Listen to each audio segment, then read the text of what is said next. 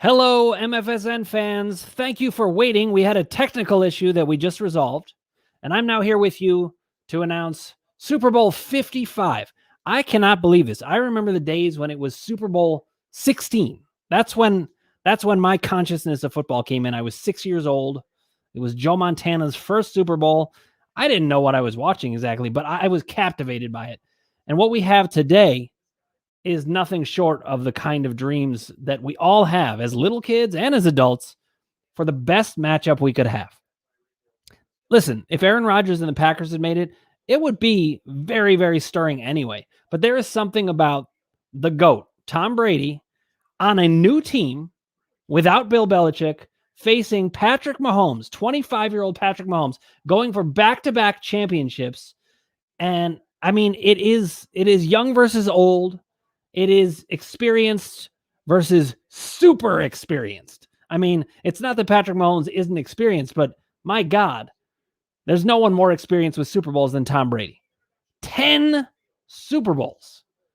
And I'm watching it I've got a new live screen, so this is going to be very exciting. Well, for me anyway. And I will try to make it exciting for you. I'm going to announce the game. When it's just me, I'll be announcing the game. But here's the thing. We're going to have lots of guests today as well.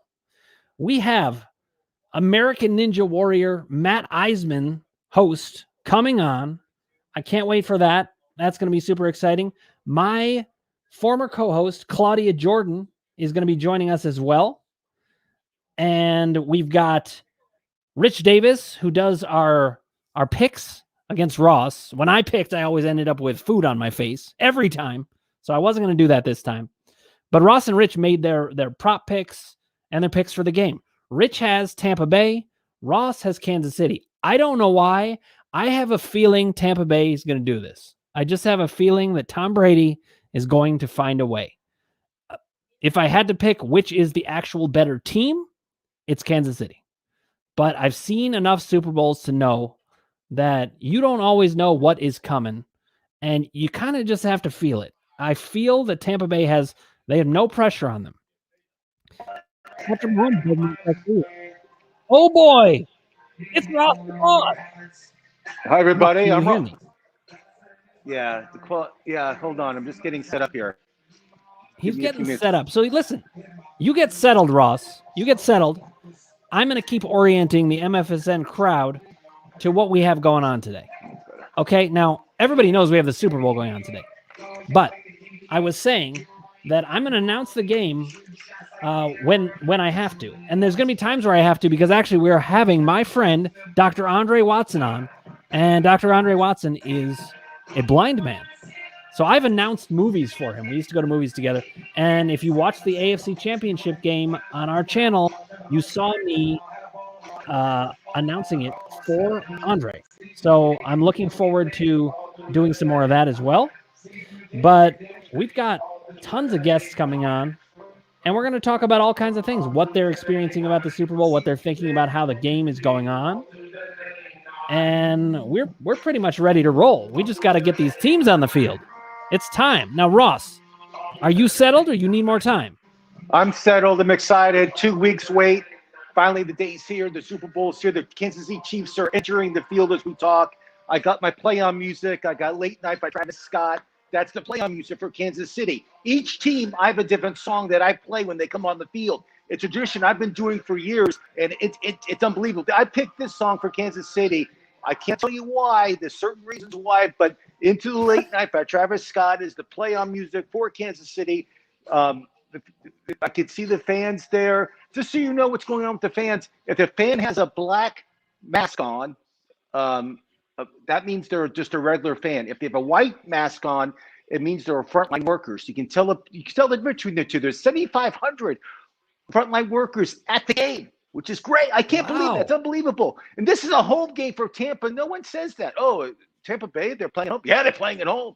First time ever in the Super Bowl. Another huge advantage for Tom Brady. They have 25,000 fans. They're going to be yelling and screaming and being excited to see Tampa Bay there. Kansas City probably has a couple hundred people there to see them. Oh, well. So it should be a fun game. I'm excited. You're excited. The fans are excited. I'll be coming in and out of the game. I'll be watching. I'll be eating. I can't wait. I have a great menu set up here. It's going to be great. Ross, I love that you told me about the masks. I didn't know. 7,500 frontline workers there in white masks. They're in white masks. Great. And they actually got them free, which is a great thing for the NFL. They actually rewarded these people. They gave them 7,500 tickets.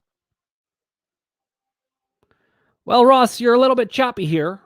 And listen, in case you're wondering if this is technology or just Ross, this is just something he does. He glitches sometimes. He just is kind of a glitchy guy. So I'm going to take over for him. Don't read anything into that.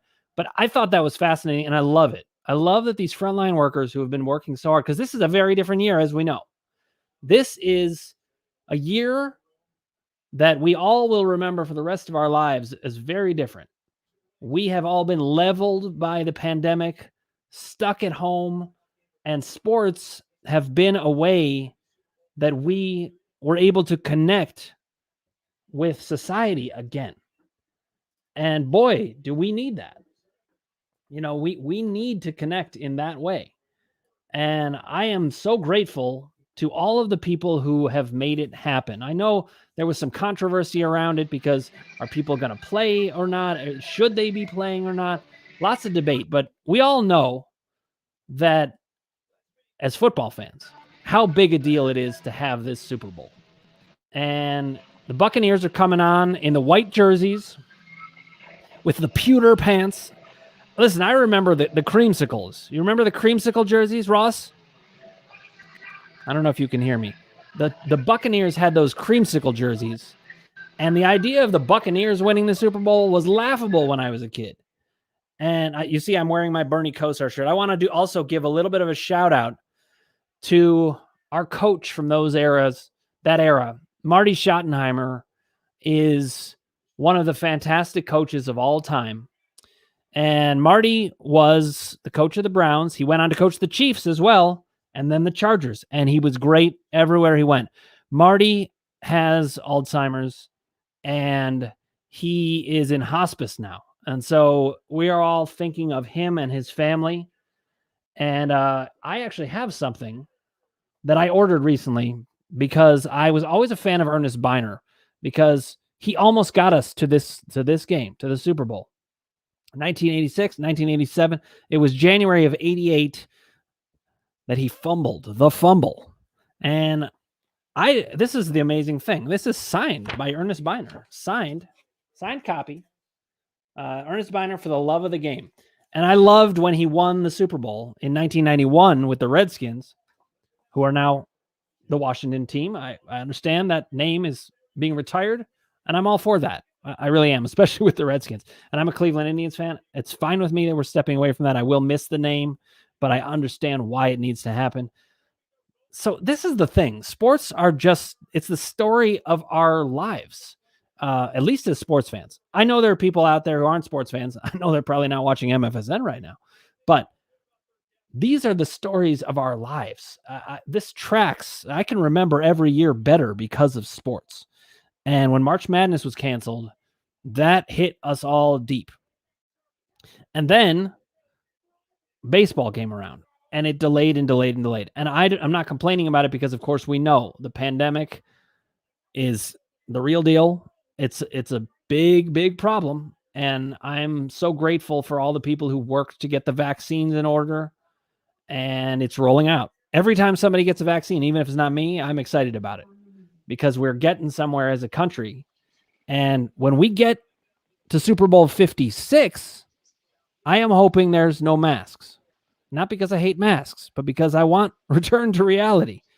But for those frontline workers who got free entry into the Super Bowl, nothing was deserved more than that. You know, not since 9/11 had we seen as a nation something like that called for the kind of unity and the kind of service that we have required here. So I want to thank all of them. Shout out to Marty Schottenheimer, one of my favorite coaches of all time. And Ross, are you back? I'm back. I'm having a little technical problems here. I think it's I don't know. I don't know what's going on. Don't ask me. But I'm back, baby. I'm excited. Holy Diver was the song I played when the Tampa Bay team came out. I was playing Holy Diver. That was their theme song to come out to, by Dio, which is still being played right now. But yeah, Dan, the game's going to start. The coin flip's the first spit I bet on. The coin flip, I took heads. I got as you know, heavy gambler, a lot of money on that. We'll see what happens here. I'm excited to see who's out in the field for the coin flip. They always have big names, big celebrities. I want to congratulate Peyton Manning. I saw he was going to be at the Super Bowl. I don't know if he'll be at the center field when they flip the coin. We'll see what happens. I don't know who it is, but it's always fun to watch. And there's President Biden with his wife on TV right now. I'm glad he's enjoying the game. It's Sunday, and he's wearing a suit. Don't ask me why, but he's wearing a suit on Sunday, which is very respectful. I like that. That's nice to see the president's wearing a suit on Sunday. But you know, it's going to be a great game. I'm excited. This game is like the GOAT versus the greatest player to play right now. So there you go. So Ross, what do you think's going to happen in the game? In the game. Final score: Kansas City Chiefs 30, Tampa Bay 20. I feel it's going to be a high scoring. Well, it's not even that high scoring. The over under is 56. But I feel that Tampa Bay, they're going to play a good game, but Kansas City's just too fast. Their defense will step it up like they do in every playoff game. I love the Honey Badger, as you know, we talked about it. Number 32 for Kansas City, that guy's going to be all over the field. So when you see 32 on defense for Kansas City, that's the Honey Badger. That's my favorite player.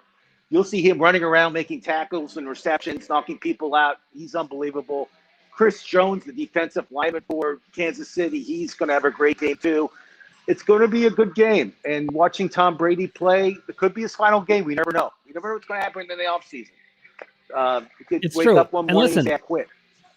Listen, the interesting thing is he more likely to retire if he wins or if he loses? What do you think? I think that's my plan. If I won the Super Bowl with a different team that I grew up with, I would just say, hey, it's been a great career. I'll be 44 years old next year. I'm going to just end on a high note. This is it. Thank you, everybody. Yeah, it's the Jerry Seinfeld exit, you know? Yeah, the Jerry Seinfeld, exactly. But I just feel he is so into his health and fitness and staying active and playing. I don't think he's going to retire. I mean, this guy. I don't think he is. I mean, this guy is just programmed to play till he's 50. I mean, he'll be out there. No, I'll tell you what. He does. I think he does want to go out winning a Super Bowl. I just don't think this is the one. And I don't think it's even because he's not going to win this one, because I actually think he is. It's going to be close, but I have learned to not bet against Brady anymore. You know, last time I did that, I ended up with Cheese Whiz. It was a cheese spread on my face. You know, Rich really delivered better there. I'll give him proper credit, but I just feel that Tom Brady will doing a 3D image of the coach Lombardi.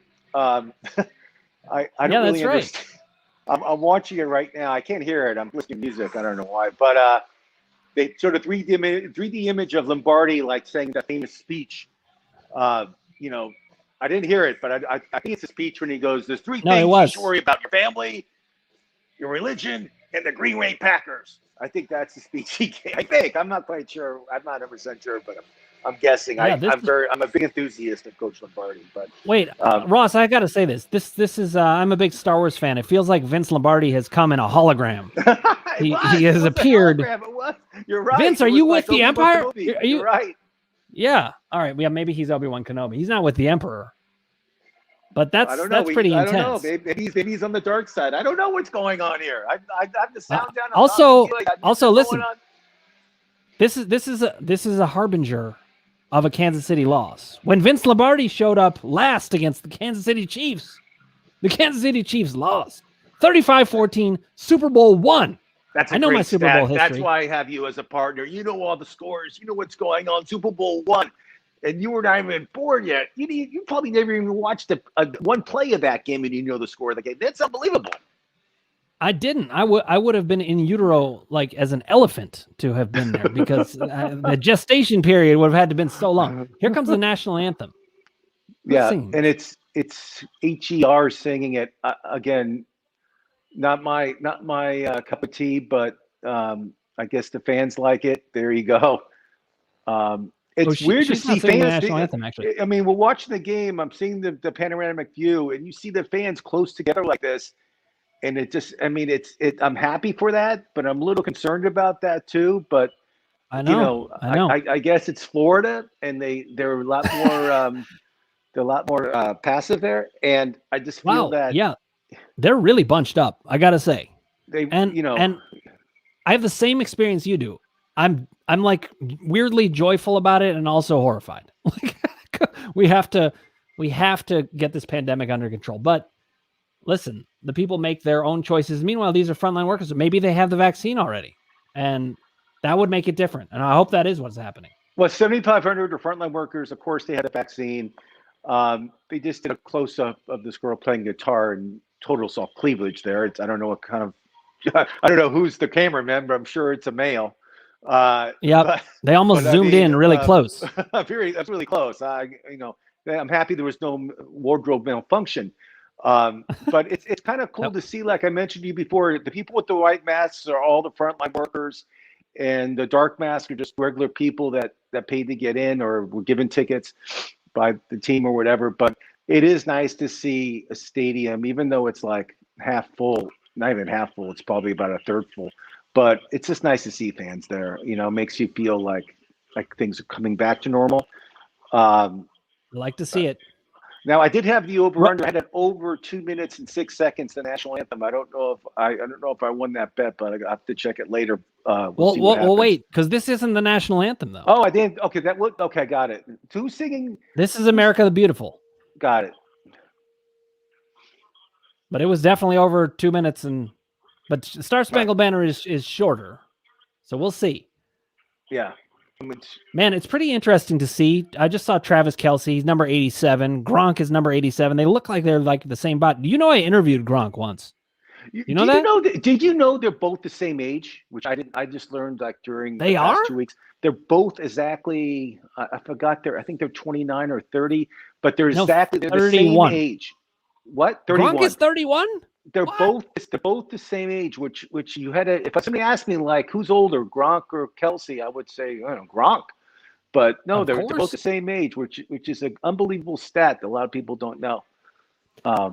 It's unbelievable. Now here's the national anthem. Should we like do a moment of silence during it? I don't think we can do that on a live. No, podcast. I mean, I'm not at the game. I don't, right, again, just, I no disrespect. Song. I don't kneel. I don't do any of that stuff. But we can talk during the national anthem. We're not actually at the game being sung at right now. Okay, but Eric Church is playing it at a very slow pace. I think you're going to come in fine in your over. I think I'll beat Rich Davis on this bet, which I'm happy about. This is going to be a good game. I'm excited with these two teams, the final two teams in the Super Bowl. It seems that it's the right two choices. I mean, we got the best quarterback playing right now versus the GOAT. I mean, it's great. I gotta say, would you have picked any two different quarterbacks to be going at it right now? No. If the playoffs started 6 weeks ago. This is the final. This is the Super Bowl I wanted. This is the game that I wanted to see. There's really nobody else. I mean, if you think about it, you want Mahomes in there. He won last year. He was 14-1 as a starter this year. He only lost one game this year as a starter. The other game he didn't play when the Kansas City lost. And his all-time record, not including playoffs this year, it's 44-9 as a starter, which is unbelievable. It's unbelievable. And then you got Tom Brady. If he wins this game, this is going to be his 7th Super Bowl. I mean, it's unprecedented, especially his age at 44. It's 43. It's unbelievable. I mean, I don't know what there's any athlete in any sport that played at this age that could take his team to the championship. I don't know if you can name somebody that did this, but I can't. I mean, this is getting into Bill Russell territory. Bill Russell wasn't in his 40s when he played. No. I was thinking about the 10 times, 11 times. Oh yeah, Russell had In 11. the 40s. Yeah. Yeah, No, I mean, who Russell did had this? 11 rings, but he retired when No, you're he was right. 30. Nobody. I mean, is there anybody in soccer that played till they were in their 40s? That one that got World Cup? yeah. Or I mean, How there how really long wasn't, did right? Pele play? I don't know. I don't think so. Diego Maradona was probably like 32 at the latest. Yeah, or but he something didn't like lead that. I his mean, like this he is wasn't the yeah. I mean, he was a great player, but he didn't like lead his team into like the Super Bowl. You know what I mean? It's like no. This soccer's is totally yeah. unprecedented. Totally unprecedented. I mean, it's And you unbelievable. watched. Speaking of the Chiefs, you watched Joe Montana in his second go around with the team, and it was the Chiefs, and I he remember. was not the same guy. No, he was hurt. He He was was, hurt almost every year, and you're 100% right. He didn't have the weapons, and he had been crushed by Jim Burt like several times. You're right. So Jim that Burt's a great was, one. I forgot and about Jim Jim Burt's Burt. head apparently weighed That's a great 50 one. pounds. They measured the weight of his head by water displacement, and Jim Burt's head by itself was 50 pounds. That's a great statistic. I never heard that one. But Jim Burt is what I forgot. I totally forgot about that guy. And he was. I wonder if he's in the Hall of Fame. I'm sure he is, right? I don't know. It's funny. I haven't tracked the NFL Hall of Fame as much for some reason, but I got to go back and. I've been watching this to. week. They announced last night actually all the new Hall of Fame people, and I'm happy for a lot of them. A lot of players that I grew up with are going to make the Hall, which is great. Who's in this these year? commercials. I always love the commercials on the Super Bowl. They're $6 million for 30 seconds, and Coke, Budweiser, and Coors said we're not doing commercials this year because we want to give that money back to to our employees and people that really need it. Yeah, which is nice to hear. I did want to say when I was watching the national anthem, I could feel, those moments where you really feel the country kind of a little more together. Yeah. We haven't had those moments. No. And this is one of my, you know what? I should get my USA visor that you sent me. Hold on. I'm going to go get it. I'm going to wear it for you. Hold on, everybody. You announce for us. I'll be right back. Dr. Dan Ratner is getting his visor. It's gonna be epic. It's going to be great. He'll get the visor and it will be like a big letdown. No one's going to care. But at least he's doing something. He's getting out of the chair. He's getting the visor. This is going to unify the country. Oh, wait. It's a little too tight. Hold on. We got to fix This is going to unify the country. I got USA Basketball, Jordan's jersey back there. And I've got U.S. visor hat. This is from Ross the Boss. He sent it along with a Sammy Hagar autographed picture. Yep. Cards for me to play with. Playing cards. I sent you a book on an overweight model, on an oversized model. Wrote a book, and you got the copy of it. I sent you a lot of great stuff, a lot of great, unbelievable stuff. Here's the coin flip. Oh, I like this girl. This is the girl that did that poem at the inauguration. This girl is from LA. She's terrific. She's 21 or 22 years old. I loved her poem. She was unbelievable. That was fantastic, and she was, really. I mean, what a great moment to see and hear. I really enjoyed what she wrote. And it's nice they're giving her another place now to talk right before the Super Bowl, which is great for her too. Amazing. I'd like to get her on. I like to interview her on MFSN. I'd like to talk to our producer, try to book her. Now, Ross, one of the things we're going to have to contend with is that, when we do a live feed like this, you're watching and I'm watching, and our feeds are not exact. So you told me that you fixed your feed situation because during the playoffs, I had like a 30-second start on you. And I know, it was horrible. I told you, Greg, you better be emotional. You better show some, because I didn't want to spoil it. But like an unbelievable play would happen. I would say, okay, get ready for Dr. Dan. He's going to be great. Like the instant replay. So what's your delay? What's your delay today? I mean, this Cleveland doesn't have like live TV. It's all delayed. No, listen, we're going to work on this issue because at MFSN we care, and we are going to make sure to take care of you. And I don't care if it takes the entire. Okay, what's on your TV? Tell me what you're watching. What Amanda Gorman's on my TV. This is why I knew we had a delay. She's touching a laptop. Right now they're showing the coin flip. Yeah. I want to. No, we're not at the coin flip for me. So you are gonna, when you're on, you're gonna announce more. What am I? No. I'm going. I'm actually going to go away and come back a little later. I know. No, when you're gone, don't worry. I'll just announce. But you are. It sounds like you're almost like 10 seconds ahead of me. Jesus. At least, and they're announcing the like nurses on the. They're inviting like the people on the field. Like there's a nurse. Wait, Ross. On my TV, Thurman Thomas is on the field with the Cowboys. You're 20 seconds. So it's 1993. Is that? So I'm delayed. You're delayed by light years. I'm delayed 18 years. 18 years. Okay, here's the point. I have heads. Rich Davis has tails. All right, you tell me what happens. When you're on here, you're like in the future for me. And we have a female referee this year, right? Yeah. We do. There was a good meme about that. I don't know if I can say it though. Yeah, I'm just gonna. I'm gonna leave that one alone. We've learned that in comedy you have to be a little bit careful about what you say. Kansas City called heads. So did the boss. Here we go. The worker. Okay, it's heads. Ross the boss already won his first bet. He's on a tear right now. Rich Davis is already a loser.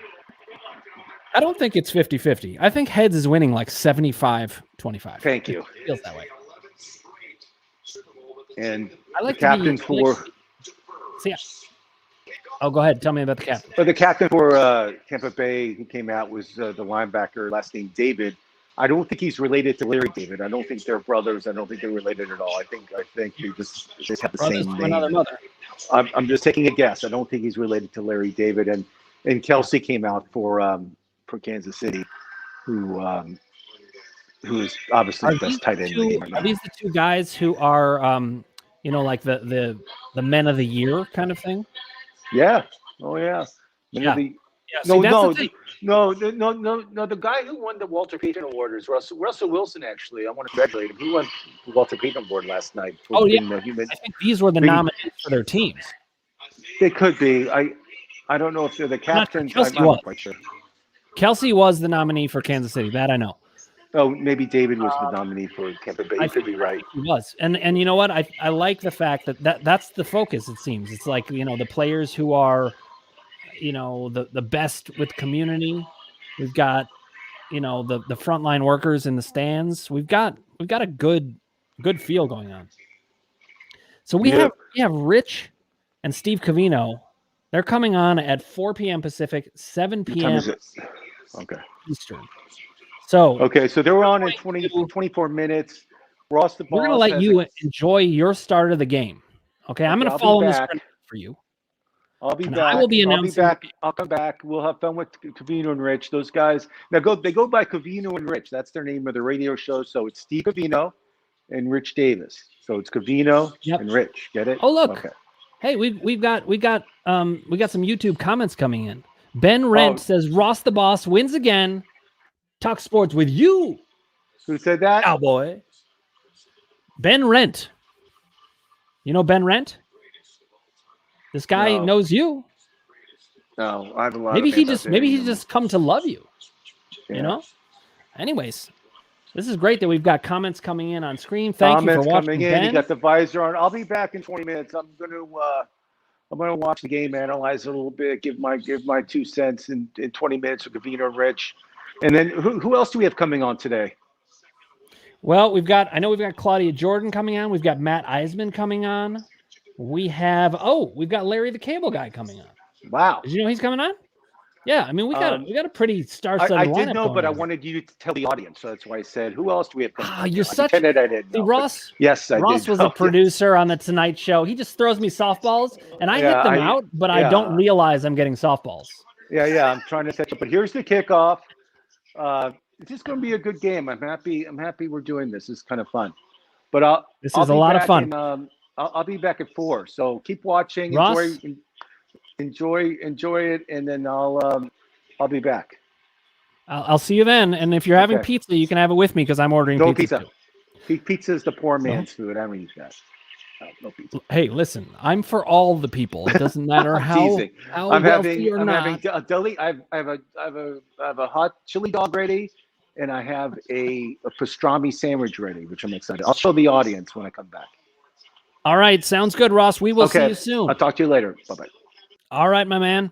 Now listen, now that Ross is not here, I'm going to just say that it's not every day that you get told that you're eating poor man's food by a man who's eating a chili dog. That's pretty incredible. So, guys, if you're watching and you haven't already, click subscribe, ring the bell for notifications. If you like what you're hearing, click like. That tells us you like it. And we're gluttons for that. We're going to go to play-by-play now. I am on a bit of a delay, but there's the kickoff. So the Bucs are back to receive. He's taking it out of the end zone from 2 feet deep. He is running up to the 24-yard line. Collisions that make mothers' hearts skip a beat. These guys, they really put it on the line. And you know, it really is for love of the game. So here comes Tom Brady. He's in his 10th Super Bowl start. It's 5 more than any other QB in the history of the NFL. And I'm not only going to announce the play-by-play, I'm going to tell you what I think about what the announcers are saying. Tony Romo is very good. Very good. Okay, the Bucs are back at the line. Brady moves back. Play action pass. Throw to the left. It's a screen pass. He's got 2 yards wrapped up nicely by the defense. The corner gets him by the legs. That was Godwin with the catch. Interesting to see what the game flow is going to be. Now, one of the things I know about NFL teams is they map out their first 15 plays. So it can be very telling what it is they're trying to do. Why the Bucs were trying to move laterally there, I don't know. Maybe they were trying to establish a form of a running game. Let's see. Brady back up in the huddle. He moves back, handoff to Fournette, move to the right. Not a lot there. He's pushing and pushing. Good effort by Fournette. Second effort gets him probably 3 yards. We're going to have a 3rd and 5 coming down. Probably not the start that the Bucs wanted to see, but here we get to see Tom Brady in his element. 3rd and 5. This guy is the GOAT. Is he going to get it done right here? You know, of course he doesn't need to, but Brady has got that killer instinct. He's in the shotgun. We got the defensive coordinator of the Chiefs. It's like a chess match. Back to pass. He drops back. He throws. He had a man across the line, but throws it too far. Godwin, outstretched arm, couldn't reel it in. I have to wonder if even Tom Brady at this point gets so amped. He had some serious mustard on this pass, and it got away from him. But the coverage was also really good. So give credit to the Chiefs. They get a 3 and out right away. And this is from the 25-yard line. So if the punt's not good, the Chiefs could have some good field position. Okay, back to punt. Bucs shuffling around. They're pointing fingers. They wanted to get somebody to jump off sides. Here is the snap. The punt is up in the air. Pretty good hang time here. It bounces, rolling around. Oh, it was a little dangerous. If there had been a Kansas City player around, could have gone off his back. It's down at the 33.5-yard line, and we're going to get our first look at Patrick Mahomes. We have a comment from Andre Watson. Andre Watson is my friend. He is blind. He says, I'm depending on you. Explain to me how amped. I think he means how amped I am. I am amped up, Andre, and I can't wait to see you later. Andre and I have a history of me describing movies and shows and sporting events, and I love to do that with him. He'll be on later. Mahomes in the shotgun. We'll see what he's doing. He's just going to see if we can read the defense. Kelsey in motion. Fake snap, quick throw underneath. It was to the side. Interesting. Both teams threw a 2-yard pass to a wideout on the side. I don't know what that is. Maybe it's feeling out the defense a little bit. Trying to catch. But I will tell you this. The Chiefs play seemed to be to have more promise. There were a lot more blockers there. Now listen. Ross has left. I'm going to get some hat head from that. I'll bring it back when Ross comes back, but not for now. It's gone because Ross the boss is not here, but I wore it in his honor. Now, here's the snap. Play action pass. Oh, Mahomes under pressure. He throws into the ground. I wonder if that's going to be intentional grounding. I'm looking to see if there is a flag. Not looking like there's going to be a flag. Mahomes had pressure in his face. This was just a straight blitz. Shaq Barrett was just, I think that's his name. He was just in Mahomes' face. There was nothing Mahomes could do. So this is something that I think is a very smart play by the Bucs. If they're going to send blitzers, they need to be really crafty with this. With Mahomes, even more than Brady, because Brady can't run as much anymore. Not that he ever really could, but Mahomes has so many ways to beat you. You got to take the time off the clock fast. Okay, Mahomes back to pass. He's scrambling to the left. He's got room. He's got the first down. Oh, he's got the first down easily. Now, see, that's what I'm talking about. You have got to be one step ahead of Patrick Mahomes, and that's extremely hard to do. The Buccaneers have a very tough game ahead of them. And listen, I think the Buccaneers can do this. But if there's going to be a blowout, you know who's blowing which team out. The Buccaneers are not going to blow the Chiefs off the map on this game. This is going to be Chiefs doing that to the Buccaneers. We are at the 47-yard line. Mahomes in shotgun, running back next to him. So funny because I think of the Chiefs as this old-time Super Bowl team, but now they're the new team. Back to pass, plenty of time, scrambles to the left. He's got a little room to run. He's going to pick up 2 yards. It was just that was kind of, that's what we used to call a coverage sack. Of course, he got 2 yards, so it wasn't a sack. But that was all because of the coverage. Tony Romo's talking about how Tyreek Hill and Kelsey, 2 players, 4 guys on him, and yet they still had him covered. I like to see that from the Buccaneers. If I'm a Buccaneers fan, I'm going to be glad to see this because you do not want to get beat by Tyreek Hill and Travis Kelsey. Those are the players you take out. Mahomes has got to win with the other players, or maybe even with his legs, or maybe with the running game. Shotgun, here he is. Plenty of time throwing up the sideline, and ahead of him, great coverage. He was all the way there. Right now, what we're seeing, I think, is a little bit, I wouldn't say it's nerves from these quarterbacks. I would say it's adrenaline. You're not going to have nerves from these 2 guys, but adrenaline. I mean, it's the Super Bowl.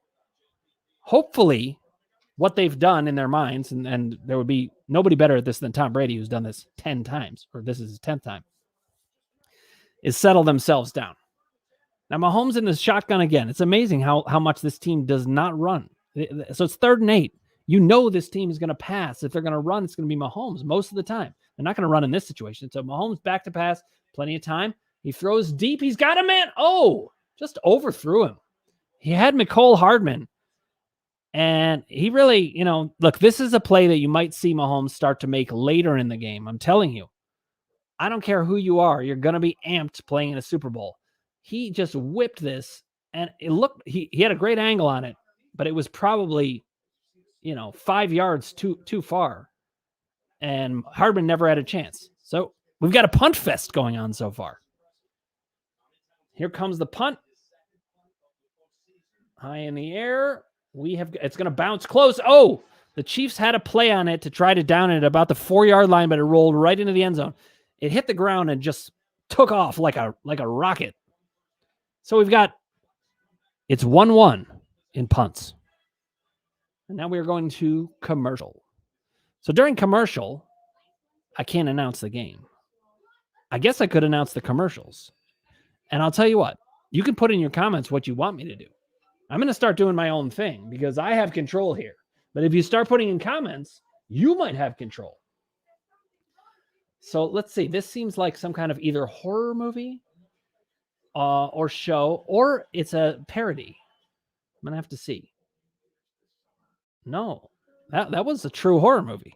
We have so many things going on in society that fake us out, that I actually got faked out. So here's the thing.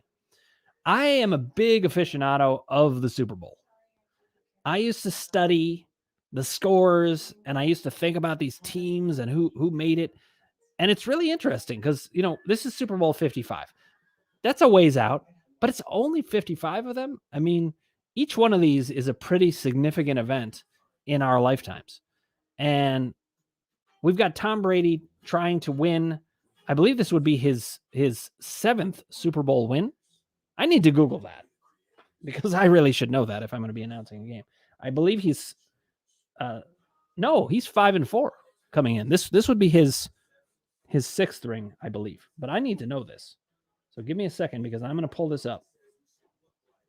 Tom Brady, no, not Tom Brady. I don't need to know how many Super Bowls Tom Brady won because I know that's 0.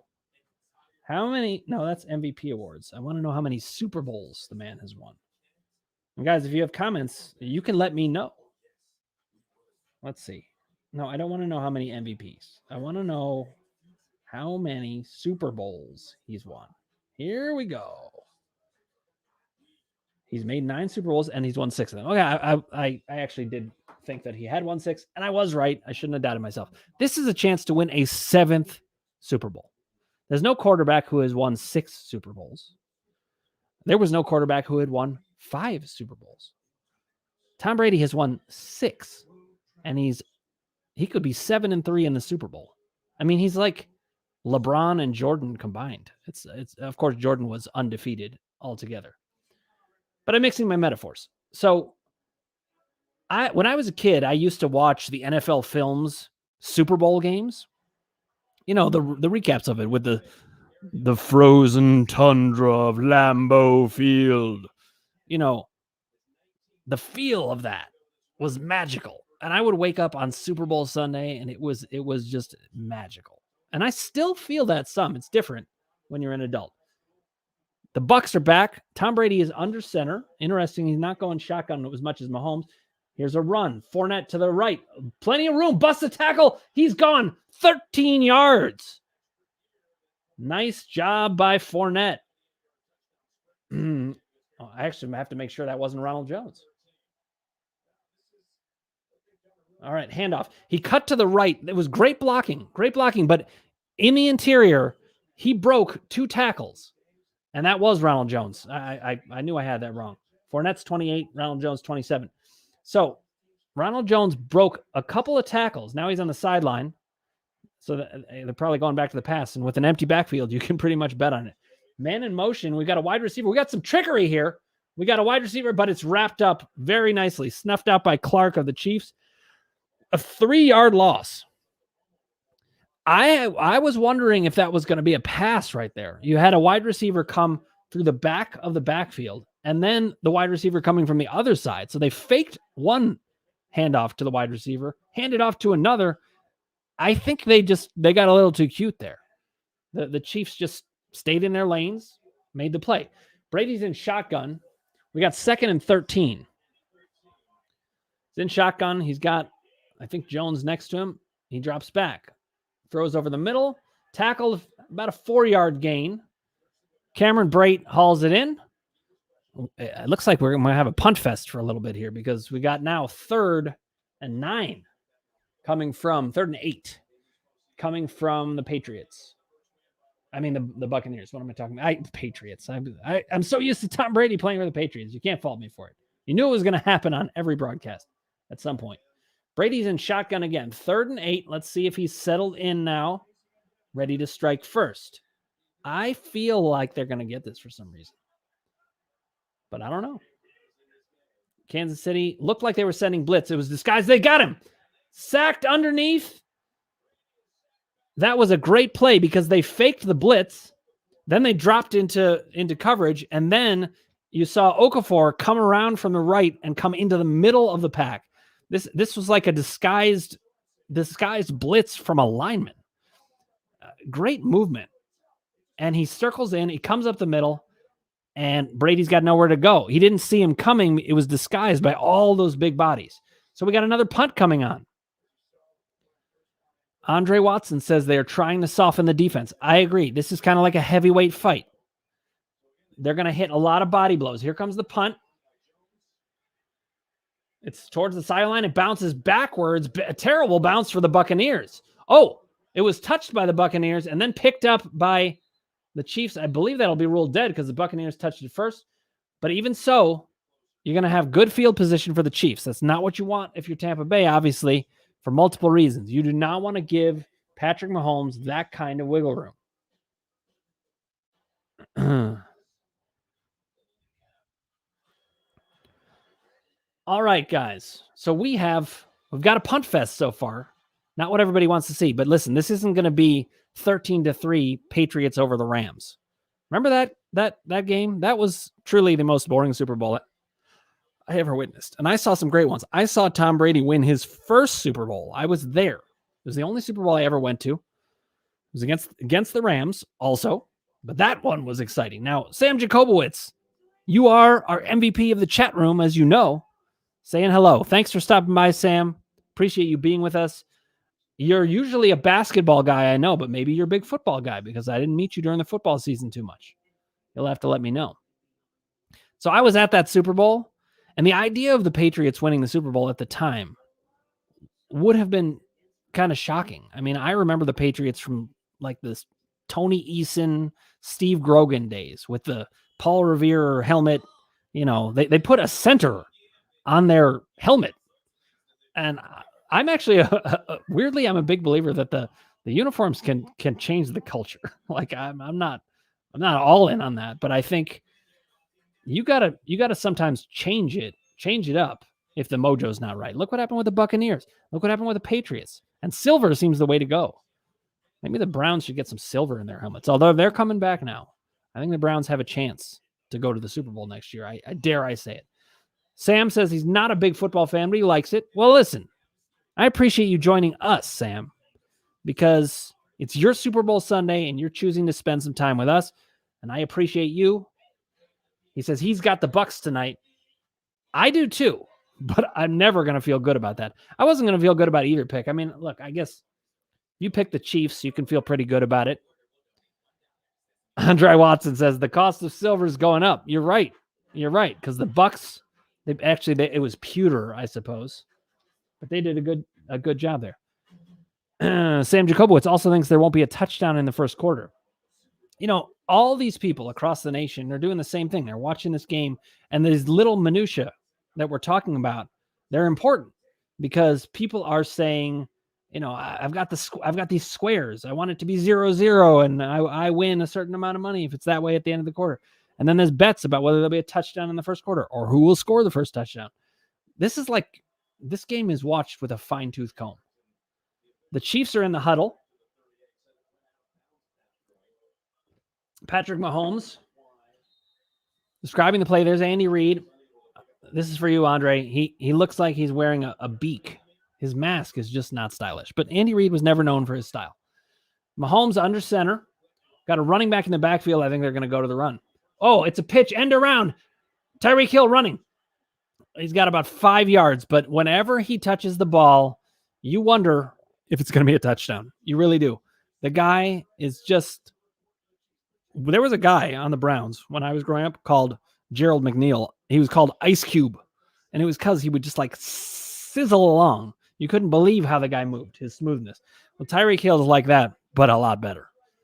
No offense, Gerald McNeil, but you know, you were not Tyreek Hill. He's an all-world guy. Tyreek Hill looks like he's lined up in the neutral zone. We'll see if this gets called, but I don't think so. Shotgun. We've got a handoff, a draw, running up the middle, a 3-yard gain. He pushes the pile. The Chiefs are pushing the pile more. And I think he may have gotten to the first down marker unless his knee was down. Clyde Edwards-Helaire, they're saying the spot was short of the first down, but he kept his legs moving. That offensive line, and I noticed this when the Chiefs played the Browns and when they played the Bills, they win those pile matchups. That's a big deal. You know, you win those trench fights, and you will have a good chance of winning the game. So, no, I was right. They got the first down. Mahomes in the shotgun, running back next to him. We got Tyreek Hill in motion. Cuts back the other way. He's lined up on the left. Mahomes rolls to the left against the grain. He looks like he's going to take off. He gets a good 8 yards with that. So hard to contain this guy.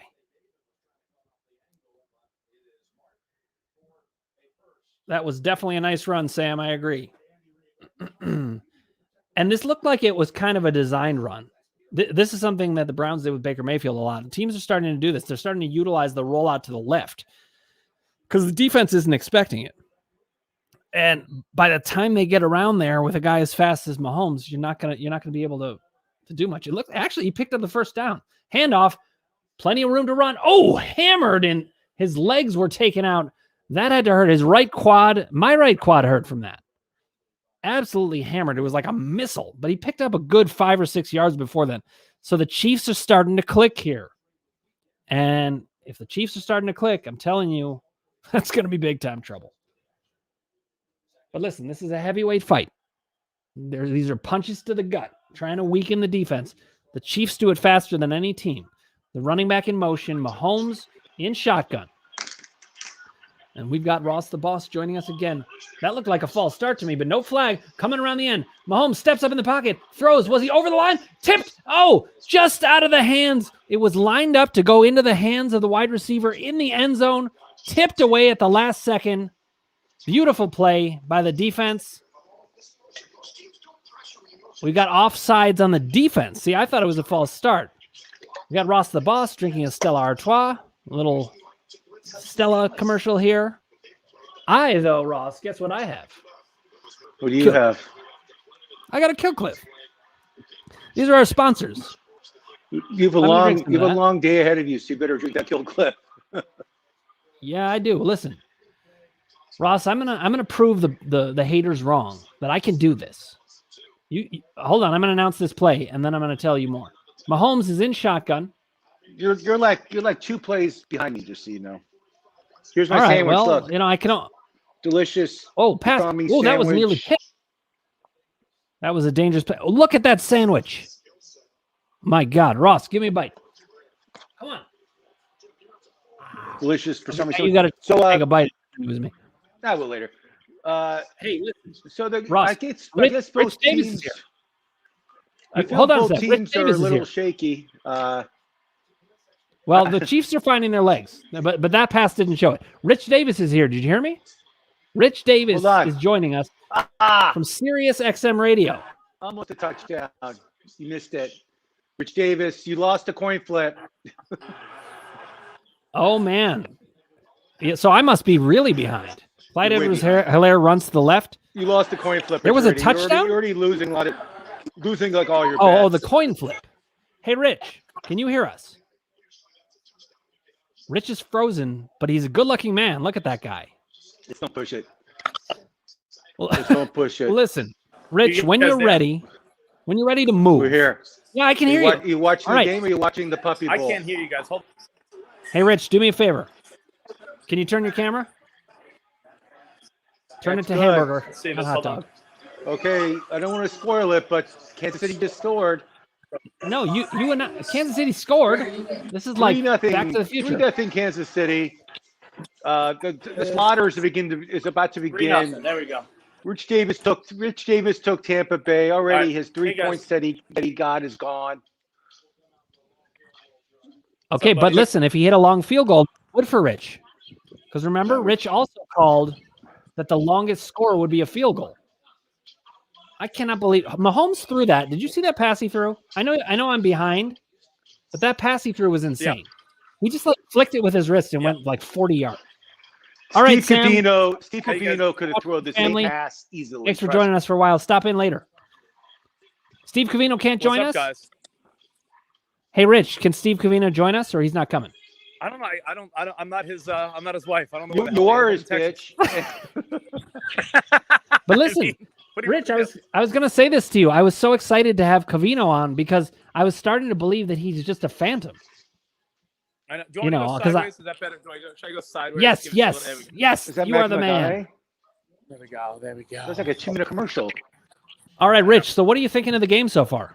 I think it's everyone's playing super tight. It's obvious. Yep.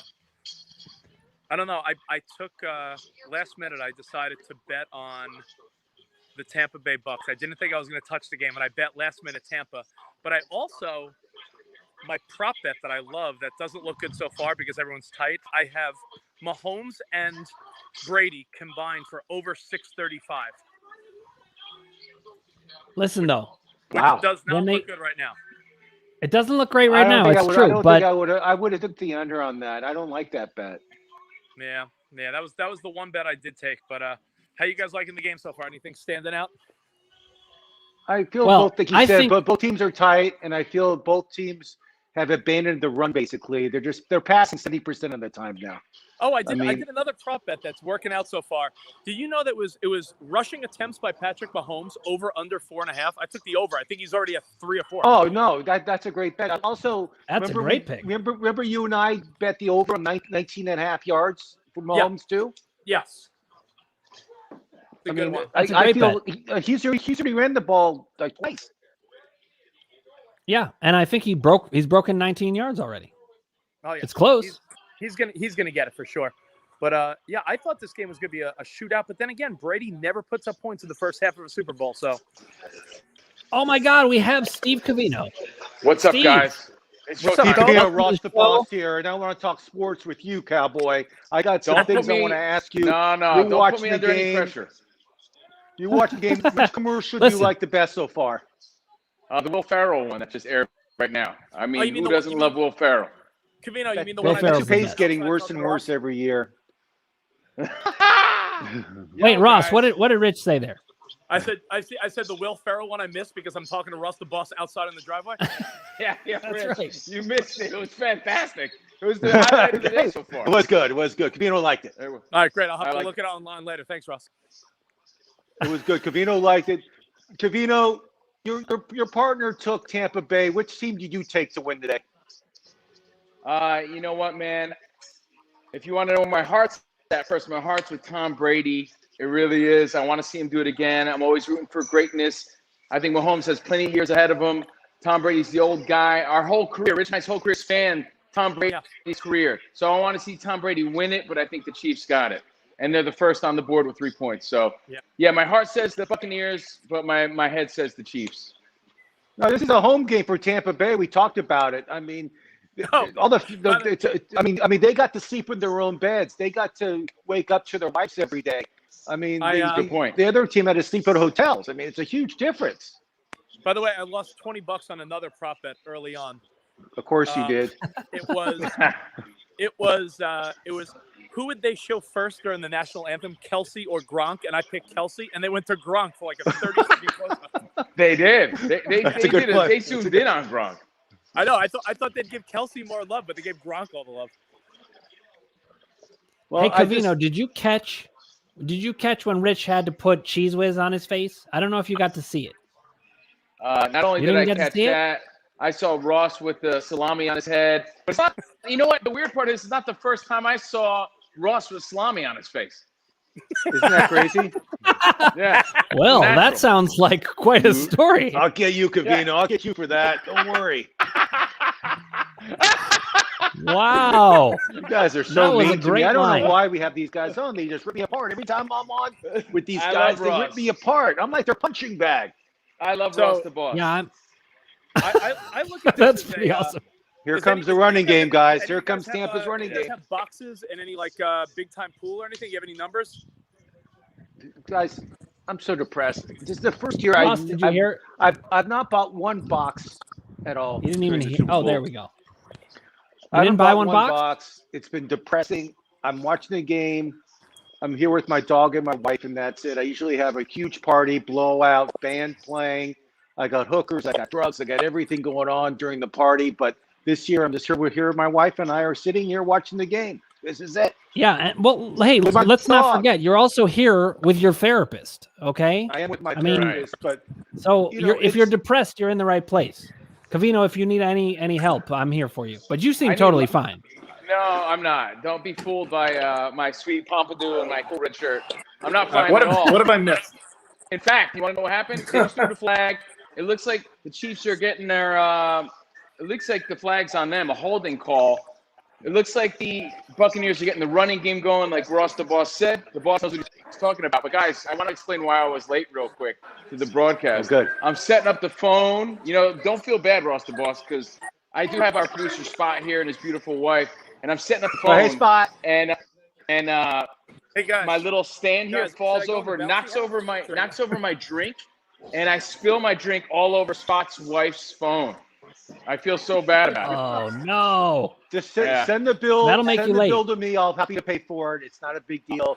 We can I'll always hold you fire for a that. new phone. No, it's part. throw the flag on me. Throw the flag on me. First party foul on me. And it looks like Brown just caught a nice little pass. Hold on. Yo, I'm watching it too. Business is booming. AB. That's a Rich Davis pass. Yeah, it is. But look at it. There you go. Using his weapons. You know, guys, here's how I see it. You know, this is a different Buccaneers team, to be honest. Look, the Buccaneers lost to the Saints. Oh, look at this. Gronk. Look at this. Gronk with a nice run. Is that Gronk or no? It's Brott. Was it? That was a nice play. So You call that a tight end screen? I actually invented that play back in the day. Nice. I'm not surprised. That's Brad. Not surprised he's at all. their second. He's their second option when it comes to tight ends. He's unbelievable too. Real nice play, guys, man. Look, I'm gonna go check. I have to go check on my kids and check on the. I love when you check on those kids. Could I check back a little bit? Okay, guys. Rich, always good seeing you. I'll keep Covino here and I'll pester him for the next. Oh, here we go. Look at this. 5 minutes. First down. Max, because I want to enjoy another drink since I just filled mine. Look, what I was saying is, I know it was just regular season, but you know, we saw the Buccaneers lose to the Saints, right? But what happened in the playoffs? It's a different Buccaneers team. They beat the Saints. We saw the Buccaneers lose to the Chiefs, right? But at the end of the game, that last game regular season, third, fourth quarter, you saw Tom Brady picking up steam. You saw him not liking how he was losing to Mahomes. This is a different Buccaneers team in the Super Bowl against the Chiefs. So I think it's going to be, you know, closer than most people think, if not the Buccaneers pulling it out. That's my heart talking. It's a different team. Head speaking, of course, you know, Mahomes and the Chiefs are great. Yeah, the Buccaneers are about to score. I'm totally with you. Yeah. I think everybody wants a good game, but here's the thing. The Buccaneers are truly, they're a complete team, and actually they're the team that could run the ball, you know, and you're seeing it a little bit. So, you know, I could see the Chiefs getting a little stagnant with all the passing. Here's so far, again, it's the first quarter. Buccaneers defense looks pretty good, but they're given the opportunity for Mahomes to run and still get the first downs. They got to figure out how to close that down and keep him there. All right, here we go. Touchdown, Buccaneers. First touchdown of the game, guys. Touchdown, Gronk. Touchdown, Gronkowski. Wow. Little. You know, Camille Kostek little is 2-yard pass. Right now, bro. I like it. I don't think he was touched. No one touched him. Hey, Covino, how do you think Patriots fans feel about this? You know, about that play? Between our show on Sirius XM and I do a night show on Turbo. I host the rock music on Turbo. I'm always asking, Patriots fans, you got to be rooting for your guys. And you know what? The majority of the Patriots fans are, man. These are the Patriots guys. Yeah, most of them are. I mean, that's the thing. When you won, but they won 6 Super Bowls with these guys. Right. With Brady, at least, and Gronk, a lot of them. So, you know, they're going to root for him. Yeah. It's like I root for LeBron. Right. I root for LeBron. I wanted him to win with the Lakers. I did. Of course. He's my guy. Exactly. He's your guy. And that's their guy. Gronk's their guy. Gronk just scored a Super Bowl touchdown, by the way. Retired last year, scoring a touchdown in the Super Bowl. I mean, how could you not love that, man? I love that. He just wasn't retired. That's classic. He was hosting game shows. He was Yes. like, he was on TV, like being an actor. He was hosting game shows. He was working for Fox. He was working for CBS. I mean, this guy, he wanted to be an actor basically. And in the middle of like a scene, he decided, you know what? I'm going to come back to the NFL, which he did, Now listen, Ross the boss. I know you're depressed, but you gotta wipe your mouth. You got. That's on purpose. It's on purpose. So, Covino, another softball. Covino, did you know that Kelsey and Gronkowski are the same age? Did you know that? No, I didn't know that. I thought He's back. He's a little younger. Welcome back. They're exactly 31 years old, which I had no idea. I mean, I felt Gronk is older, but so did I. Of course, I'm wrong, but I was shocked by that. Rich, did you know this? What's up? Did you know that Gronk and Kelsey are the same age? Yeah, what? I didn't know that. I don't think this is right. Are you sure? What I do know. Look it up. Have Spot look it up. He'll tell you. What I do know is one of my buddies bragged about winning the first quarter 3-0, 10 seconds too soon. I was like, Look, I just Googled it. It says Gronk, age 67. I think something's wrong with that. Something's Hey, not hold right. on. Hey, Spot, come here real quick and say hi. Hey, Ross the Boss. 31 I years. check this out, guys. A special guest Spot, appearance from there he producer is. Spot. Yeah. Spot, Welcome, how's your health? Scott. Spot. Spot's one of the best radio producers in the business. He's unbelievable. Yes. He produces radio. He produces TV. He has the best Yes. beard in radio for sure. The beard is unbelievable. I can look at his beard still for there. hours and just study it. It's unbelievable. That's a beard. And he's one of my favorite producers. All right. I miss him dearly. Hey, boss. He answer said he this misses you dearly. I'm gonna feed him. Are you gonna Oh, feed wow. Steven? No, that's dip. I'm good. Oh. Yeah, feeding you dip. Let me ask you- That's not the way Ross, to go. Ross, before I tap out real quick again, does Mahomes respond right here? I think Mahomes will marching down the field and score a touchdown. What do you think, Davis? Yeah. I Me too. All right, guys. You know, it's funny. Rich brings up a good point, though. You know, guys, if Mahomes doesn't respond, that says a lot right now. This is where he has to respond, or else this is where Brady can take over the game. But I did have like a premonition, guys.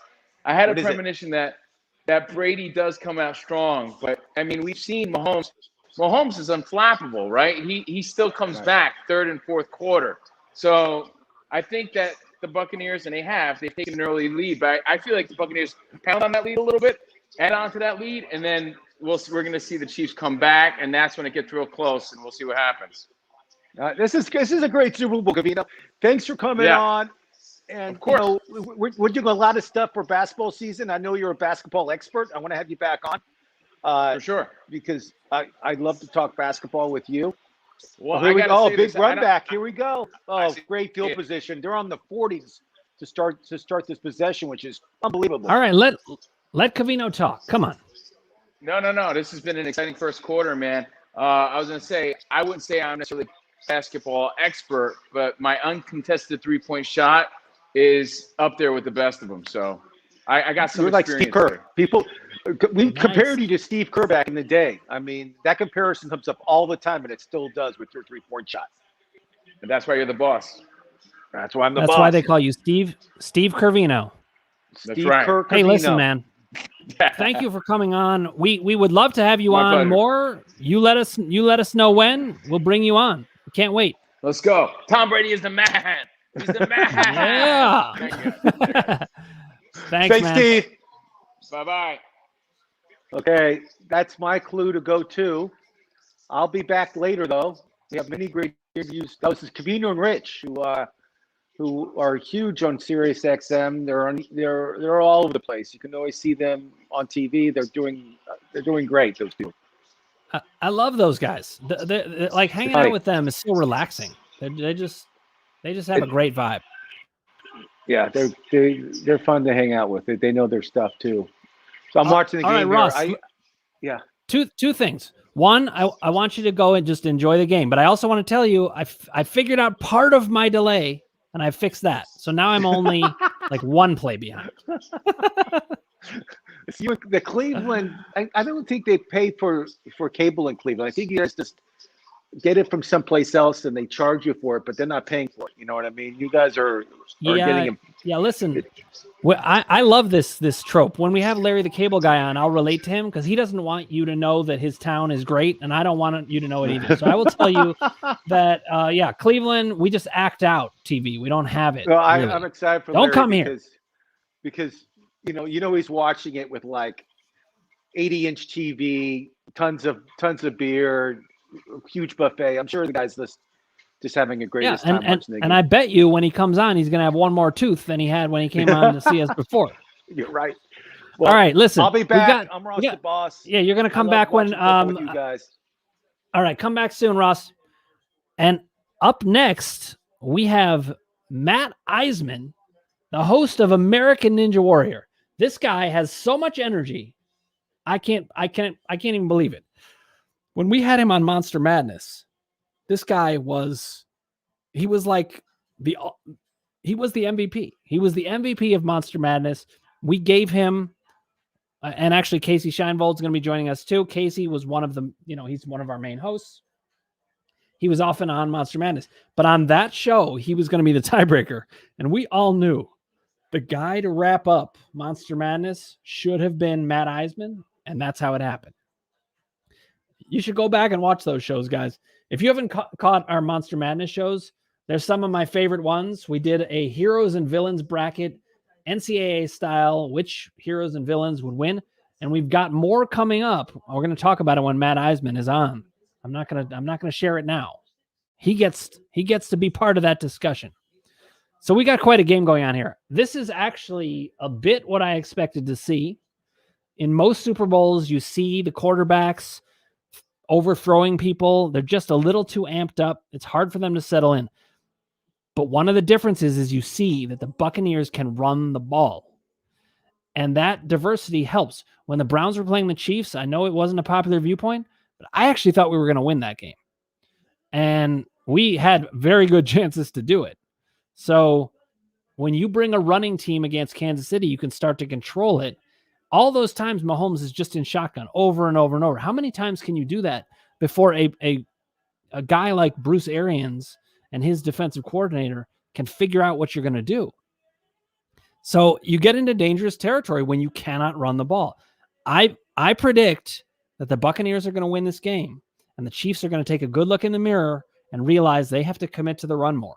They just haven't done it enough. I know it sounds shocking because they won last year, but they ran more last year, actually. I think that they think they're invincible with the pass, and it's just not the case. You have to be able to run the ball. I'm very excited for next year as a Browns fan because Kevin Stefanski has totally reinvented that team. Baker Mayfield has been great. Enough about the Browns. I shouldn't be talking so much about the Browns. I should be talking about the Chiefs and the Buccaneers. But I'm actually talking about the Chiefs when I'm talking about the Browns, because there are teams that are catching up to the Chiefs, because the Chiefs, I won't say they're resting on their laurels like they're being arrogant. I think it's more that they don't see the problem emerging, and I'm starting to see it. Okay, guys, I fixed part of the delay, and I'm very excited about that. Hopefully I'm not too far behind, but Patrick Mahomes is in the shotgun again. He's got Williams next to him on his right.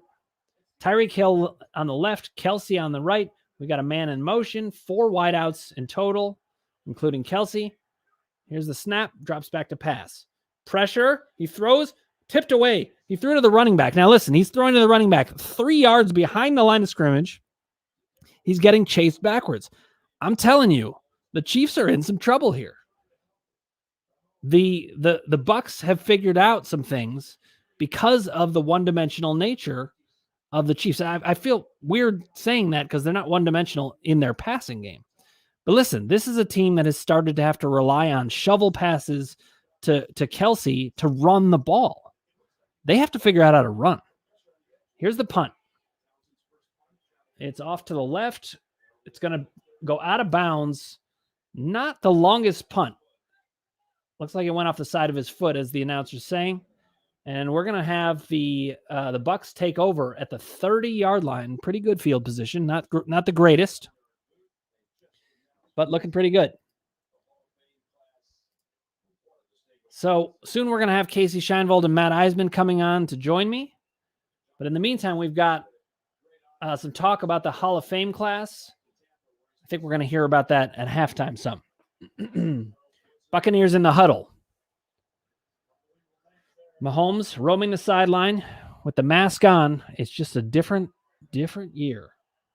Okay, we've got Brady under center. Let's see if they go back to the run. Jones looks like he's about to get the handoff. Nope, drop back to pass, and it's throw. Oh, at the feet of Jones. That was a great read because Brady saw the blitz coming, and Jones just popped out of the backfield. That's almost like a run there, and I think the Bucs are doing a better job with that. Guys, if you haven't already, click subscribe, ring the bell for notifications, hit like if you like what you're hearing, and comment below. We want to hear from you. We love when you comment. I love the interaction. I'll get back to you personally. And I'll keep that up as long as I can. So the Bucs back up at the line. In shotgun, Brady drops back. He's got time, throws to the right. Gronk on the run, picks up about 4 yards, hammered out of bounds. But man, Gronk looks like himself. He's moving around. I think they knew something we didn't about this, that Gronk was going to be okay. Now, my producer is telling me that I should order pizza live, but I already have pizza on the way, Greg. So next time we'll do that, unless you want me to order a second pizza live. And then the next time you see me, I would be like super blown up. I think I'm not going to do that. Not good for my health, but I do look forward to that. We've got a personal foul on the defense. Interesting. That's a 15-yard penalty. Those are the kind of penalties that could really turn a game. Let's see what happened here. We've got, all right. That was a retaliation foul. The second guy always gets it. And Brady's smiling. He knows it. He knows his lineman kind of picked that fight. But Jones has to keep his cool there. You can't give Brady 15 free yards and a first down. You start to do that, you're going to fall behind. I think the Bucs could be on a nice sustained drive here, and that kind of thing keeps them going. They're at the 48-yard line. Brady under center. Jones in the backfield. Godwin in motion. Jones has it to the right. Cuts back up the middle. A good run. He's got 5 yards already. The pile is being pushed, and he falls forward for a 6 or 7 yard gain. And you see the Bucs are starting to win in the trenches. This can happen. If the Bucs go up 14-3 here, the Chiefs are going to start to get tight. I don't care how much firepower they think they have. That could be trouble for them. Jones with a great run. This team can actually run the ball. They're not the best running team, but they can run the ball. Okay, we've got 2nd and 3. Brady at the line, man in motion, handoff. Jones cuts to the right. He's got the first down, and he's picking up more. An 8-yard gain. He rips it off. This is what the Bucs should be doing if they want to put the Chiefs on their heel. Meanwhile, this is eating up clock. Mahomes is off the field. The Chiefs, remember, they have a field goal, but they have done almost nothing. Almost nothing at all. So if I'm a Bucs fan, so far I'm feeling pretty good. But, it's also because they're doing it the right way. I wonder what Mahomes is thinking now. He's watching this game. And remember, he's 25 years old. Everybody's talking about how he's going to be the greatest of all time. He's got a lot to prove. Brady drops back, throws on the middle. Open man. He's across the field. It's Evans. Cuts it back, and he is down to the 6-yard line. The Buccaneers finding cracks in the Chiefs' defense, and this is going to be trouble if they keep doing this. The Chiefs have got to find their legs. I think that this is a little bit like Mike Tyson against Buster Douglas. He came out thinking he had no way that the other team was going to win. I shouldn't say that for certain. I imagine Andy Reid wasn't underestimating a Tom Brady-led team. But I felt the Bucs all the way on this. We'll see.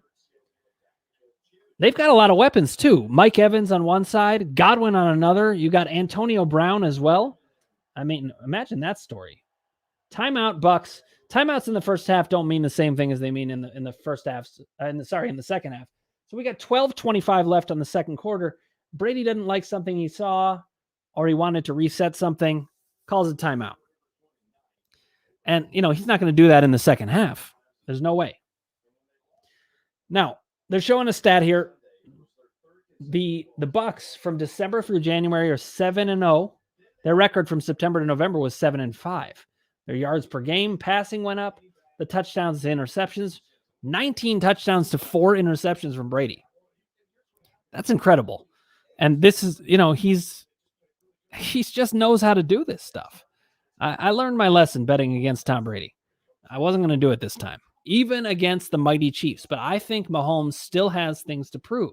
He's 25 years old. He's going to be a great player. He probably will win multiple Super Bowls, but we don't know how many. Handoff, run to the right. He's got room, bursts forward to the 1-yard line. He just lay down at the end to pick up the extra 2 yards. Jones with another good run. The Bucs, every time they're running the ball, they're picking up yardage. And you see them, they're winning in the trenches. There may have been a little hold on Jones there, but Jones wraps him up by the legs. See if he's going to get frustrated. He's winded. We've got 2nd and goal from the 2-yard line.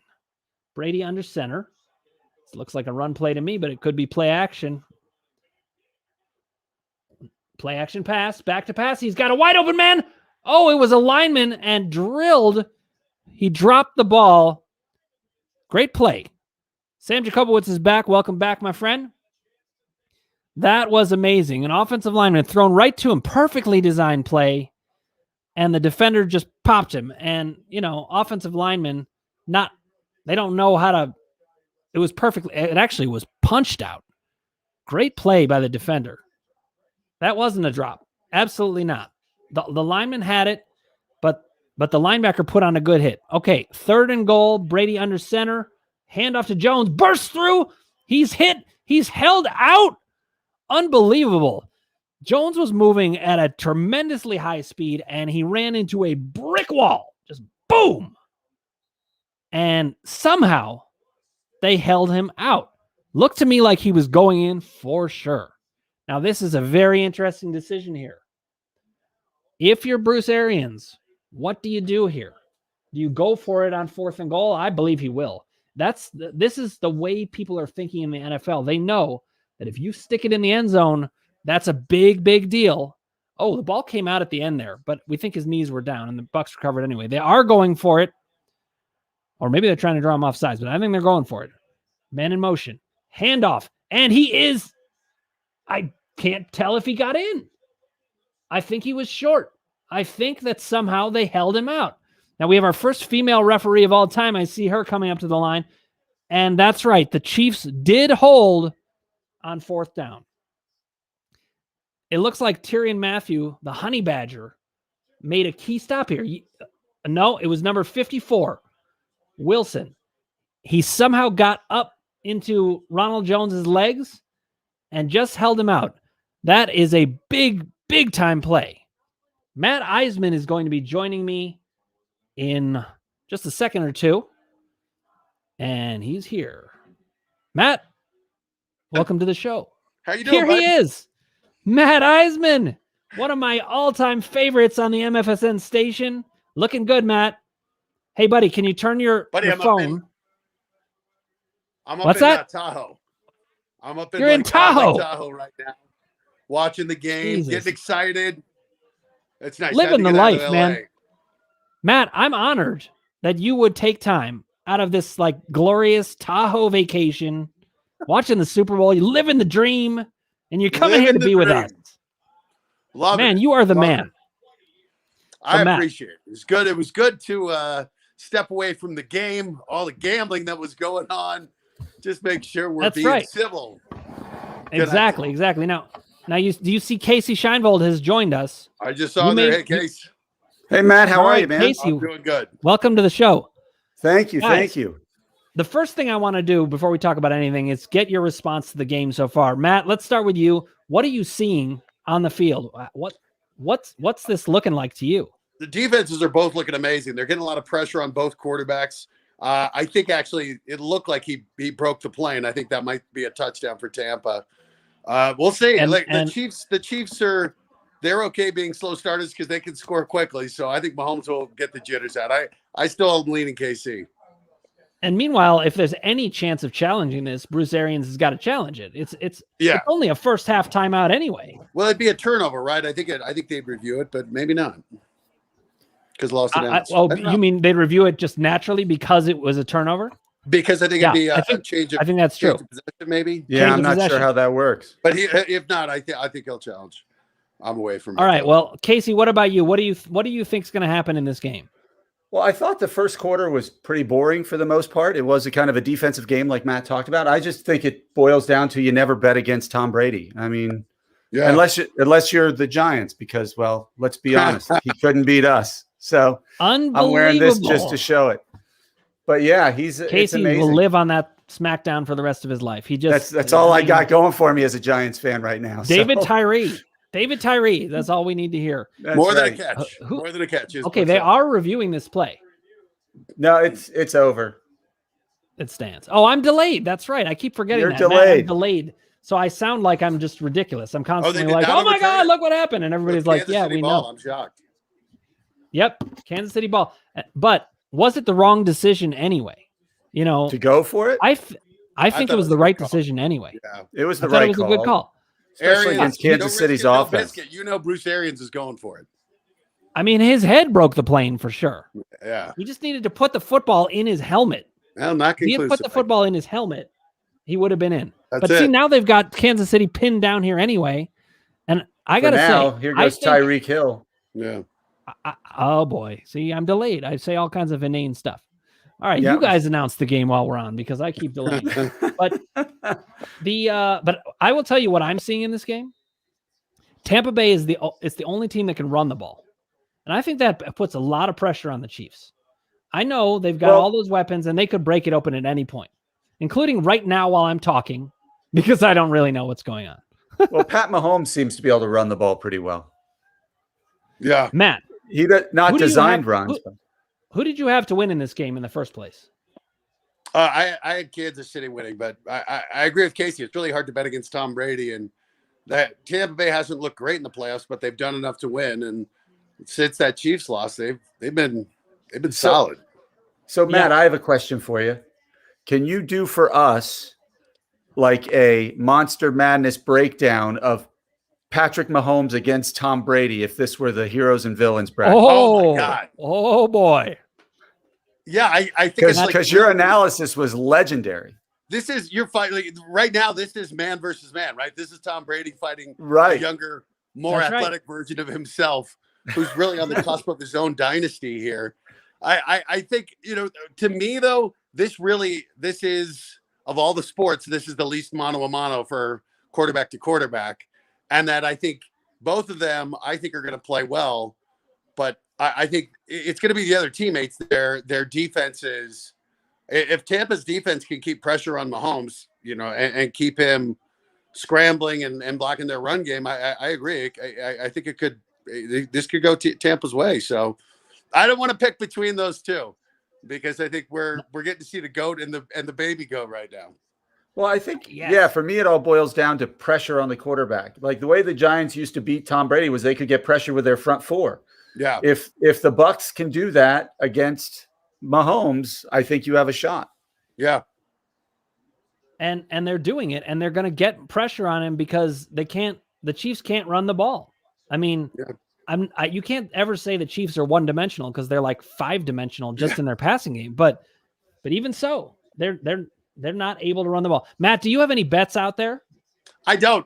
I literally, we had all the props and everything, and eventually I just said, no, we did the squares here, and I think I have like the numbers 6 and 5, so I'm not holding my breath for any wins. Yeah, wow.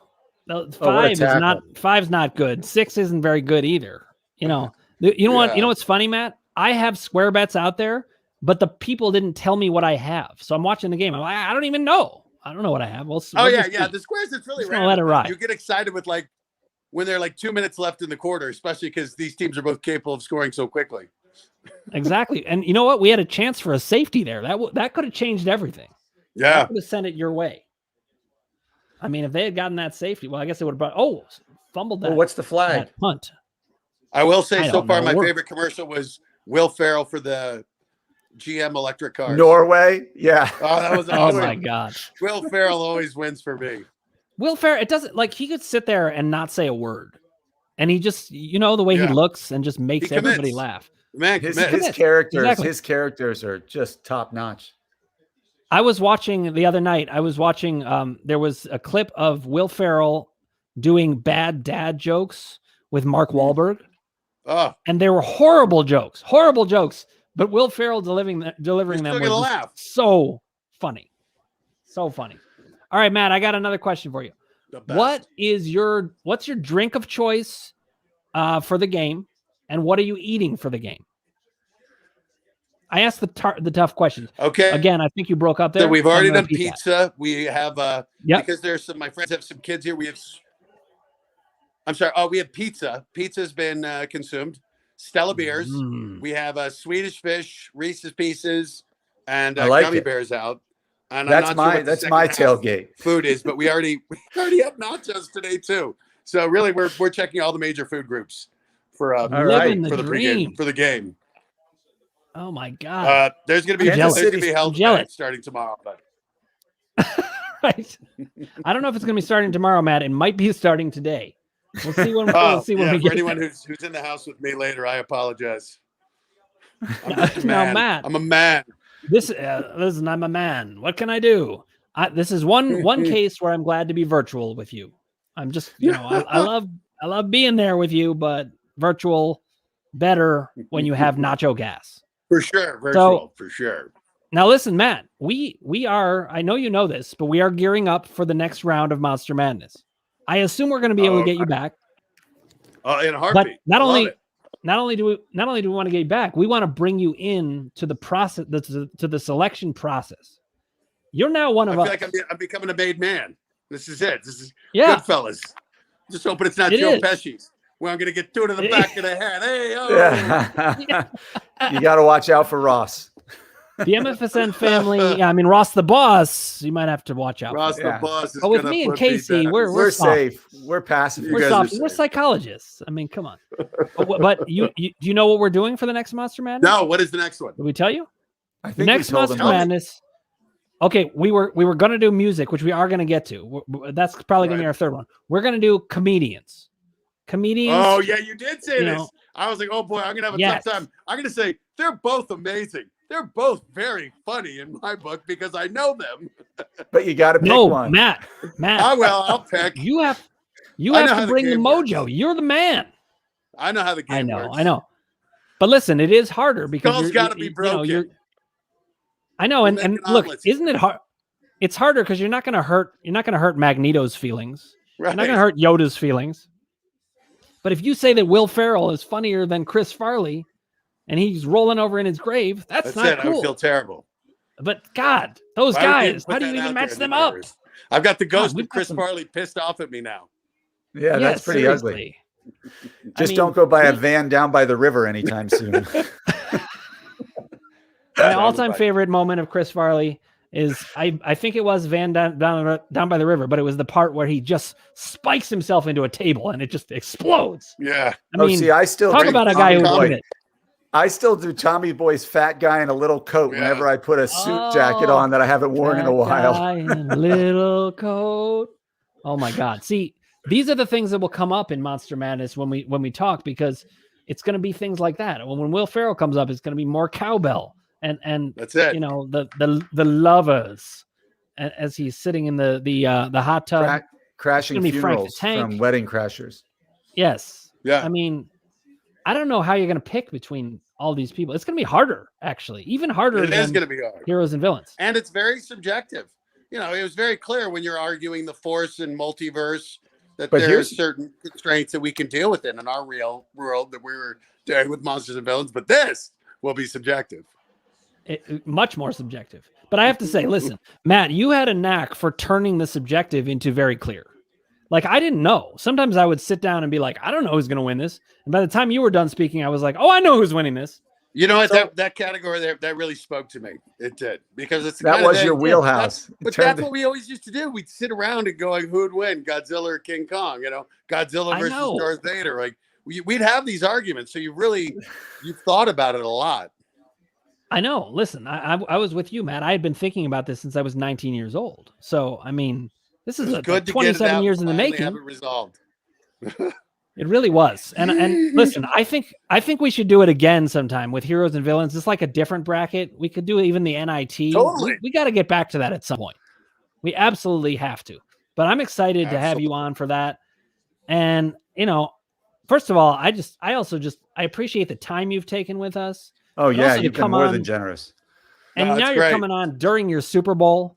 During the you're giving up gummy bear time. You're losing your chair. You're losing Swedish fish. This is the healthiest 10 minutes I've had all day because it's the only time I haven't been putting beer or cheese products in my body. So listen, Matt, that's us at MFSN. We like to give back. So we want to keep you healthy, and so we pull you away. You guys are the best. Interception Chiefs. Let me ask you this. Interception Chiefs hasn't happened on my screen. What I'm watching is the 1993 Super Bowl. I'm years behind. I'm kidding. All right. Now, Matt. All right, guys. We want one last thing. Are you promoting anything? Are you promoting anything? Rescue Cam. Yeah, Rescue Cam every Friday night on A&E. It's the highlights from rescues all over the world, really. Half an hour. We get 2 episodes every Friday night. Check it out. Nonstop action. It's incredible. Holding against Kansas City. Call over. What channel did you say? A&E. On A&E. A&E. A&E. Rescue Friday night. A&E. Friday night, Rescue 10 p.m. Cam. Eastern? Yeah, 10 p.m. Nice. Eastern. Rescue. And I love how Do you you say announce it like American Warrior Ninja voice. Warrior? Yeah, it's inevitable. Everything I do now ends up like American Ninja Warrior, which is probably why my dating life isn't going better than it should be. But, such is life. Narrating your own dates is a Matt. surefire way to make sure there's not a second one. We're going to the movies. That's hilarious. Looks like You want to have going dinner home with me? alone once again. She got the potato skins. That's awesome. Well, listen, Matt, we want to thank you for joining us. You are the man. I just get like warm fuzzies every time I see you because we've had such fun together. And I really look forward to more. On the couch, enjoying it. Please Thank you, my man. And listen, eat for everything. slowly. It could save your life. Just eat it slowly.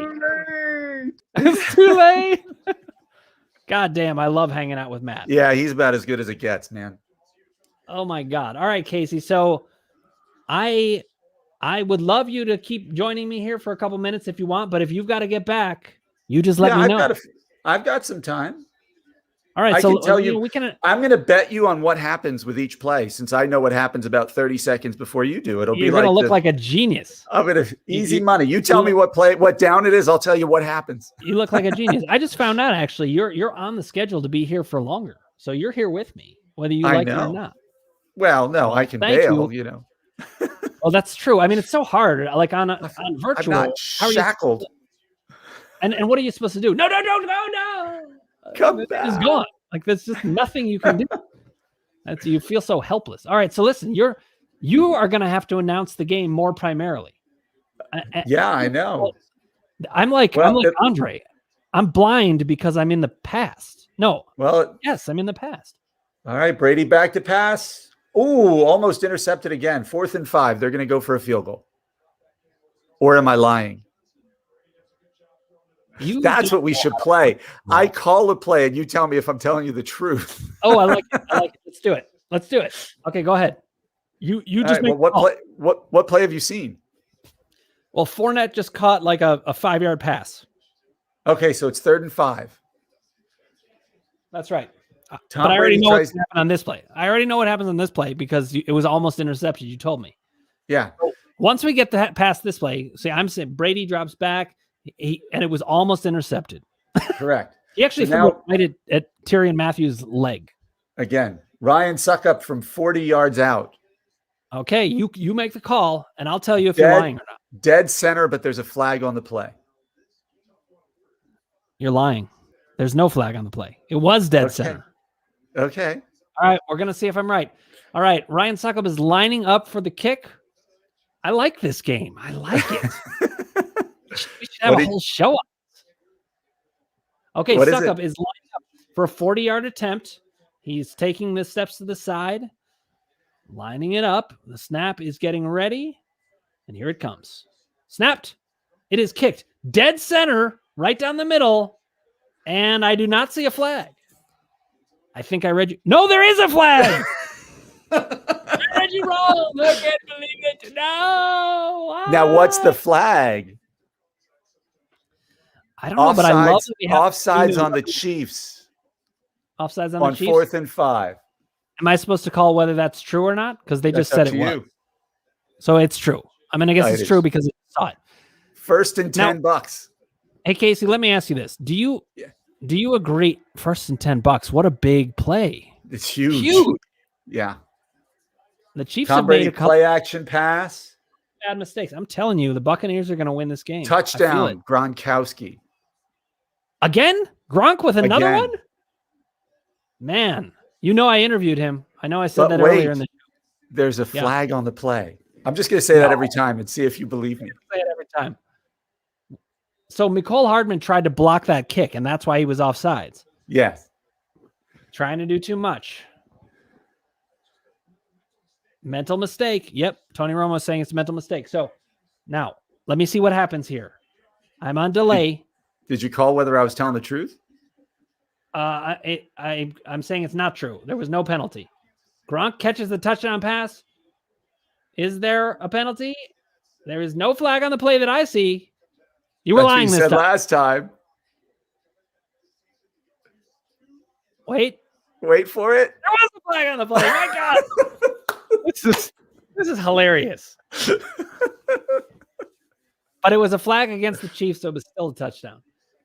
I'm telling you, I picked the Bucs to win this game. Yeah. I said you never bet against Tom Brady. No. Wow. Gronk is moving around so well. He's just a machine. And Brady's got to feel so good throwing to Gronk. Like, it's just, he's been doing it all the time. It's your security blanket. It's your old warm, fuzzy, like transition object. Exactly. All right. Well, they're lining up for the extra point. Tell me what happened. He made it. A truth or a lie? No, he made it. True. Yeah, I'm not going to try to fake you on that one. There's no flag on the play. You know, I'm really interested in this. I thought that you weren't very capable of lying well, but when I thought about it, you're also a big poker player. What does that mean? I find that if you laugh at everything, people never know what you're laughing about. It's true. It's true. I don't even know who you are anymore. I don't take anything seriously. That way, I always am full of crap. By the way, I've become quite a decent poker player now. Well, maybe we'll do that. Is there a way to do that on this? Not during this broadcast, but we can figure out a way to do it. It's amazing. I have a full house again because I have my own deck of cards. Oh my God. I keep winning. You had a full house like you had kids. That's a different thing. I do. I have to deal with that shortly. Yep. So did you have a spread? I didn't hear what your spread was. Of food. I'm waiting for a pizza. In fact, I need to check on what it is. Let's see. Where is my pizza? The last thing I have for my wife is a thumbs up. Nice. I'm going to say, is the pizza here? If it is, can you bring it up? So, they're playing You're the Best Around. I love this song. Karate Kid. I'm delayed again. Yeah, they're not playing that for me. Tell me, how excited do you get about the Super Bowl in general?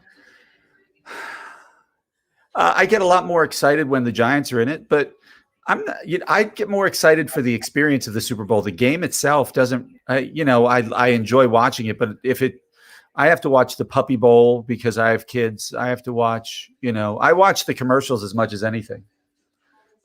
I got to be honest, the halftime show does not interest me that much this year. The halftime show is always the worst. The only time it was good was when, the wardrobe malfunction. It was not good. Not good. Not good. But interesting. Interesting. Right. Exactly. But no, the Super Bowl, look, the Super Bowl excites me because it means spring training is 2 weeks away. Yeah. See, I got to be honest. Casey and I baseball is certainly our fantasy sport of choice. Is life. Yeah. Listen, we know the best time of the year is when the brackets come out. Oh, March, because you have spring training. You got spring training already going. And the draft, the fantasy draft coming up. And you're going to make your NCAA picks, and you know that you're going to be alive for at least 3 days. Right. I'm usually eliminated from the NBA by then. So, yep. So it's the most hopeful time for me. Okay. 14-yard pass to Tyreek Hill on first down. You keep telling the truth, but I keep reading you wrong. Wait, look at me when you say that. Say it to me again. 14-yard pass to Tyreek Hill for a first down on 1st and 10. You blinked. You're lying. You probably keep telling me. All right, let's see. I want to be one of those. Let's see. He's in shotgun. Was Casey lying again, or am I just as gullible as could possibly be? I was right. It was not to Tyreek Hill, but it was a 14-yard pass to Kelsey. I've always wanted to get it right at some point. If I was a college professor, I would give a 50-question true and false test where 49 of the answers were true. Ooh, that's amazing. Because we Everyone would all bad. They would assume they were wrong half the time. Yeah. Actually, I'd probably do it. Could you That's like imagine the doing hardest that to, test of all time. doing it All in right, one give of me our that like well, I missed the last one. So I'll give you it was for 4 yards though, because it's 2nd and 6. All right. I don't understand. Yeah, it was a screen pass to Hardman, who Patrick gave them Mahomes, let's say, scrambled to the left for, I don't know, 7 or 9 yards, between 7 and 9 yards. He does that reach the ball thing out. So I don't know where they mark it. Yeah. Well, and when they reach the ball out like that, they get that yardage, right? I don't know. That's why I said 7 to 9 yards. So which am I telling the truth? My pizza is here. Am I telling the truth? Thank you. Am I telling the truth? Is my pizza here? Yeah. Oh, are you telling the truth? Yes, you're telling the truth. That time you were. You think? Let's see. 2nd and 6. Back to he scrambles. No, he threw. You were lying. I don't even know who you are. Well, I have a delicious pizza here, and I am very excited about it. Oh. There was his scramble on 1st and 10. This time he scrambled. So wait, you called the play in advance? Yes, I'm a prophet. He's clairvoyant. Nice job. All right, so keep announcing for me, and then I'll tell you if you're lying or not. Okay. Well, they got a first down on a Mahomes scramble. Mm-hmm. They're into Tampa Bay territory. It looks like they're somewhere around the 40 from what I can see. I'm going to start to get the hang of whether you are lying or not. Okay. They're at the 36, first down, handoff to Edwards-Helaire for, I don't know, 7 yards.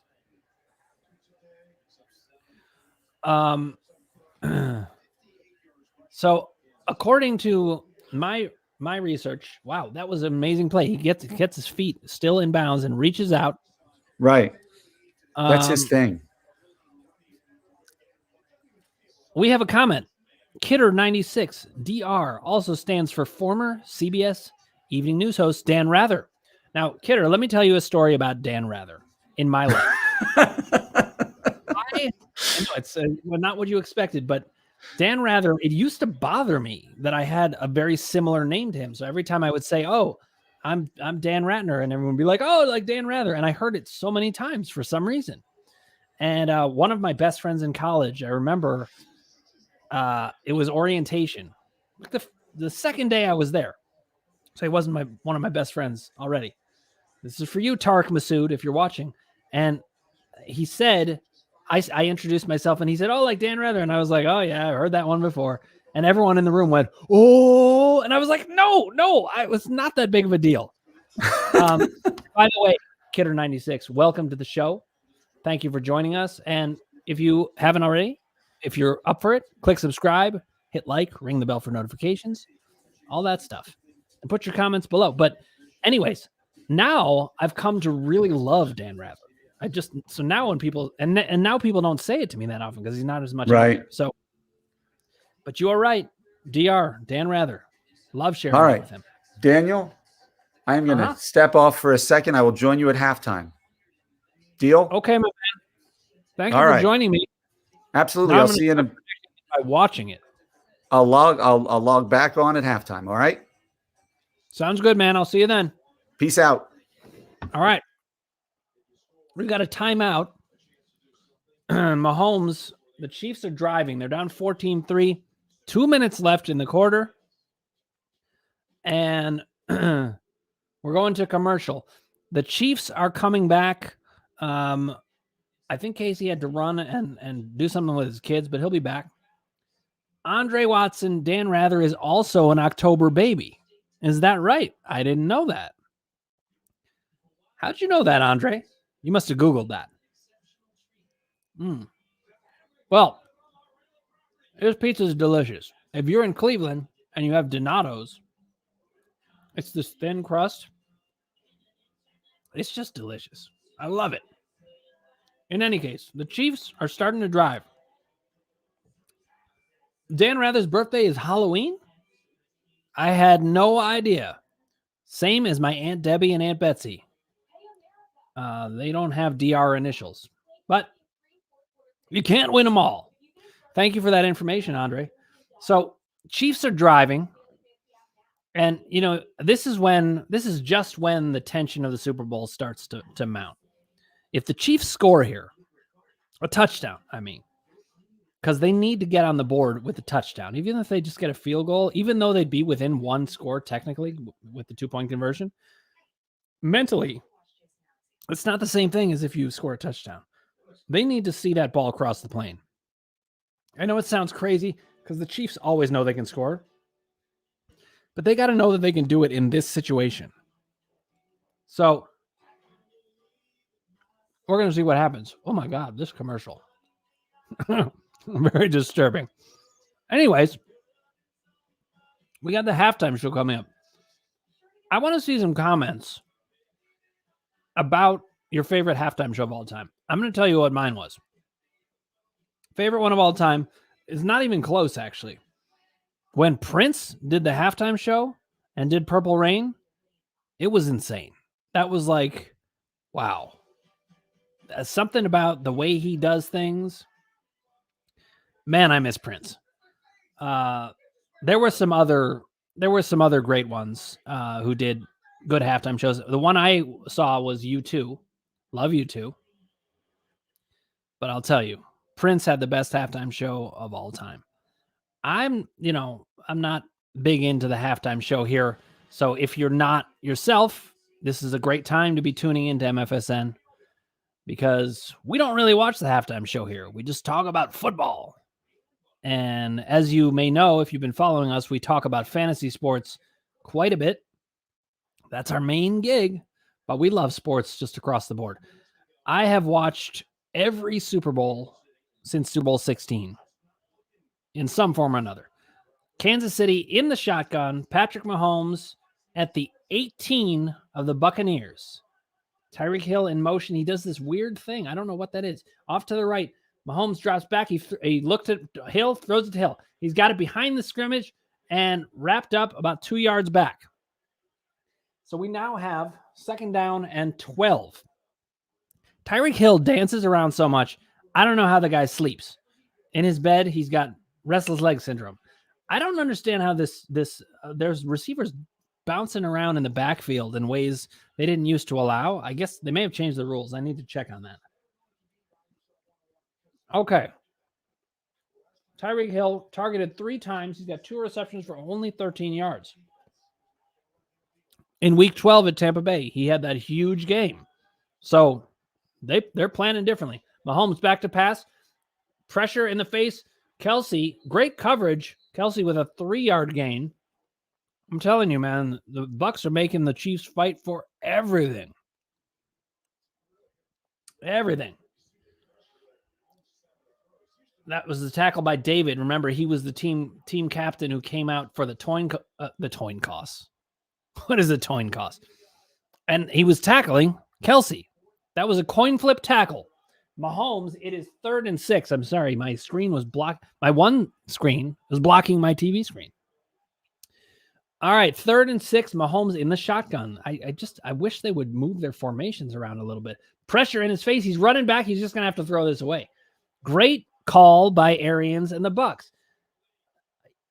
Listen, if I were a Chiefs fan, I would be worried out of my mind about this. Now, that being said, I would have won a Super Bowl last year, so I'd probably be okay.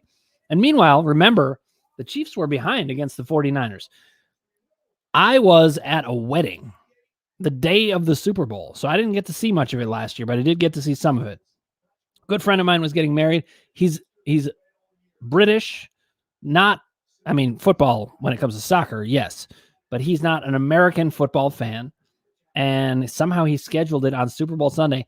And here's the thing. His wife is a 49ers fan, but not that big, but his wife's brother is a huge 49ers fan. Nick Travins, that's for you. And the Chiefs drill the field goal.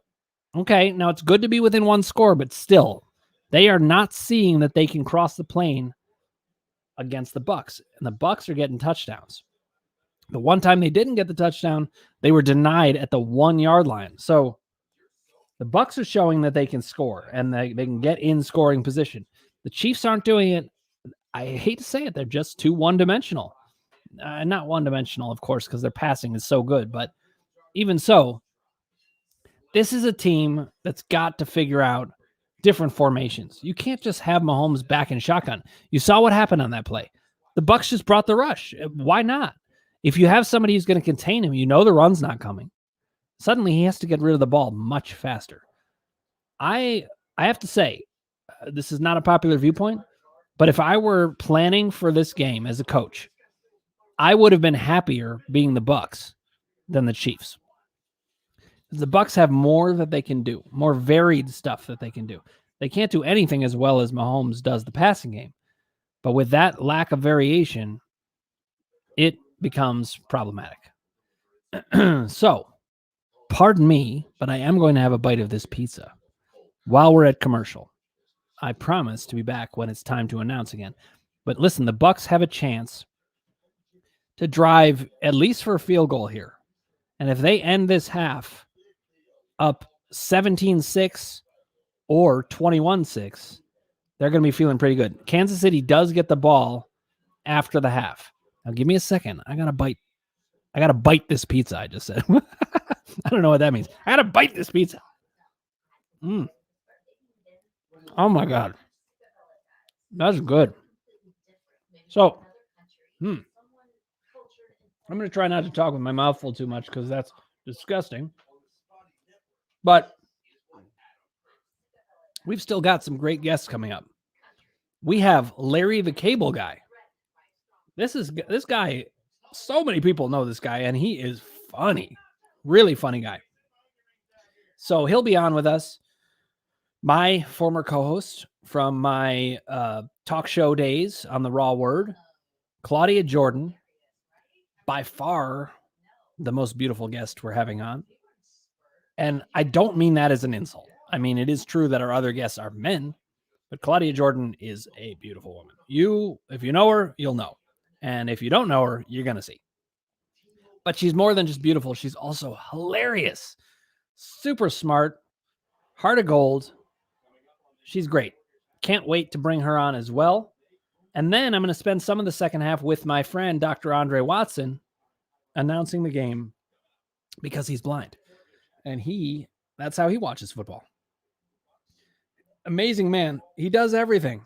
He's never let it get in the way of anything. And that includes being a true sports fan. Okay, the kick to the Bucs. They are returning it. Received at the 2-yard line.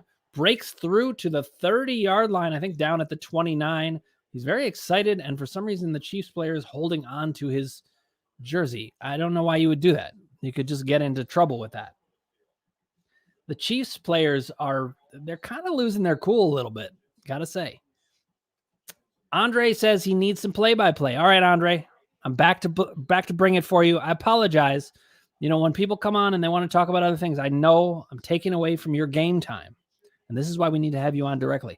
You'll be on towards the end of the game when I'm announcing the most important stuff.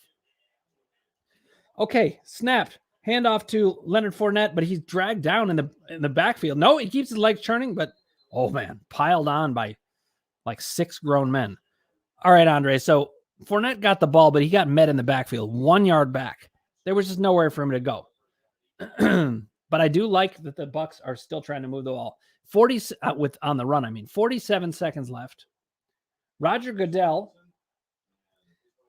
sitting there with Russell Wilson, his guest. Russell Wilson was the Walter Payton Man of the Year.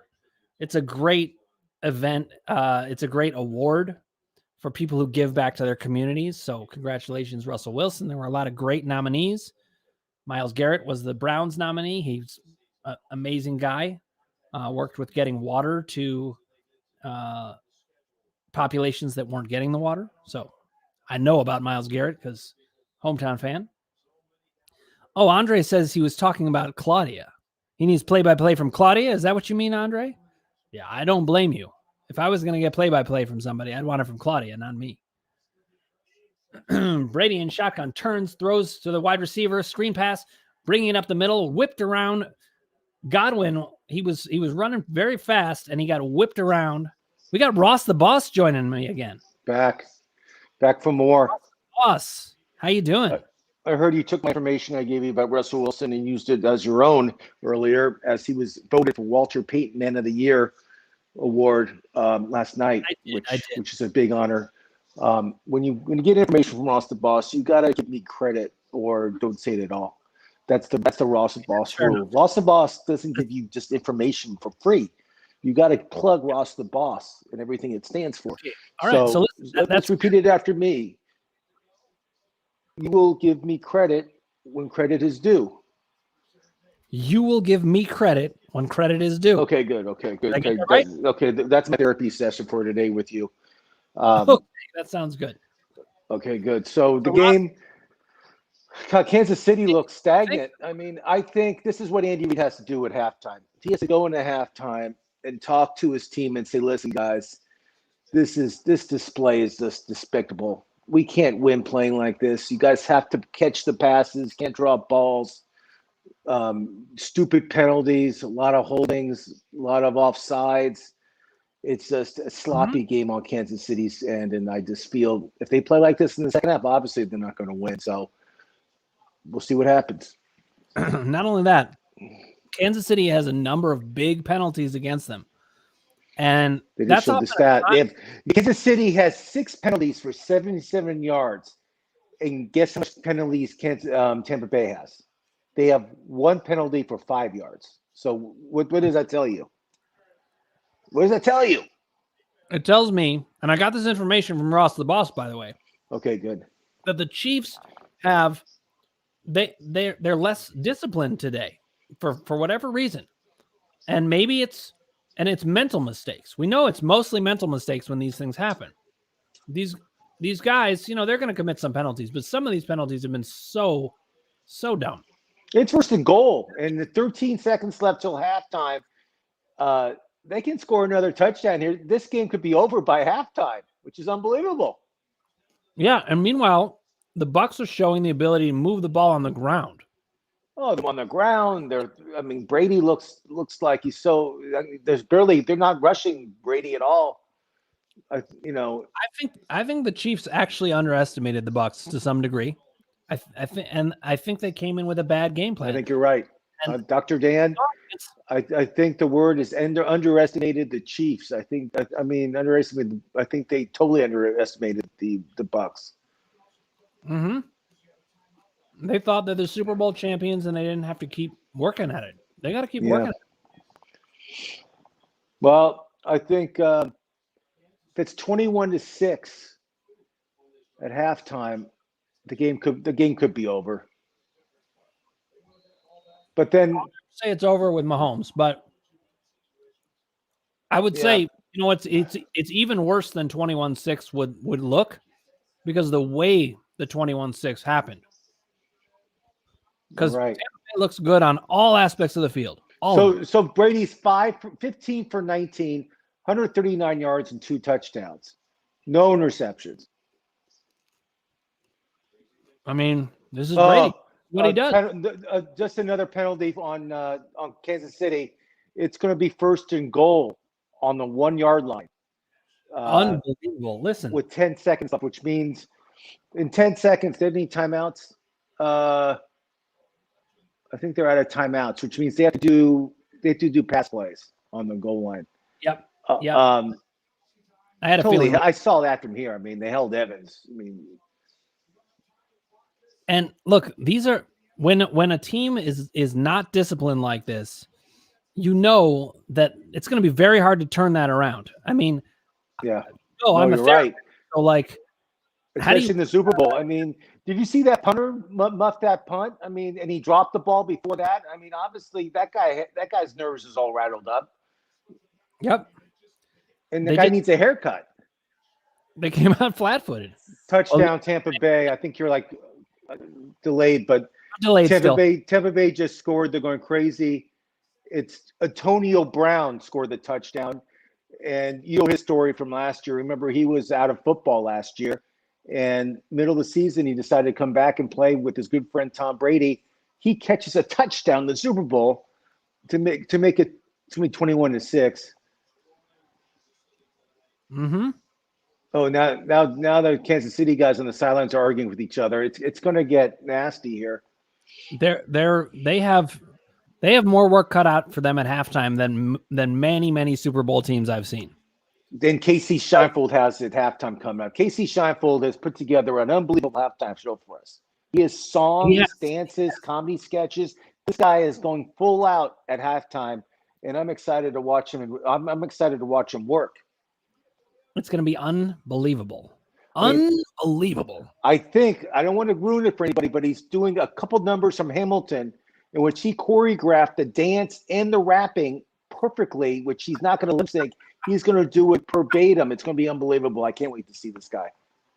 Unbelievable. Hey, Ross, we have a comment from my friend Andre Watson. It's to you. Andre Watson. Ross. Dr. Andre Watson. Halftime coach. Yeah, Dr. Andre Watson. Yep. Ross, he says, Andy is a great halftime coach, right? What do you think about that? Is Andy Reid a great halftime coach? That's a great quote. I mean, I don't think it's crazy like Kansas City. I mean, they'll be able to score points, but the whole point is Tampa Bay's defenses are shutting these guys down. So they have to change their whole game plan around. They have not. I haven't seen a running back carry the ball yet for Kansas City. Maybe I missed it when I was talking to you. But I mean, it's been Mahomes. Mahomes has been rushing the ball, and I saw Hardman get a carry too. But that's been about it. I haven't seen any of the running backs for Kansas City carry the ball at all. They handed off once. Oh, was it once? I think I missed. Maybe I was getting some lead. How do you win against a team as good as the Tampa Bay Buccaneers? They're a very, very good team. You know, they may not be the most dominant team of all time. Oh, wow. Hold on. So Honey Badger got in Brady's face and put his finger there and like pointed at him. And Brady wasn't too happy about it. Oh, boy. Not a good idea to do that to Tom Brady. No, that's only going to make it worse for you. And this is what I'm saying. You see them unraveling. You're a highly credited psychologist, therapist, one of the best in the business. I mean, you can tell these guys are rattled, right? I mean, just by watching the game. Oh, absolutely. Yeah, look at Matthew getting in Tom Brady's face. Oh, Tom Brady's looking at him kind of like, are you serious right now? Yeah, I know. I mean, if you had to analyze what he did, do you think he did it to get in his head? Or do you think he's just frustrated or just upset? Or what do you think is going on in his head? I think Tom Brady's in his head. So do what? Wait, hey. I see Larry the Cable Guy's here. We got Larry the Cable Guy. And Larry, you're still missing the juice. I know, you guys. How crazy was that, huh? He sends me a thing, goes, are you ready? I go, dude, you can't. I got 6 minutes left. They're about to score. And they scored right when as soon as they scored, I came running in here. Larry, you're watching the game. Tell us about the huge party you're having at your house right now watching the game. Oh, man, I got 130 people over here. Hey, Larry. I can hear the music. I can hear the people in the background. I see the pig roast in the back, too. It's unbelievable what you're doing over there. No, it's a big deal. We got it. It's me, my wife, my little girl, my boy. Then I got 1, 2, 3, 4 buddies over here, and that's it. Oh, and I only invited them because they said they'd bring the pizza. So there you go. There you go. Hey, Larry, can you rotate your camera the other way? There you go. That's perfect. Yeah. Larry, can you do a cartwheel on the floor for us right now? Let me see what I can do. No, I can't. Look, I can't do that. I'll be honest with you. Listen, I've been off sugar since last Sunday, and I dropped 8 pounds going off sugar. But it's time for the Super Bowl, so I told my wife, I said, "Well, I'm going to eat some sugar tonight. I can't eat a lot of sugar; it makes my butthole itch." And let me tell you about Larry. I went to the deli today, and I got a sugar-free, fat-free cheesecake. I'm not making this up. Why even get cheesecake then? I don't know. I wanted to try it. It said sugar-free, and I'm trying to do the same thing as you. I'm trying not to eat sugar either. But sugar-free cheesecake. You know, I'm buying it. I'll test it out for you. If it's good, I'll send you the whole cake to your house. Yeah, but sugar-free is worse for you than sugar. Because they got all that fake sugar. At least it's something. They got all that fake sugar. Remember when Snackwells came out? Yeah. And I was like, Snackwells, you mean I can eat sugar cookies and there's no fat in them? Well, that's got to be good. There's no fat. And then you ate, I went through like 2.5 boxes every day. And I didn't do nothing but gain weight on fat-free stuff. But anyway, so she said I could eat some stuff tonight since it's a Super Bowl. So far I've had 3 Kit Kat bars, 5 mini salted nut rolls, 2 bottles of root beer, and I'm telling you, my insides. I love it.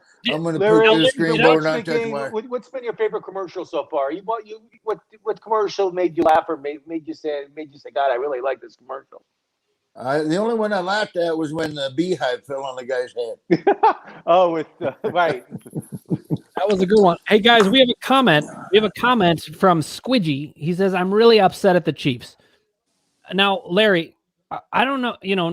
Nebraska's not in this, as you know. No, Nebraska's not going to win the Super Bowl this year. But who are you rooting for in this? And we've got a fan who's upset at the Chiefs. If you were a Chiefs fan, I imagine you would be pretty upset right now too. Well, I live close to Kansas City, but I grew up a Raider fan. So Raiders and Chiefs are rivals. And then, of course, I married into the Packers because my wife, her whole family is from Wisconsin. But I did live in Florida for 33 years, and I love the Buccaneers just because I live close to them. And they actually, where I live here in Nebraska, I would root for the Buccaneers because they got Ndamukong Suh, Levante David. They were all Huskers. So I got better ties, Nebraska-wise, to Tampa Bay than I do to Kansas City. So I'm rooting for Tampa Bay. I think if the Tampa Bay wins this, Tom Brady is by far the greatest NFL quarterback that ever lived. And I'm not a Tom Brady fan. Larry, just not the greatest quarterback that ever lived, the greatest GOAT in any sport that ever lived. If he wins the Super Bowl at age 43, it's 7th Super Bowl in 21 years. That's unbelievable. It's crazy. And without Belichick. I mean, Belichick. Without Belichick, it's crazy. Can't win. Let me remake my statement. He will be the greatest quarterback that ever lived behind the snake, Kenny Stabler. A true Raiders fan. I mean, look, Kenny Stabler. That's right. And Larry, Tom Flores got voted. Tom Flores got voted in yesterday for the Hall of Fame. Congratulations on that. He was a great coach for the Raiders. Yeah, I'll tell you one of my favorite stories. Well, when you compare football now to back then, 70s and 80s, and, then all these rules started coming in the late 90s. But I remember them interviewing Phil Villapiano about his favorite places to play. And he said, one time I would say Kansas City, because one time I went into Kansas City and Lenny, what was his name? The quarterback at the time, Lenny Dawson. Oh, Lenny Dawson. Yep. Lenny Dawson. He said, there was his mid-70s, and he goes, Lenny Dawson ran out of bounds. And so I was going for him, and I just threw my elbow up. He goes, I didn't even hit him. He goes, Lenny Dawson falls down. Next thing I know, I got 15 Kansas City Chiefs on me. They're kicking me in the stomach. They're punching me in the head. And then he goes, I got up and left. And then he goes, man, I miss those days. I love playing at Kansas City. I mean, those are football players. Did you watch L. Davis 30 on 30 a couple nights ago on ESPN? I missed it. I saw the previews and I wanted to see it, but my wife and I got into Yellowstone, so I had to watch a Yellowstone thing the other day. Yellowstone's good. I heard that's good. Series. Yeah, it's a good series. You would have been a great character on that show, actually. I'm going to actually talk to Kevin Costner about you coming on that show. That's a good idea. Kevin, Bobby, Kevin was, as you know, the first time I did the Tonight Show, he was the guest. Really? Yeah, and I'm not kidding. I couldn't have had anybody better to be the guest than Kevin Costner. He was belly laughing after almost every joke that I told. and it made me feel so comfortable. And then he came back before he left. He came back and said goodbye and how much he enjoyed it. And I mean, that was so. Maybe I got it in. You're right. Maybe I can be like the maybe you I can't. don't know stable boy or Larry, something. I was thinking about this too. I mean, I don't see that anymore in late night. Like when you made your appearances on the Tonight Show, I mean, you would have jokes, you would have stories, and it was like a golden age of like talk shows. I mean, your segments were like they don't have people like you anymore doing that. You know what I mean? Well, no, because everybody's all political. They think they're going to change the world. I hate to let them know they don't do anything but piss people off or make other people just cheer for them. I mean, you know, it's like Henny Youngman said when I was coming up through the ranks. I worked with Henny one time, and he goes, "Where's the jokes? People want jokes." That's the So thing. I'm I really think comedians now take themselves too seriously. You know, hit it on the nose. They like to talk politics. They think they mean something. Like people will listen to them, and their whole mindset means something in politics, which it doesn't. And they forgot to be funny. And you see it happens all the time now in talk shows, and it's a shame. Yeah, it's late night, and I hate to say it. Look, I've been on those shows, and I got no beef with anybody. We But don't either. when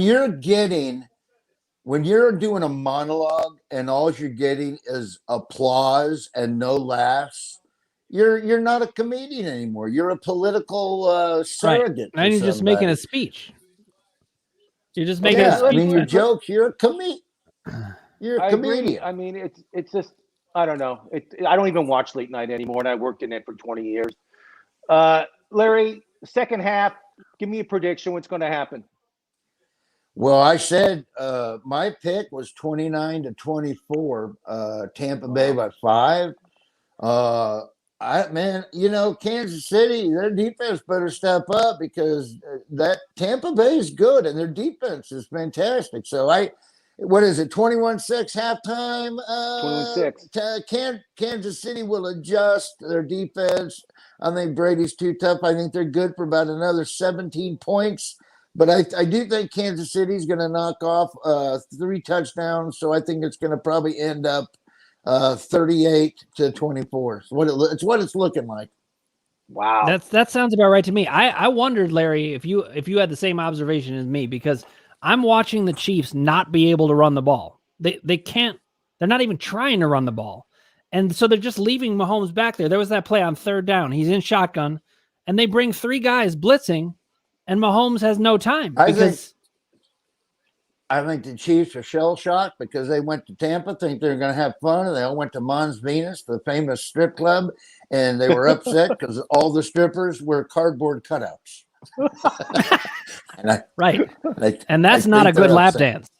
That's not a good lap dance. No, you can get a big paper cut from that. It's not good.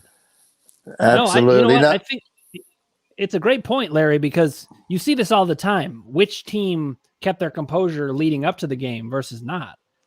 It happens all the time. And you hear these stories. You know, I remember it was when the Falcons were in it one Super Bowl year. I can't remember who it was. It was their safety. Very experienced guy, too. And he just went crazy, you know, celebrating and stuff. And they came out totally flat-footed. Yeah. It looks like to me Tampa was way more prepared than Kansas City was for this. I think Kansas City, look, as much as they're close to me here, and I get it. I got a lot of friends that are Kansas City fans. It seems like Kansas City might have been a little overconfident. It might be a little overconfident, but I think Tampa Bay look more prepared, look more fired up. We'll see how the second half goes. I mean, if KC comes out and drives down the field, it'll be a different story. But I think the KC will outscore them by 4 points in the second half, which will not be enough. Nope. And Tom Brady, I agree. They're going to come up short. Do you think Tom Brady is going to retire after he wins the Super Bowl? Or do you think he'll play next year?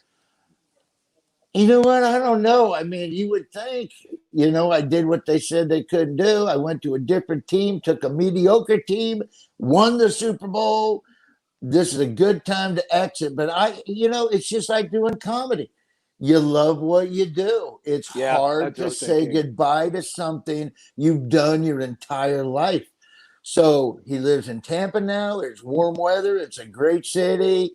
I think Tom Brady treats playing football now just like a fun hobby, something fun to do. So I don't know. He might be in for one more year, but if anybody could retire and call it a day and have a great way to go out, it would be now. So, but I don't think so. I think he might hold out for one more year.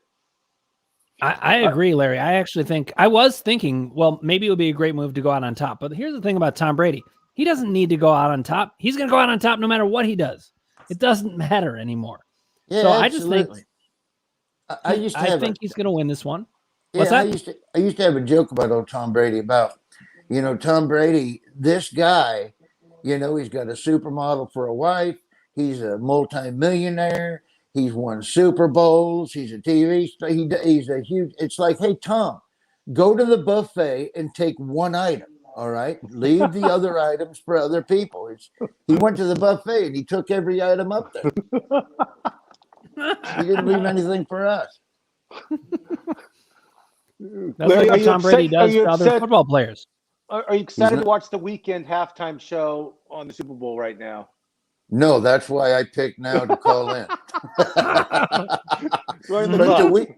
The weekend, though, I remember when he was just Little Monday, and now he's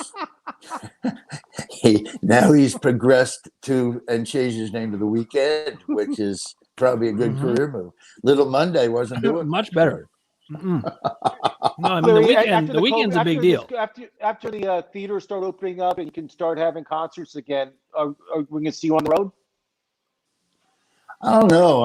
I'm kind of enjoying being at the house and golfing. I know. Doing my satellite radio show and doing my car stuff, little Mater stuff. This is the first anniversary, by the way, of the last show I ever did. February 7th, 2020 was the last show I did. And it was on a cruise ship. They were having this big deal on the cruise ship, and there was a bunch of country celebrities going to perform on it. Oh. And I didn't want to go on the cruise ship. I don't like cruise ships. So they said, well, will you come perform on the day we launch? So you can just come on, launch, and then leave. So I flew down to Miami, went on, did an interview, did a show, and left. Far be it from me that I know that was going to be the last show I did, but I don't know. Obviously I'll do something. I got to honor the dates that we had to rebook and stuff. I just hope it happens. I hope they do reopen. I'm not getting political. Crazy. I'm not getting political on here, but I get very I kind of stand away when people are like, I remember they would always say, what's up with wearing a mask? It's just for a couple of weeks, for a couple of months, big deal. Then it was like, but it's just till we get a vaccine. I remember it was when we get a vaccine, we'll be back to normal. Now it's we get a vaccine. No, you still got to do what you're doing. So I hope we get back to normal, Bobby. But I'll be honest, I don't know what kind of BS they're pushing on us now. They keep changing the goalposts on this crap. Hey, Larry, hold that thought. Hold that thought, because I want to introduce the lovely Claudia Jordan. Claudia, can you hear me? Let's see if she can hear me. Larry, this is my... Oh, Claudia has lovely everything. There she is. Hey, Claudia, do you know Larry the Cable Guy? Have you guys met? Larry, have you ever met Claudia? Hi, how you doing? I practically raised your kids. Claudia, Larry says he practically raised your kids. Now, I happen to know Claudia doesn't have kids. You said what? But listen, Claudia is beautiful and smart and funny. And I don't even know how well she can hear me. You're in Aruba, right, Claudia? She's in Aruba, Larry. That well, but what's up? I'm over here in Aruba, so I apologize. Yeah, she got cut off. They've never had good service in Aruba. She's walking around, Larry, in a two-piece bathing suit, trying to watch the Super Bowl while her boy. She's married, right? She has a husband, correct? No, Claudia's not married. I believe she is in a serious relationship. The last time I checked, but Claudia is. Go ahead, Larry. No, go ahead. No, you're going to explain who she is. Yeah, well, Claudia was on. She was on Real Housewives of Atlanta. She's been on lots of things. but she was on a talk show with me. She was one of my co-hosts. And Claudia is she's so funny. You should hear her give her description of Forrest Gump. Right. There's Claudia again. Let's see. Can you hear us? She was on The Apprentice too with Donald Trump. Oh, okay. That's true. Yeah, I always thought that Apprentice show was so weird because it's the only game show where first prize is a job. It's like, what the hell? Hey, Claudia. Claudia, can you hear me? Prize, doing the laundry. The internet in Aruba is hey, Claudia. Yeah. There's a lot. I've noticed that there's a lot of bad reception in Aruba. That's why I never go down there to do call-ins. I'm so sorry. I'm out of the country right now. Claudia, don't apologize. You were nice enough to come on our show and show your beautiful face. The only thing that I'm sorry about is I want to be able to talk to you about football because Claudia is a huge Tom Brady fan, or at least she was a huge Patriots fan. Claudia, are you happy to see Tom winning? Tell me you can hear me. Yeah? Well, you can't hear, but if anybody can see this, she looks fantastic. She does. Even when Claudia Jordan is frozen on screen, she looks great. And when she does talk, it sounds like a robot. But still, it doesn't matter. It's just, if you Claudia, can just put the picture there, everybody will be happy. All right, let's give her a chance to see if this can come through, though. Claudia, can you hear me? Houston, can you hear us? Oh, man. Well, listen, Claudia. It sounds like that. Remember when the internet first started with AOL and you had to plug it in and the phone and all that? I think that's the service she has right now. I don't think she has like got dial-up internet going. Service. Yeah. This is like a talk. This is like a dial-in talk show from '96. I'm in Aruba and the Wi-Fi is shitty. How's the weather in I Aruba? understand, Claudia. What was the question, Ross? It's amazing. How's the weather in Aruba? Larry's in Nebraska and he's wearing a Speedo right now. I'm in Los Angeles and I have a Speedo on also. Claudia, how's the weather in Aruba? It was about 86 today. 86, Larry. Oh. It's Claudia, it's 4 degrees where I'm at. I know this sucks though. You want to just cut me out. Hey, Claudia, look. This is like awful. You guys can tell that the temperature is not very good by me because I'm pasty white. What was that, Claudia? Claudia? Well, listen, Claudia is by far, I don't mean this as an insult, Larry, but Claudia is the most attractive guest we had on tonight. Are you kidding? Look at me. Oh, you're great. You're second. Still haven't got that. Larry's second. Larry, I get my tooth. I'm sure he loves walking around. People probably don't recognize him anymore with the tooth missing. Yeah, I get my tooth in March. I like to leave it out. It's a good conversation piece. It is. It is. Yeah. And also, Leon Spinks died yesterday, so you're giving your Leon Spinks tribute look. So if Leon Spinks married Queen Latifah, she would be Queen Notifa. Okay. Yeah, I get my tooth in March. I'm very excited about it, but I got my implant coming. I kind of like it though. I might leave it out for a little while longer. No, you look distinguished. I like it. You can definitely get a role in like that Kevin Costner show. Well, that's what I'm shooting for. Let's go. Let's see if you call him up. See what he says. He was very nice. I do have his email. I worked with him a few times. He's a very nice man. Hey, Bobby, remember that one time? I was on the show with the girl with what's her name, Julia Louis-Dreyfus, and I always thought this was great because they'd always put me with somebody kind of the opposite, and so she did a whole long story about the worst date she was ever on. A guy took her out to a restaurant to eat fish, some kind of a fish restaurant, like a fast food joint. And she couldn't believe it. And he was just like creepy. So she said she had to go to the bathroom and she just left him there in the restaurant. And so the segment ends about a minute later. They introduced me. I come out, and Jay goes, "Hey, Larry, you know Julia? Have you ever met Julia?" And I go, "Do I know her? She left me sitting at a fish house one night."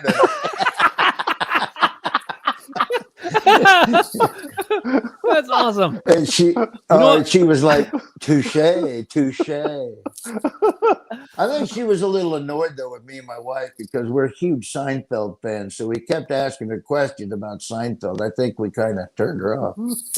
Oh yeah, but it goes with the territory. But man, I love how quick your mind is, Larry. You went right for it. You know, you came in and you were like, "I was on that date." Oh, that was fun, man. We had some. That was good. No, there were some good laughs. We actually had fun doing that show. Hey Ross, I'm sorry I keep calling you Bobby. I keep getting you. No, I was going to ask you that. I always got you and Bobby turned around. But Bob Reed and I you know what? produced the Tonight Show together, and we always work with Larry together because we always had fun with it. And I never got their names right ever. No. No, you know what? At least it's a 50-50 shot. The funny thing is, Larry, what I thought is I was like, well, he knows Ross better than me. I guess Ross's close friends call him Bobby. You know, so I'll have to. No, I have to just work towards that. I literally was calling him the wrong name because I always used to call him the wrong name until my manager Maggie would go, "It's Ross. It's not Bob." I love Maggie too. Maggie's terrific. Are you? Do you go out? Do you go out in the snow at all, or you just stay inside your house? No, I stay inside. I got a little boy, and he likes to play video games, so he wants extra time. So I always tell him to go out and clean the driveway and clean the sidewalk. And I pretty much stay in. I got nothing to go out for, so I like staying in. And my wife, we got horses, and I got my wife some miniature. Little miniature Highlander calves. So we got a farm out here. So she goes down and does that. But I leave my house. I got a golf simulator. I go down and play on it every now and then. So, but no, I don't have to go out in the snow. You're living the life about it. Larry, you're like me. You're like me. You're kind of enjoying at least an aspect of the pandemic. But listen, we have a question coming in from Facebook, and I want you to answer it for us. Would you mind? All right. No. It's a bit of a softball, so you should be fine anyway. Sebastian F is asking us. He says, "Hello and thank you for the stream." Thank you, Sebastian. Thank you for watching. He says, "What's the best Super Bowl snack you ever had?" Oh, my wife makes this unbelievable nacho dip. It's like a Velveeta cheese with hamburger. I don't know what it is. But it is by far the greatest Super Bowl snack I've ever had in my life. Yeah, that sounds good. That's like the best nachos in the world. Basically, it's like a different form of nachos. But man, right this is making me hungry. Second would be Copenhagen Black.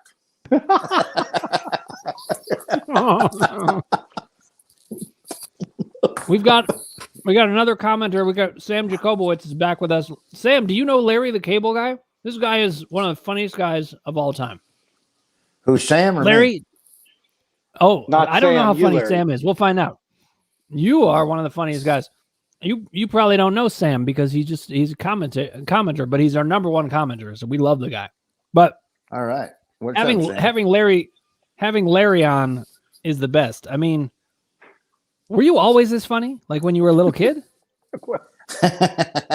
My family's always been pretty funny. I didn't know I wanted to be a comedian until people said you ought to be a comedian. You're funny, and that's when I decided to give it a shot. But I've always been a fan of all those one-liner guys. I was growing up. I loved the Dean Martin roasts and Charlie Callis, and like I said, Henny Youngman. I loved that quick setup punch and.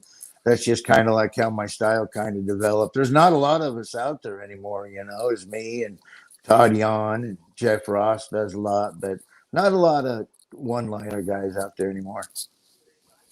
No, there's not.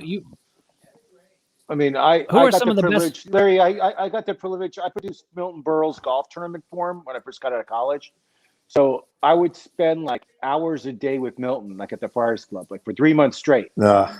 And does Larry know the story? No, he doesn't know the story. Does he know the Milton Berle story? So I actually got like a lesson in old comedy from Milton, like about Bob Hope and Red Buttons and everybody else. It was like a whole history lesson I got. And then he took me to the bathroom with him one time. I'll tell you the story. He took me to the bathroom, and I had no idea that the legend, what he's known for. I was 23, 22, 23 years old. I go to the bathroom. He says, "Do you want to have a contest?" I'm like, "What do you mean a contest?" He says, whoever has the biggest thing wins. And I go, "Okay, fine, let's do it." And he goes, "I'll just take enough out to win." So he pulls it out, and it literally goes down to his knee. I mean, it's like a golf club. I mean, I've never seen anything like it in my life. No, I've heard those legendary stories. And I was like horrified. I came back to actually, she was my girlfriend back then, and it was like, I was like horrified. I mean, it was I never seen a man that in doubt in my life. But, no, he's been in therapy ever since. Yeah, but I mean, Yeah, they said said just to be around him, like you're saying, the one-liners and just to learn and to get that feel of comedy from him at just the little amount of time I spent with him. I mean, I really learned a lot when it comes to comedy from him, and you don't see that anymore. There's no comics like that anymore walking around.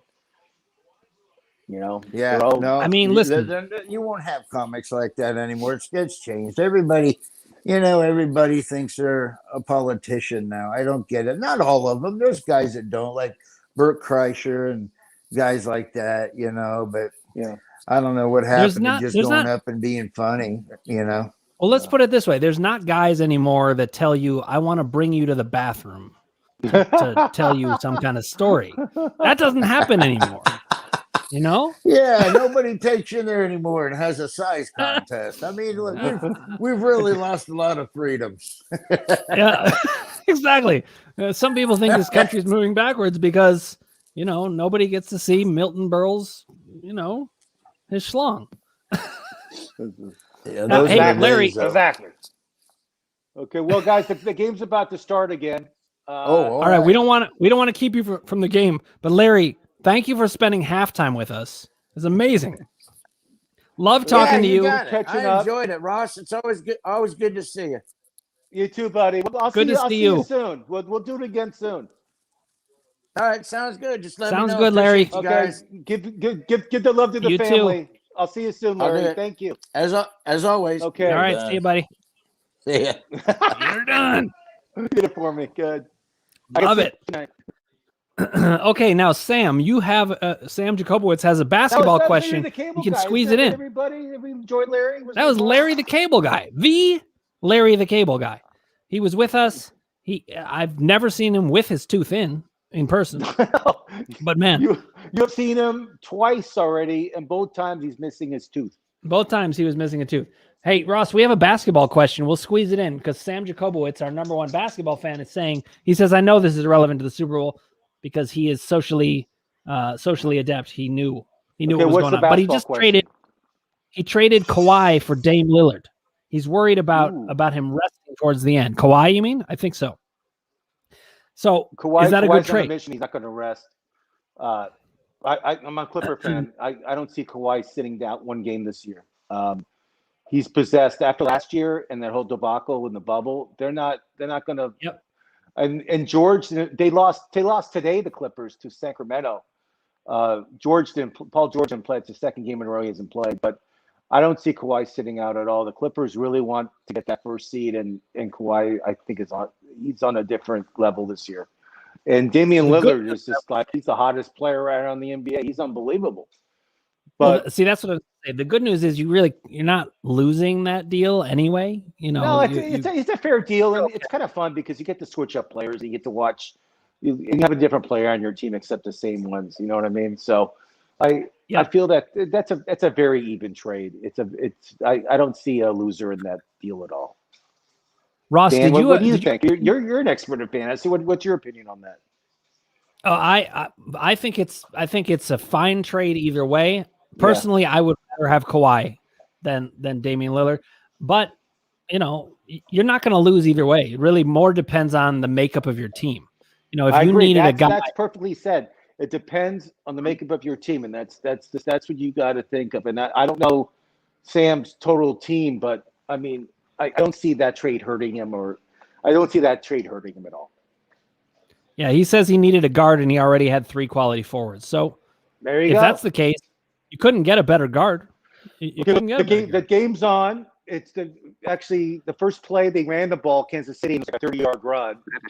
I saw that. I mean, and that is what they should be doing. So Ross, we'll let you get back to enjoying the game. I'll be back a little later. Good job with Larry. There's another big run. It should be a great second half. I'm excited to watch it. I'm Ross the Boss, and I love talking Super Bowl with you, Cowboy. Thank you, my man. Ross the Boss, fantastic co-host, amazing talent. The guy is, he talks as if he's the best at everything, and he is the best at some things. It really is true. Some of it not true, but joining me now is Dr. Dre, Dr. Andre Watson. Hey. The second most famous Dr. Dre in the nation. Andre, how are you? I'm okay. I'm hanging in there. I really wanted the Chiefs today. So I'm a little bit annoyed. But Andy Reid is a great second half coach, so I'm ready to hear some play-by-play. Well, I am here to provide it for you, Andre. And listen, we had a commenter before saying he was really pissed at the Chiefs. He just wasn't seeing them doing what they need to be doing, and they weren't in all facets of the game. But I don't know if you know this, but on this drive so far, the Chiefs ran the ball twice successfully, and I think that's part of what they need to do. So I'm going to start announcing. Mahomes in the shotgun. He hands it off forward for about 3 yards. So that was a sweep. Williams started to look like he had an opening, and he actually lost his footing. He could have gone further, it looked like. So I think this is part of what Andy Reid said. He said, you know what? We got to get them back on their heels. We got to start running the ball some. That's exactly what I would have done if I was the coach. I know Mahomes is the strength of the team. Okay, so the Chiefs in shotgun again. Williams, the running back, in motion. Empty backfield, 5 receivers, including the running back. So here they're doing exactly what I said they shouldn't do. Back to pass, quick release, throw down low. Hardman slips on the field.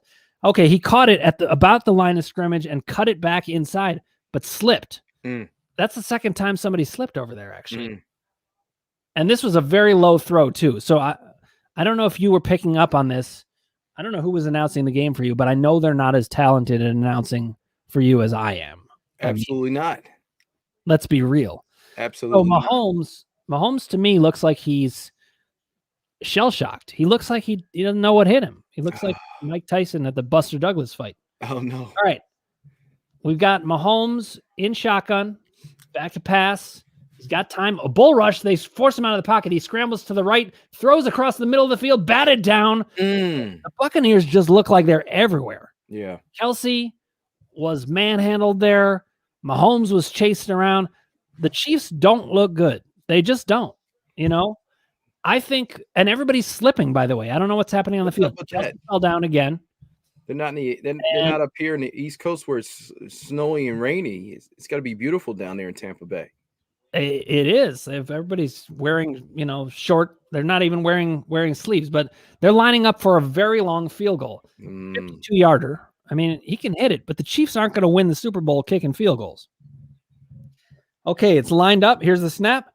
Kicked. It's looking good. It's straight through the uprights. It is good. Nice. So it's 21-9. The Chiefs pull within 12 points. But I got to tell you, this team has to figure out how to get in the end zone. Right. We know they have to get in the end zone to win this, just score-wise. But even beyond score-wise, they've got to figure out how they can do it because they got to see it for themselves. And I just think they've become a little too one-dimensional. I wonder what they are in the – yeah, absolutely. I mean – and this was one of the knocks on Andy Reid when he was in Philadelphia, that he got one-dimensional at times and he would abandon the run. That's right. Yeah, I don't know what it is, but it seems like Andy Reid just ends up falling in love with a certain aspect of the game. Andy Reid is a great coach. Right. But Andy Reid is not the coach that I would expect to repeat in the Super Bowl very easily. No. This reminds me of my old days playing Tecmo Bowl back in the 90s. You just pass all game long. So wait a minute. You were playing Tecmo Bowl while blind? Yes, sir. Yes, sir. How do you do it? Yes, sir. Well, you just listen, you learn the patterns, and you just go for what you know. So that's amazing. Listen, and you know what? I have to say, I probably could have played Tecmo Bowl blind myself, but I still have to give you full credit because to actually do it would be hard. Who was your team in Tecmo Bowl? I used to play with all. Well, running was Bo Jackson, the Raiders. Oh, of course, Bo. Yep. Passing was the Redskins, Mark Rippins, and the Posse. I think it was. That's right. That's right. It was. Who were the three receivers? Sanders, Clark, Monk. Sanders, Clark, Monk. That's right. They used to be my second favorite team growing up. Browns being my favorite, but Bo Jackson. Was it this way for you? If you ever played against somebody who was playing with Bo Jackson, you had to call the Bo Jackson play every time. Yeah, exactly. It's no fair.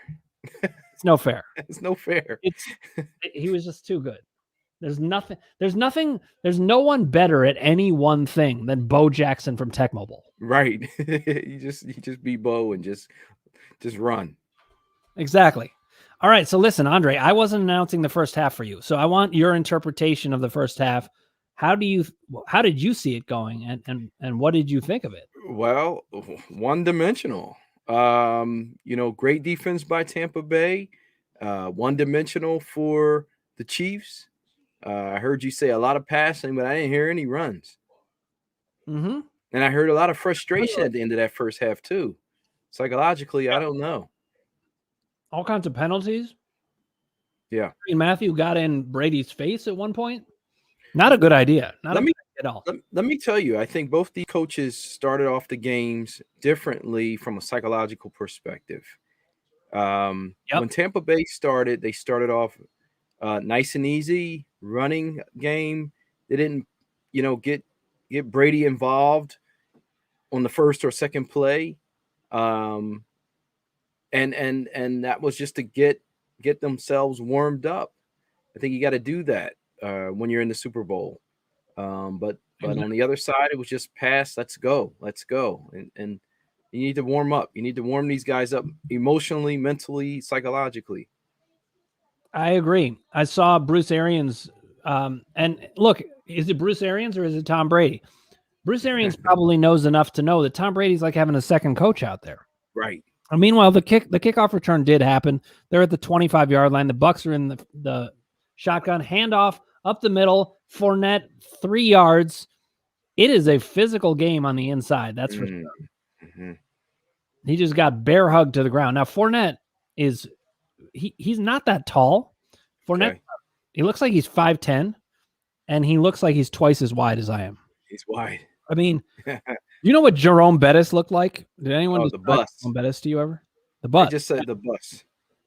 Okay, well, the bus is a good description for him, but I'm going to explain what he looked like in a second, but here's the next play. Brady's in shotgun, 5 wideouts, 2nd and 7. Evans in motion. Quick throw. It's a slant to Antonio Brown. He picks up 3 yards. We got 3rd and 4. That was a great design play, actually. The Chiefs played that very well. This is one of those things that you don't always see if you don't understand the game so well.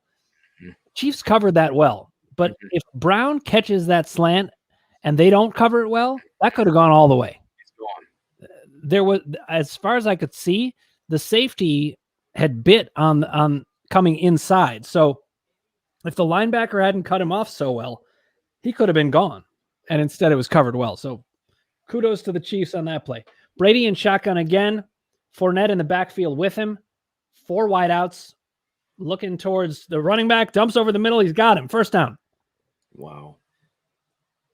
And Fournette ran over a defender there. Just completely ran over him. He caught the pass over the middle. The first tackler couldn't stay with him.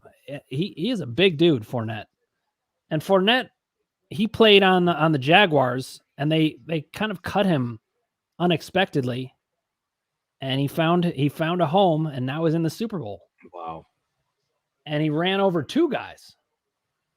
Okay, That's just the 44 handoff to the left. Fournette's got some room, cuts it back, closed off nicely, and bear tackled by 5 Chiefs.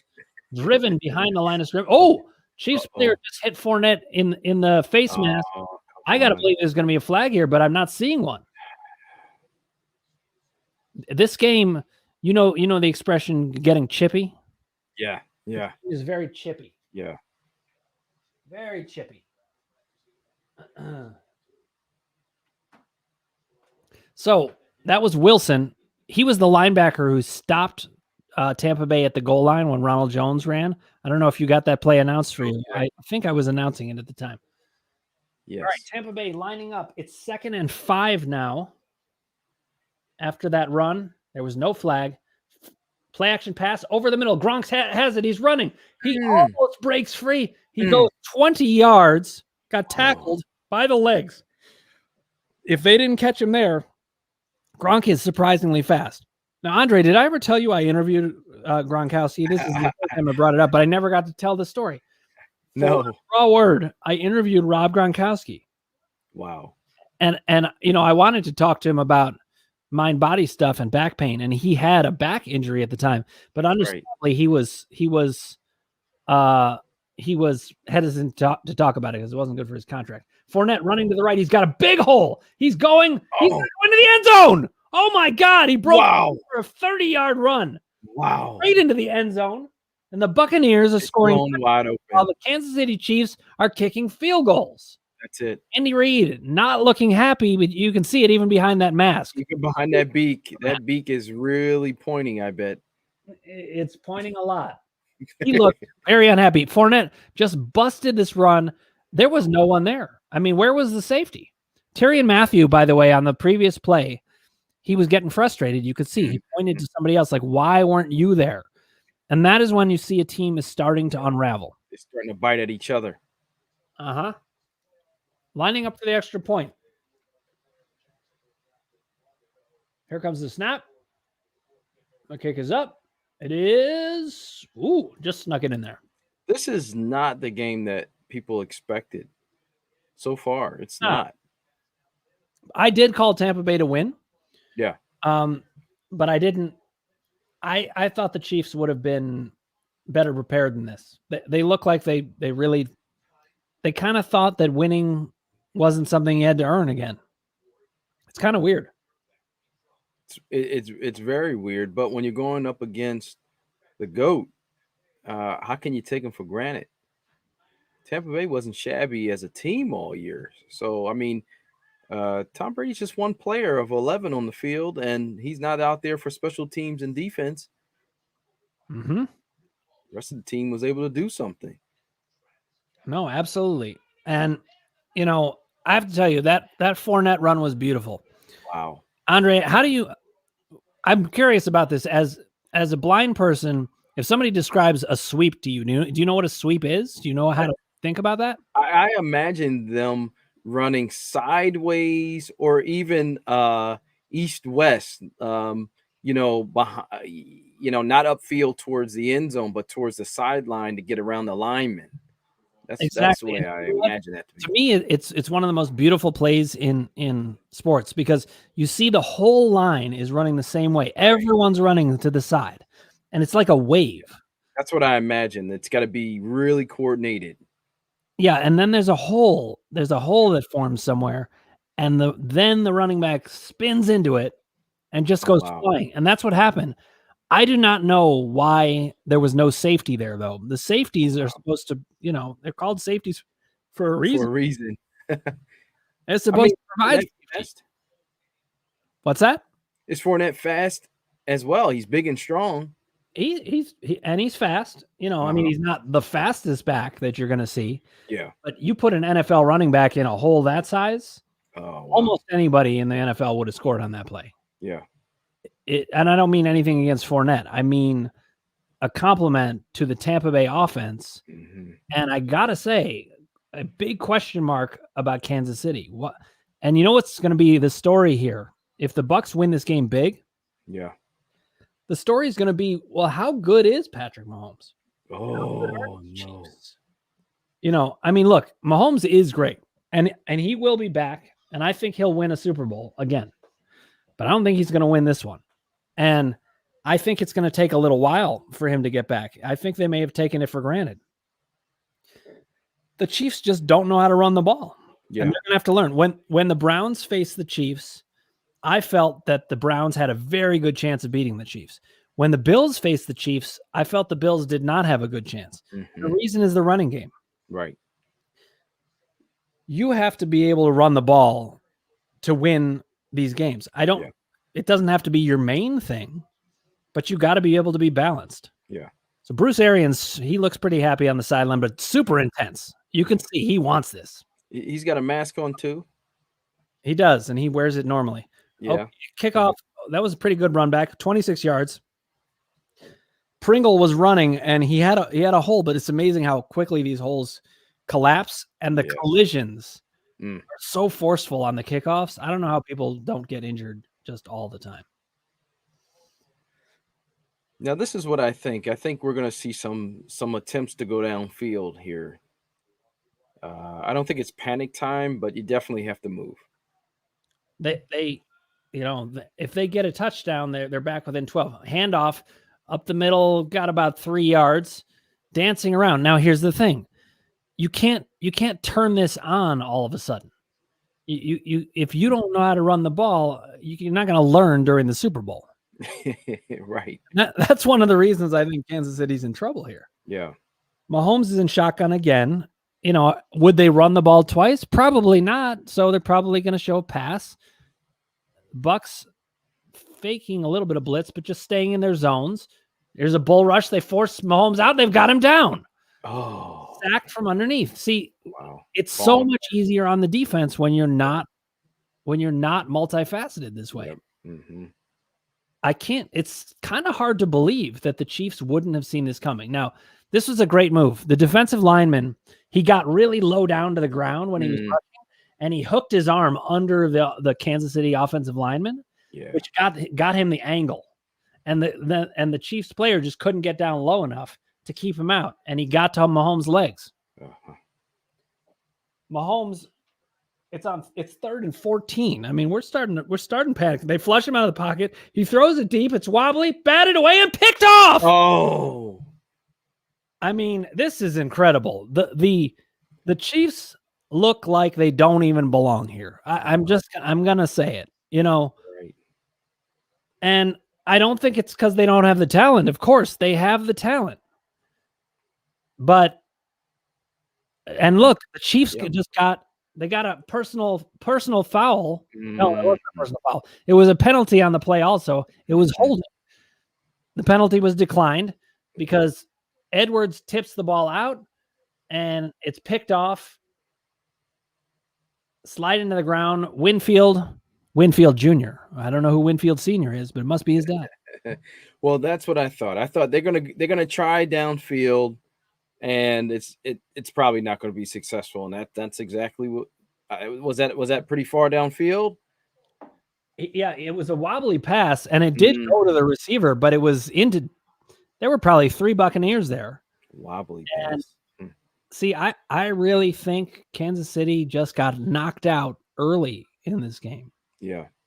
And they never found a way to recover. Yeah. You know, a team has to be very mentally tough, especially to repeat. You know, I never take it for granted that somebody's going to repeat. Right. Well, when you're Tom the champ, Brady, I would say, you know, if he's trying to repeat, I'd bet on him. right. But he's not an ordinary human. No, he definitely isn't. Now, Andre and I played in a football pool for years. You remember these years? We'll get back to it at some point when our kids are older and we have time on our hands. Right. But right. we used to pick the games. And remember in the Super Bowl, I remember the goal was to get in first place so that you could pick the team you thought was going to win. Right. And then the second place team would pick the opposite. Right. You had to get the Super Bowl right to win.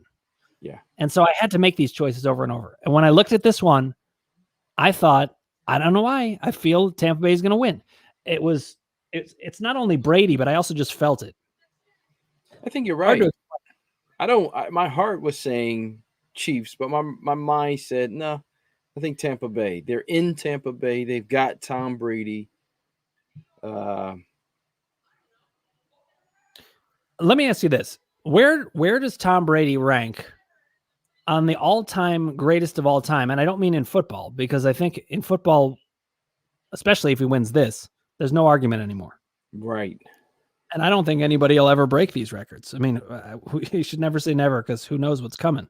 But is Tom Brady the greatest of all time in all sports? No. All right. So who? I hate to have this conversation on the day he's probably going to win his 7th Super Bowl, but but no. You do that for players that are great athletes that can play multiple sports, that have won, championships. I mean, the greatest quarterback of all time, yeah. But right, so who is the greatest athlete of all time? By the way, Brady is under center, and now they can start running the ball with purpose to wind down the clock. There's 6:20 left in the third. There's still plenty of time. Yeah. Play action pass, plenty of time. Throws to Fournette. He's got it on the run. The Chiefs don't look like they have anything covered. And man, Fournette is bringing the fight. He got right up in Breeland's face. They had to knock him out of bounds. Fournette looks like he is hungry. He looks like a dog that is chewing on somebody's leg. I mean, now I have a whole different picture of him in my head now. This is one Big thing. Teeth. This is one thing people don't understand. You have to be hungry to win a Super Bowl. That's right. I don't think the Chiefs were hungry. I really don't. I think they had just, Right. You're a little satisfied from last year. Yep. We got another commenter from James End. He says, hey James, how you doing? Thanks for watching with us. And bounced back. Wow, Fournette ran to the right and bounced all the way back to the left. Fournette is he's not going to win the MVP because Gronk already has 2 touchdowns, and let's face it, Brady is likely to win the MVP. But I will say Fournette is third. This guy is putting them on his shoulders, and this is eating up clock. Tyrann Mathieu was riding on him, and he just kept going. He was on his back like a backpack. Wow. Like a backpack. He was. It was like a human backpack. Taking him to school. James N saying, hey, tell us James. about yourself, James. Is this someone you know, Andre? Or maybe not. Handoff to the right. It's Jones. He cuts through. It looks like he gets close to a first down.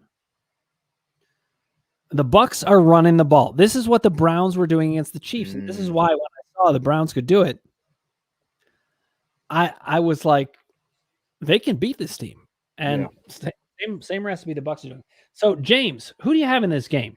Tell us who. It looked like we had a comment come up for a second there, but it disappeared. So hopefully they'll put it back up for us. Yes. Neighborhood Sports Showdown. Hi, guy. Yay. Brady. Oh, wow. This is an interesting. I love this. Listen to this. We were talking about the best of all time. He says Brady, by the way, Ronald Jones just ran the ball out of bounds, 1 yard gain, but he got the first down because they were 1 yard short of it. Yeah. Neighborhood Sports Showdown says Brady cannot hold Bill Russell's jockstrap. Yeah, Bill Russell. Right. Is the greatest winner in American sports. Right. Okay. Let's have this argument. Is that what you think, Andre? Yeah, I had guys like Bill Russell, LeBron James in my mind, And what about Michael Jordan? Yeah, I like Jordan. Warm on Jordan, huh? You like LeBron better than Jordan? Yes. Why? First of all, I was a Detroit Pistons fan. Oh my God. Uh-oh. All right. Play action pass. It was thrown to the end zone, but it was out of the reach of wide receiver Hudson. I don't know who Hudson is actually. But Brady just missed it. That was about 2 yards short of being another touchdown. Yeah. But fans out there, keep the comments coming. Mm-hmm. Neighborhood Sports Showdown says Bill Russell 11-0. That's hard to argue with, but we'll see if we can. Guys, I want you to keep the comments coming and to subscribe if you haven't already. Click like if you like what you're hearing. Ring the bell for notifications. But it is great to have you guys with us. That was a great catch, but he's out of bounds. Godwin. All right, Brady floated this beautiful pass, and Godwin turns around in the air, reaches up, and let's see what happens with his feet. How does he not stay in? Oh my God, it was amazing. Okay, so he never got his feet down at all. He had to leave his feet so high that he landed completely on his elbow. His feet never came down because he almost flipped in the air. All right, let's keep having this Bill Russell discussion in between plays. So, Neighborhood Sports Showdown, we're going to get to this Bill Russell argument. I have a different take. Bill Russell's way up there, but he's not my number one. Snapped over Brady's head. Brady runs and that was a loss of about maybe 15 yards. And that breaks some momentum. That momentum. Way. They had a chance at that football. By the way, if any of the guests that are talking know Andre, just let me know. Definitely Neighborhood Sports Showdown. Yes, they cover local sports. Yes, they cover local sports here. So do you know this person personally, or actually, if I can say who they are, it's Sergeant Jonathan White from last week. Oh yes. Man, he's another commenting MVP. Okay, this is a long field goal, and they're kicking it up, and it is good. Drilled. Okay. Now, that's some clutch kicking by Ryan Suckup, because after that snap goes over his head, you figure they're losing some momentum. And instead, you take that all day. They ate off a huge amount of clock. The Neighborhood Sports Showdown says, bingo! Well, the thing is that the Neighborhood Sports Showdown showed a lot of neighborhood sports, high school teams, little league teams here in the area, just supporting the community. Nice. Yeah. And so this is in Philadelphia because Andre is from Philly. Are you still in where are you living now? I'm right outside of Philly. So yeah. In West Philly still? Right outside of West Philly. I'm not in West Philly anymore. Just in the Delaware County, closer to where we went to school. Yep. Man, they're showing Mila Kunis on TV now. Do you know what she looks like? She's pretty beautiful. Oh wow, she's pretty beautiful. You missed when Claudia Jordan was on. Also, no, I didn't. I listened to her. I like her. Oh, voice. You did? Yeah. She's got a silky smooth voice. She's got a silky smooth personality. And here she is on vacation. Neighborhood Sports Showdown says, "Oh, thank you, Dr. Dre, representing Will Smith's neighborhood." That's right. In West Philadelphia, born and raised on the playground is where I spend most of my days. There you go. Chilling, relaxing, all cool. What is it? Shooting some b-ball. I thought I was when a couple of guys who were up to no good started making trouble in my neighborhood. I got in one little fight, and my mom got scared. She said, "You're moving with your auntie and uncle in Bel Air." Hey, are you impressed at all? Am I impressed? Yeah. You have to know that. Yeah, but still, I mean, Andre, I'm a white Jewish guy. You got to give me some props there. Well, for that rap. No, you know what? You're right. Who should get props for knowing Fresh Prince of Bel Air? I mean, he cuts across all genres, all classes, all colors. Will Smith. And I saw. Go ahead. I'm sorry. No, you. I was going to say, and Sergeant White is from he's from West Philadelphia too, so I'm sure he's very proud of you.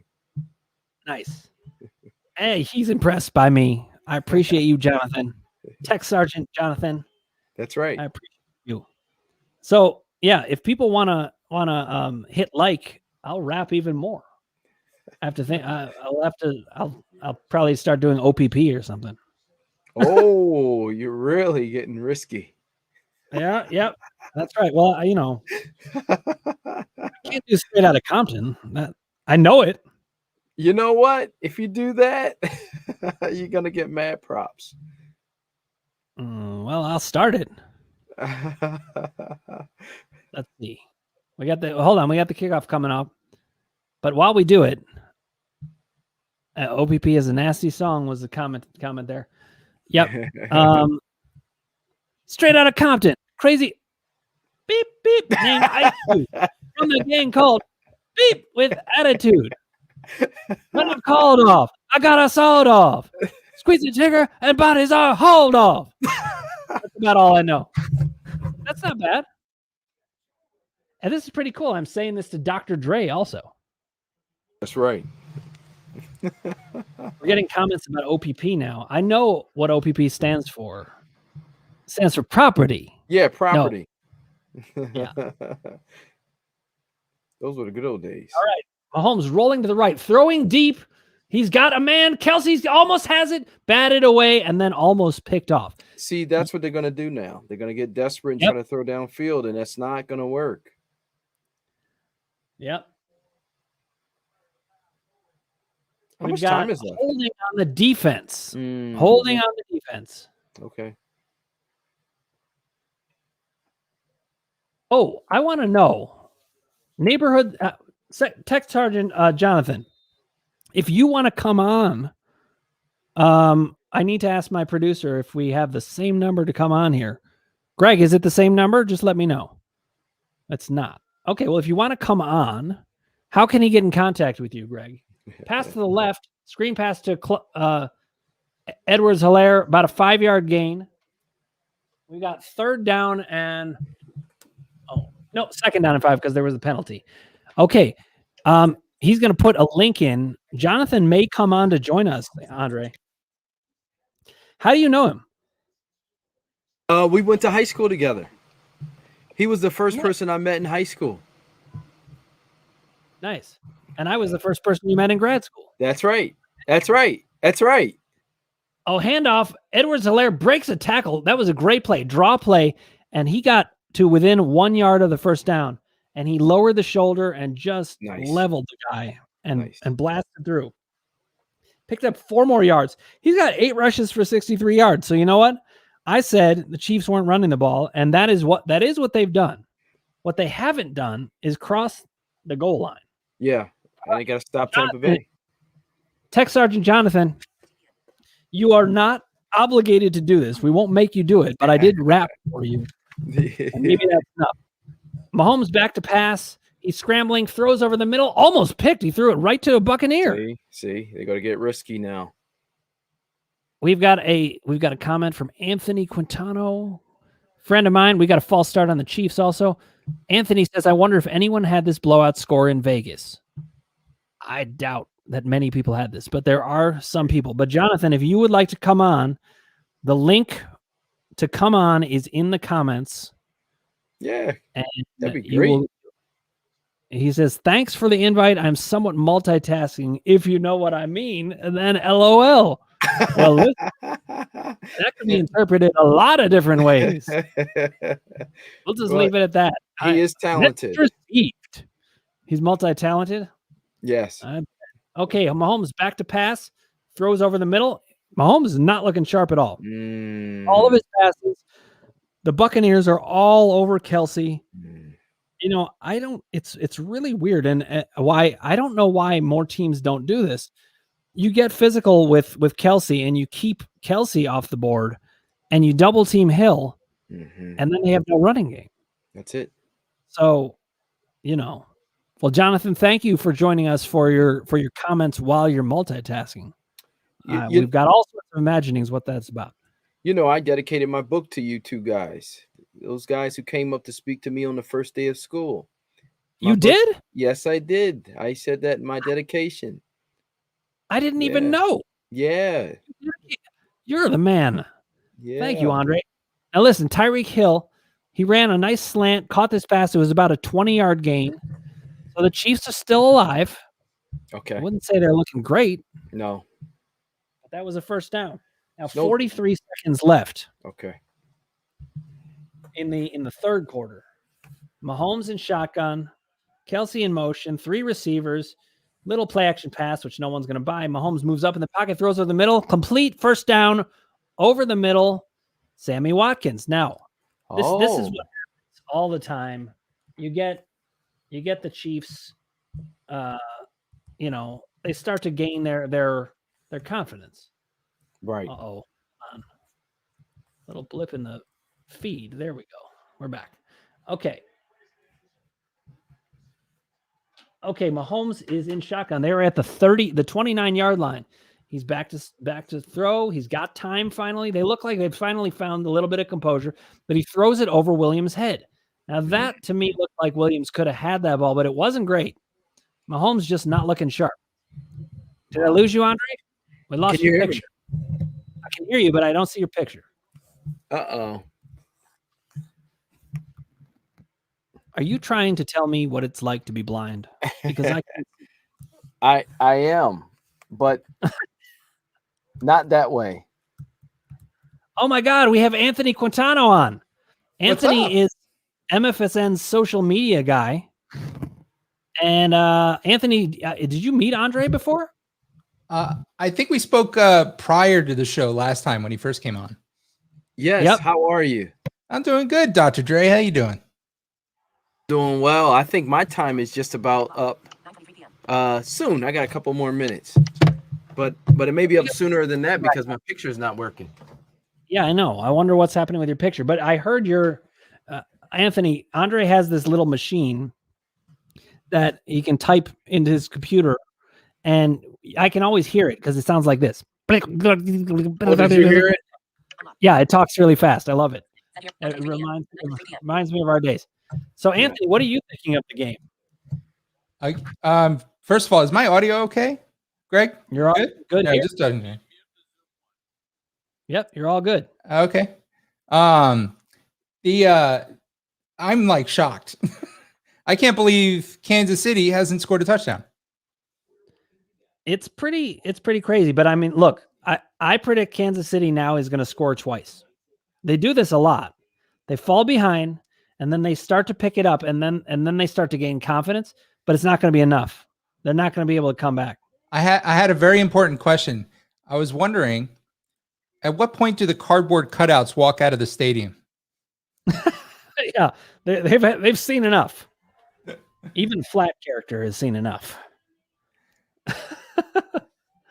It really is funny, you know. It's like a year ago we were starting to see this coming, but a year and a half ago, nobody would have imagined anything like this. You see pictures of these things; it's just staggering.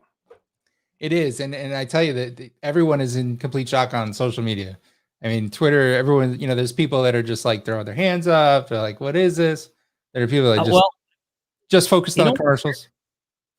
This might sound weird to you, and I'm not saying this to make myself look good. I'm not that surprised because I watched that Browns game, and are the Browns as good as the Buccaneers? I actually think they are. I think it's a pretty even team. The edge that the Buccaneers have is that they've got a few more defensive pieces, but the Browns have better running game. So, and Brady is an advantage over Baker Mayfield, but Baker Mayfield's really good. You see a team that can run. We saw it with the Raiders early in the year. Josh Jacobs. We got Ross the Boss back with us. Welcome back, Ross. So you see a team that can run the ball against the Chiefs, and they start to control the game clock. And we're going to see if the Chiefs can find their footing at all. If they do win this, it's going to be one of the greatest comebacks of all time. The question I have is, and I think a lot of people are going to say is everyone going to put the blame on Mahomes? Is this Mahomes' fault, or is this the team altogether? What is this? What's happening here? I don't think anybody's going to put much blame on Mahomes, although Mahomes has really not looked sharp. I think this is a game plan thing. I think people are going to put it on Andy Reid. That's where it's going to go. Ross, do you agree? Can you hear us? Yes. No, we can't hear you. Wait, Ross, we can't hear you. Ross, we can't hear you. No, I can't hear you. Yeah, I can't hear you. But you look great, and I can read your lips. I can't hear you. If you want me to lip read, I can. I announce for the blind, and I also announce for the deaf because we can't hear you. So here's the question, Dan. We think you're muted. Yeah, go ahead. Do the Chiefs pull it out in the fourth quarter? Or do they come? Because I think Ross predicted, and it's coming very close. Ross predicted 30-20 Tampa Bay. So we're kind of close there. Yeah, I think it's going to end up being I think it's going to end up being 38 to 38-21.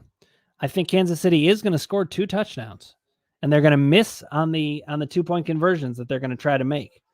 They just don't have enough, and I think Tampa Bay is going to score one more time. But when Ross comes back, we got to tell him he was muted. I think that's what's happening.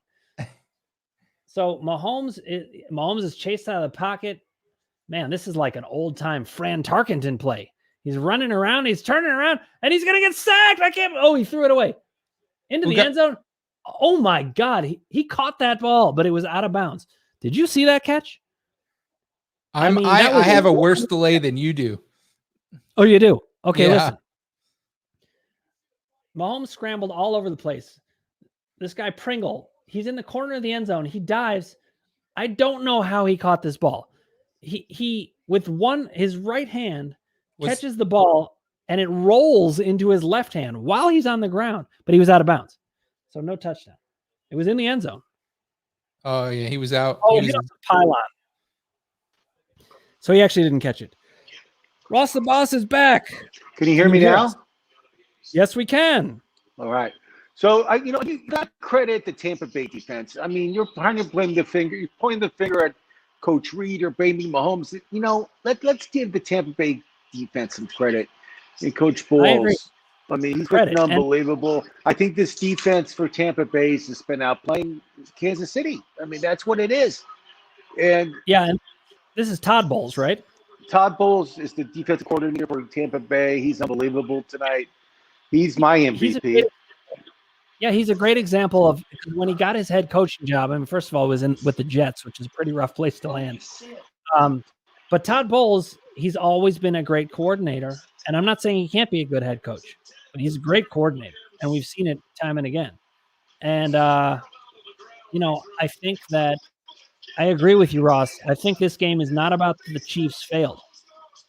They didn't do some things well, but this is a success of the Buccaneers. There are games where you blame a team, but this was just Tampa Bay wanted it more. You can see it. Yeah, and they scored 31 points. I mean, everybody thought, including myself, I thought Kansas City was going to 31 points tonight at least, and they only have 9. So there you go. It's a Tampa Bay defense with a mixture of Mahomes having an off day too. I mean, he's not playing that great. I agree with you on that too. Did you see this play? It looked like Fran Tarkenton. He's just running around. Well, you got to remember his two offensive tackles are hurt. I mean, he's down. They're down to like a 3rd-string tackle and a 2nd-string tackle starting in the Super Bowl, which is a huge letdown. Yep. I feel that you can see it happening with the line. I mean, the line's just folding like chairs right now. But I mean, this game's over. Let's turn off the lights. The party's over. Let's hopefully. How much are these mistakes? I mean, a lot of people are also saying that the officiating is really one-sided tonight.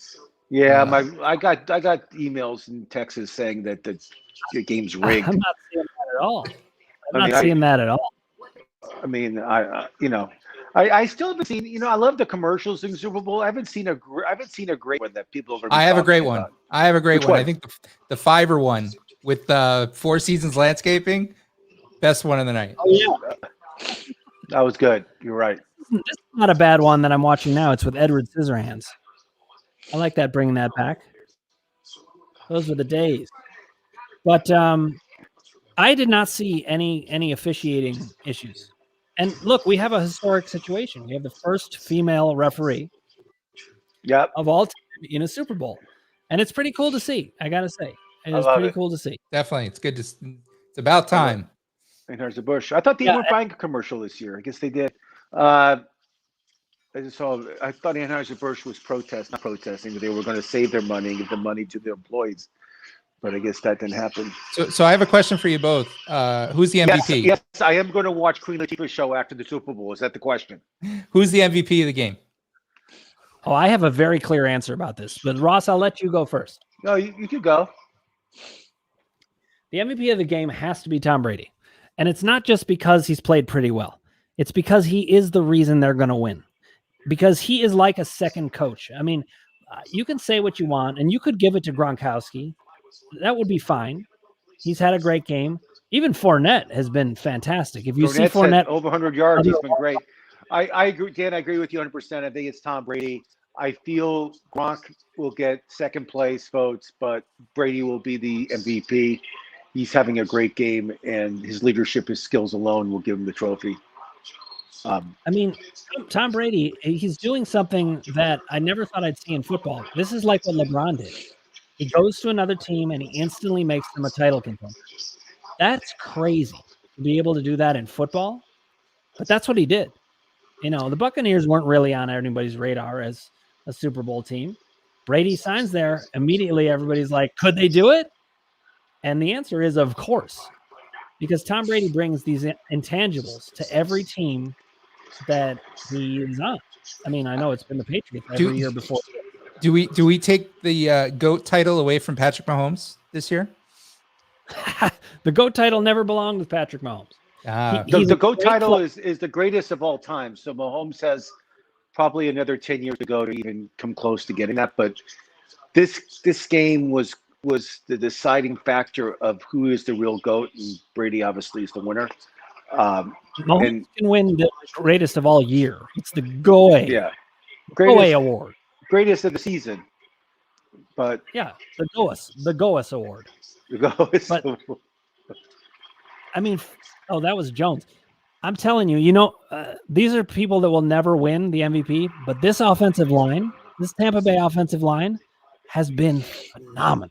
Yeah. They deserve a huge amount of credit. I don't care what anybody says. Refs didn't do this. Mahomes didn't do this. Reed didn't do it. The guys who did it are this team, the Tampa Bay Buccaneers. They did it. They were hungry. Well, the reason Brady went to Tampa is because their offensive line is great. I mean, he knew he'll get protection there, and that's one of the reasons, the deciding factors he went there. Also because their offensive weapons, but their offensive line is one of the best in football. It's another first down. Can you believe, though, how they're running on the Chiefs? I mean, they're winning this game on the running game. They're winning it because the Chiefs can't score. They're winning because their defense. 9 points. It's really the, and I would say, think about it, Dan. Kansas City has not scored a touchdown. It's the fourth quarter. And actually, the linebackers of the Buccaneers have been unbelievable. They're all over Kelsey. Right. Yeah, they've been unbelievable. And also, you got to remember, Kansas City's been averaging 31 points a game this season in the regular season. 31 points. They have 9 points right now. All field goals. Mahomes doesn't. I mean, if there was a prop bet betting Mahomes would not have a touchdown pass, you'll probably get like 50-1 odds on that. And I would never ever say he would never not have a touchdown pass tonight. And right now he doesn't. Yep. And we're actually closing in on that window. So Dan actually predicted that he thought that Kansas City might score 2 more touchdowns before the end, but I think that window is closing. It's not happening. In the last drive, it needed to happen there. I thought it was happening there, and then they would have. I would have said the same thing you did. You're not alone, so don't feel like you made a mistake, because I never see Mahomes not. This is his worst game I think I've ever seen him play. In his career. I mean, this is it. This is his worst game. Yep. Yeah, I think they really got it, and it got in their heads in the first half, and it just really consumed the Kansas City Chiefs. Oh, there's Bruce's mom. They show Bruce's the coach's mom in the stands. It's great. How old is she? About 200, but she looks great for her age. I don't know. They didn't say her age. Women, they don't tell women's age. Oh, they say she's 95. I got my assistant here. Yeah, when you get over 90, Ross, they start to say the age again, because it's like she's 95. She still can bench over 300 pounds. She runs 5-minute miles. She's in unbelievable shape. She wants to go out there and play. Actually, she looks great. Yes, she does look great, and it's great. Bruce Arians is going to win a Super Bowl. Yep. She got to see it. She got her wish that her son won a Super Bowl, which is great. And I'm definitely going to say it right now. I do not feel Tom Brady's going to retire. You heard it here first. Not after this. Dan Ratner making a bold prediction that that Tom Brady will not retire after the game. So I will tweet that as soon as I'm done with you, and I'll let everybody know because I think people are waiting to hear that from you. I tell you what, though, it would be good to go out on a high note and just wrap it up. That's what I was saying. I mean, guys, we have 43 we have years old. McCullough with us. Yes, guys, in the house we got Sully McCullough. Sorry, I was watching the game. I was so engrossed in watching basically this one-sided Tom Brady coronation. Yeah, exactly. I mean, and when we say this one-sided Tom Brady coronation, we're talking about the last 2 decades, right?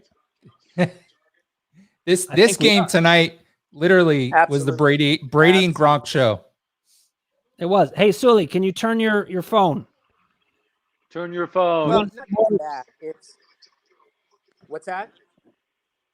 Can you turn your phone? Wait, what's happening with my We're going to see more of you. And your lighting, turn your lights on or something. You look like a silhouette. Rotate it this way. Sully, I'm excited for our basketball game. Our basketball show tomorrow.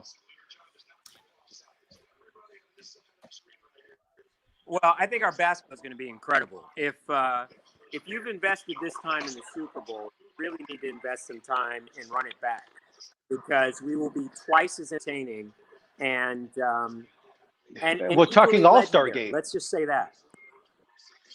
Yeah, we're talking All-Star game. Absolutely. I'm going to reveal my. I can't and wait. Not only that, I cannot wait to hear your selections. All-Star game. I voted. I had so much fun voting for the NBA All-Star game. I did it like 5 times.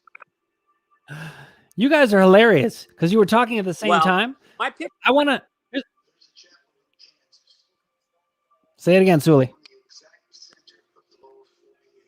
I said, it was interesting. I did my picks last night, and it surprisingly was pretty easy. There's some guys that are on the bubble that I definitely want to break down with the boss. This is going to be exciting. Listen, let me give you guys a shout out because it's different when you give a shout out to your own show. But I'm going to say this. I've seen 2 episodes with you guys, and it's a conversation that I want to climb inside. I'm like, get me in there. Here I am. Oh my God. We have a surprise guest for Ross the Boss. Well, Ross, do you see the screen? Hey, Brady, bring me my sheet. Bring me my sheet. We got him. Bring me my sheet. Let's look at the bets we had today as a ton. I guess if you bet against Tom Brady today, shame on you. If you bet against Rob Gronkowski, shame on you. Here's the bets for today. Here's the bets, okay?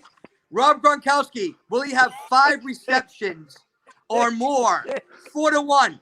Rob Gronkowski, 6 receptions, 9-1. Winner. Will Rob Gronkowski score a touchdown? 2.5-1. Winner. Under 49.5. Looking good. Buccaneers, 88 +3. +3. I think they're gonna cover the 3. Will either team score 3 straight times? I said no. It's a no. Last score of the first half.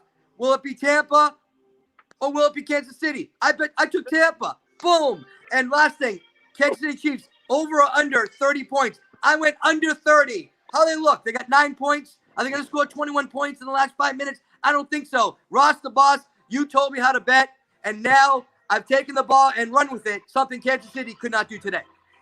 Kansas City has not been able to run. I got a question for you. This is great. Go ahead, Sully. What's your question? Bruce, I got a question for you. I'm listening. And did you take the over 100 bandaged the weekend guys on the football field? What was the over and under on that? Oh, Sully, that went off the board because James Corden tipped the punchline during his little bit in the pre-show, so they took it off the board by game time. So Bruce is just he's ruling the prop. Right. Well, I mean, the thing about Bruce is this: his Patriots did not perform this season, so he has to live his football through Brady, which is understandable. It's fine. I get it. I mean, I went with Brady and I went with Gronkowski. I don't even know. He named his kid after Brady, which is. I don't know who half these Buccaneers are, Ross. I'll be quite That's honest great. with you. I know the defense is going to do it. Uh-oh. Kansas City is at the 40. Bruce, the game's over. Bruce, I know it's the over. game's But, no, but we don't want it to go over. I have under 49.5 on an in-game. Yeah, this It's just business at this point.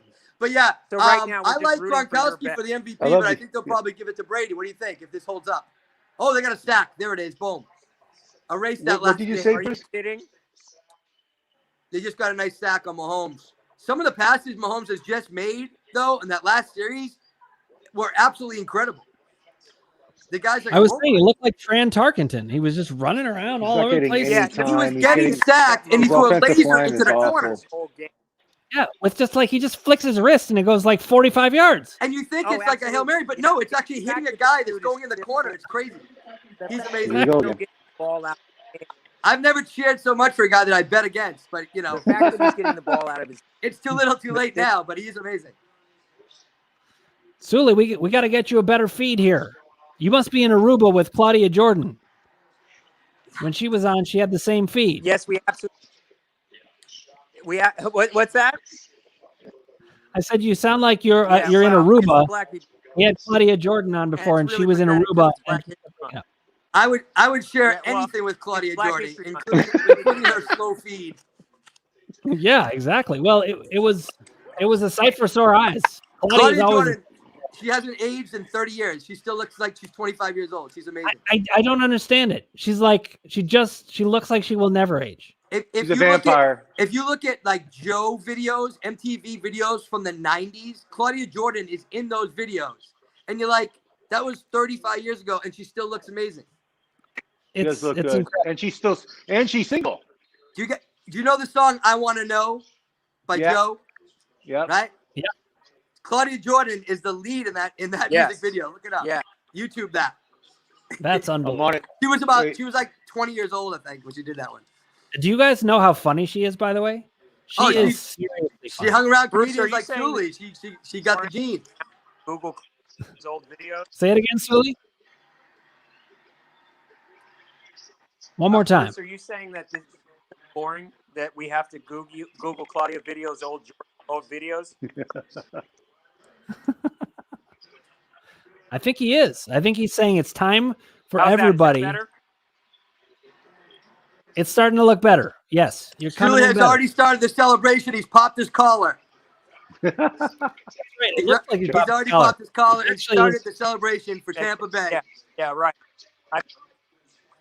It's incredible that they're the home team and Pulled they're my going to win the mask Super down Bowl. low, so It is. I've been saying that, Bruce.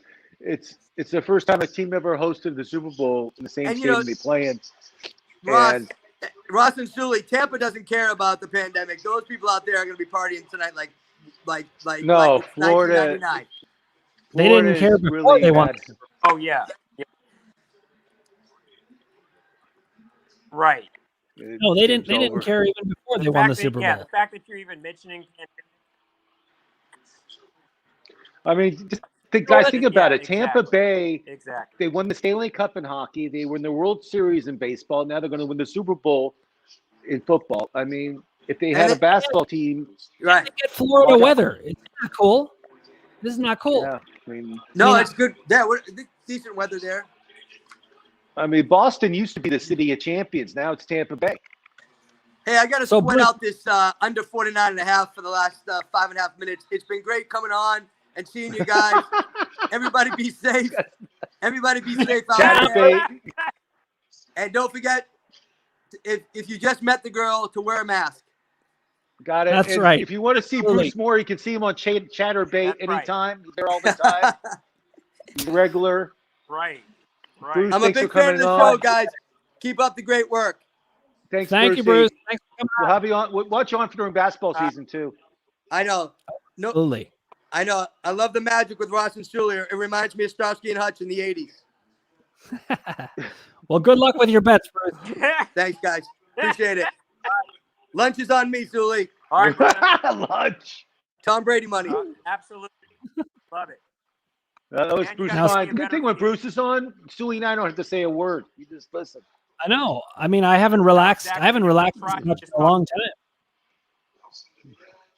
He just keeps going. No, Bruce mean- carries the heavy lifting. Loud talking. He really does. Yeah. He really, he came on and I just relaxed. I was like, well, I don't even need to host anymore because Bruce is here. No, when he hosts, he does a show every Tuesday on Instagram. He doesn't let the guests talk, so he just talks the whole time, and the guest just stands there and listens. It's like a therapy session. It's unbelievable. I know. Well, in this case, he wasn't letting the host talk, and it was fun with me. All right. No, Bruce came on. I was giving a shout out to Run It Back with Sully and the Boss. So let me finish that. You know, this is a conversation. It's like the kind of conversation. What's that? Say it again, Sully. I said, please do. Thank you. Please All right. do. So listen. Please give Run It Back to. This is like those conversations that you have when you connect with another basketball fan, and you're like, oh, we're going to talk about every aspect of basketball. And you just want to get so deep into it. You know, you can feel how much the love for the sport is. So that's a shout out to you guys because it comes through. So much good stuff has happened this week. Well, so much good stuff has happened this week in the NBA. I can't wait to talk about it tomorrow. We're doing our NBA picks. We'll talk about Kevin Durant being pulled from the game. That was unbelievable. I was watching that game when that happened. We'll talk about it tomorrow, but that Bruce Sully, he was mad too. I mean, he walked off the court. He was angry. He tweeted about it too. We'll talk about it. As he should be. And we talk about these players being overpaid and coddled. I loved that passion. That dude was mad. He wanted to play. We'll talk about it. And they ended up losing that game. They didn't lose. They got destroyed. And Sully, did you watch the game last night with Dallas and Golden State? Talk about Wardell Curry. 11 3-pointers. We'll talk about it wasn't bad. Stephen Curry 50 plus. Hey guys, we want to welcome Casey. Sully, have you met Casey? Back. I think we met once before. Yeah. How are you? Casey, how's it going, my man? Casey, I want to apologize to you that we couldn't have you do your Super Bowl show. I know you planned a whole halftime show. You had saw some Hamilton that you choreographed costumes yourself. and everything. You had all the raps you memorized for Hamilton, and the pasties were painful. I had to take them off myself. You were bumped for Larry the Cable Guy, and I want to apologize for that. But Larry kept talking and talking. So, did he get his teeth fixed? That's all that matters. No. Larry is missing a tooth, and it's not going to get fixed till March. so we had Larry the Cable Guy on like 2 months ago, and he's missing his front tooth, like literally, he's missing it. And listen, he said, "Oh wait, I want to tell a story." His jersey behind me on this. This was a Michael Jordan USA basketball jersey. After watching The Last Dance, I was like, I need one. And I found one on eBay and I ordered it. And then I looked at the fine print and it was ordered from Poland and it was coming over during a pandemic on a ship. So it wasn't going to get there. It wasn't going to get there for like 2.5 months. So I think that Larry the Cable Guy ordered his tooth from Poland. and he's not getting it fixed till March now. He's not getting it fixed till March. And Larry's worth like $100 million, and he's a very, very wealthy guy. I mean, he makes money, but he sneezes. I mean, I don't know why it takes him so long to get his tooth fixed. I just don't understand. So Ross, treat everyone to free teeth. Yeah, he can treat everyone. You're saying he can He treat could get all the Polish teams he wanted. He's a very generous guy. We all have known him for a long time. He's a real deal. He's a nice guy. He's fantastic. I have to say it has been so much fun. I feel like I'm at a Super Bowl party. People just keep coming through. Oh, I get to he just got crushed. This really is. Mahomes just got crushed. He just got crushed. I mean, yeah, it is. Offensive line. Oh no. Don McSue just destroyed him. He got hit so hard teed off. Take away 4 of his commercials. Oh, he got killed. Patrick Mahomes might have just lost a tooth. He could ship it to Larry. Yeah. He used his tooth. I think Larry's got to ship one to Mahomes. They should pull him out of the game. They're not going to win. Right. It's 4 minutes left. And there's 5:03 left. This game is long over. 4:19. All right. Well. Oh my God, he got drilled. Get a good seat to watch the Patrick Brady the Brady acceptance speech. That's right. Exactly. The coronation, as you put it. You're right. Yeah, I think. I was joking though that I don't know if you could hear me when you were breaking up before. When you said this, culmination of the Brady coronation, I was like, were you talking about the last 2 decades? I mean, this guy. What color, guys? I have a question for you guys. Ready? What color would the Gatorade be? They throw on the coach. What color Orange. Gatorade? You like orange? Orange. It's orange or yellow. I think you got. I think red because the red. Go red. Ah. Well, it's interesting. I bet you the Chiefs had red. I bet you the Chiefs had red Gatorade, but it's not going to happen. Penalty. Right. Not going to happen. You know why Mahomes is still in it? He wants to throw a touchdown pass before the game's over. I know. That's the only reason why he's still in Sully. Oh, look at that. Yes. Yeah. We've got a comment from Kristen Noel. She says Ross the Boss's hair looks pretty this evening. He's got his followers. Thanks, Kristen. I appreciate that. That's adorable. It's a new shampoo I'm using, actually. It works pretty well. She's saying hi, boys. Hi, Kristen.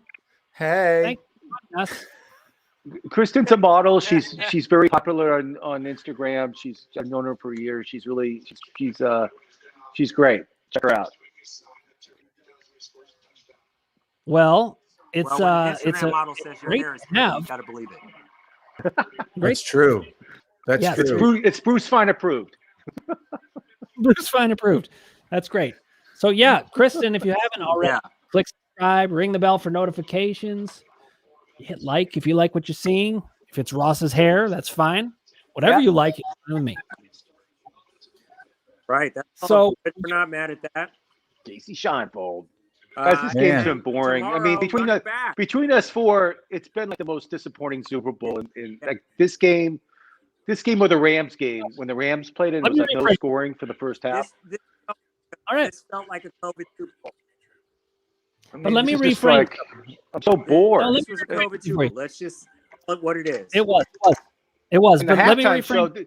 The halftime show is like I don't know who produced it, but they should be fired. No, listen.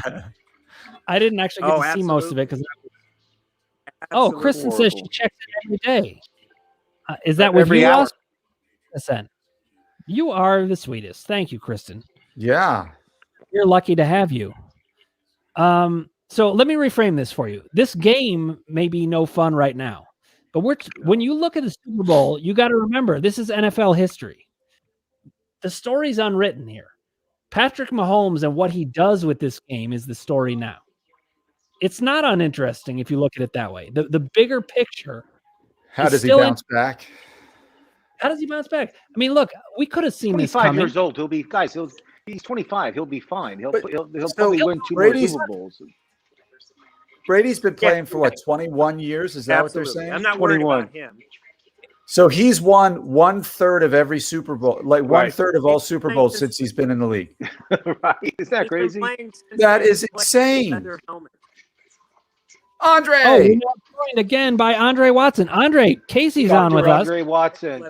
We also have Ross the Boss, and we've got Sully McCullough, who's one of the funniest comics ever. His feed was breaking up a little bit at first, and Sully, I want you to know I was disappointed because every statement out of your mouth is one I enjoy. And I was just like, no, stop breaking up. I need to hear Sully. It's like he's ordering fast food at the drive-through window.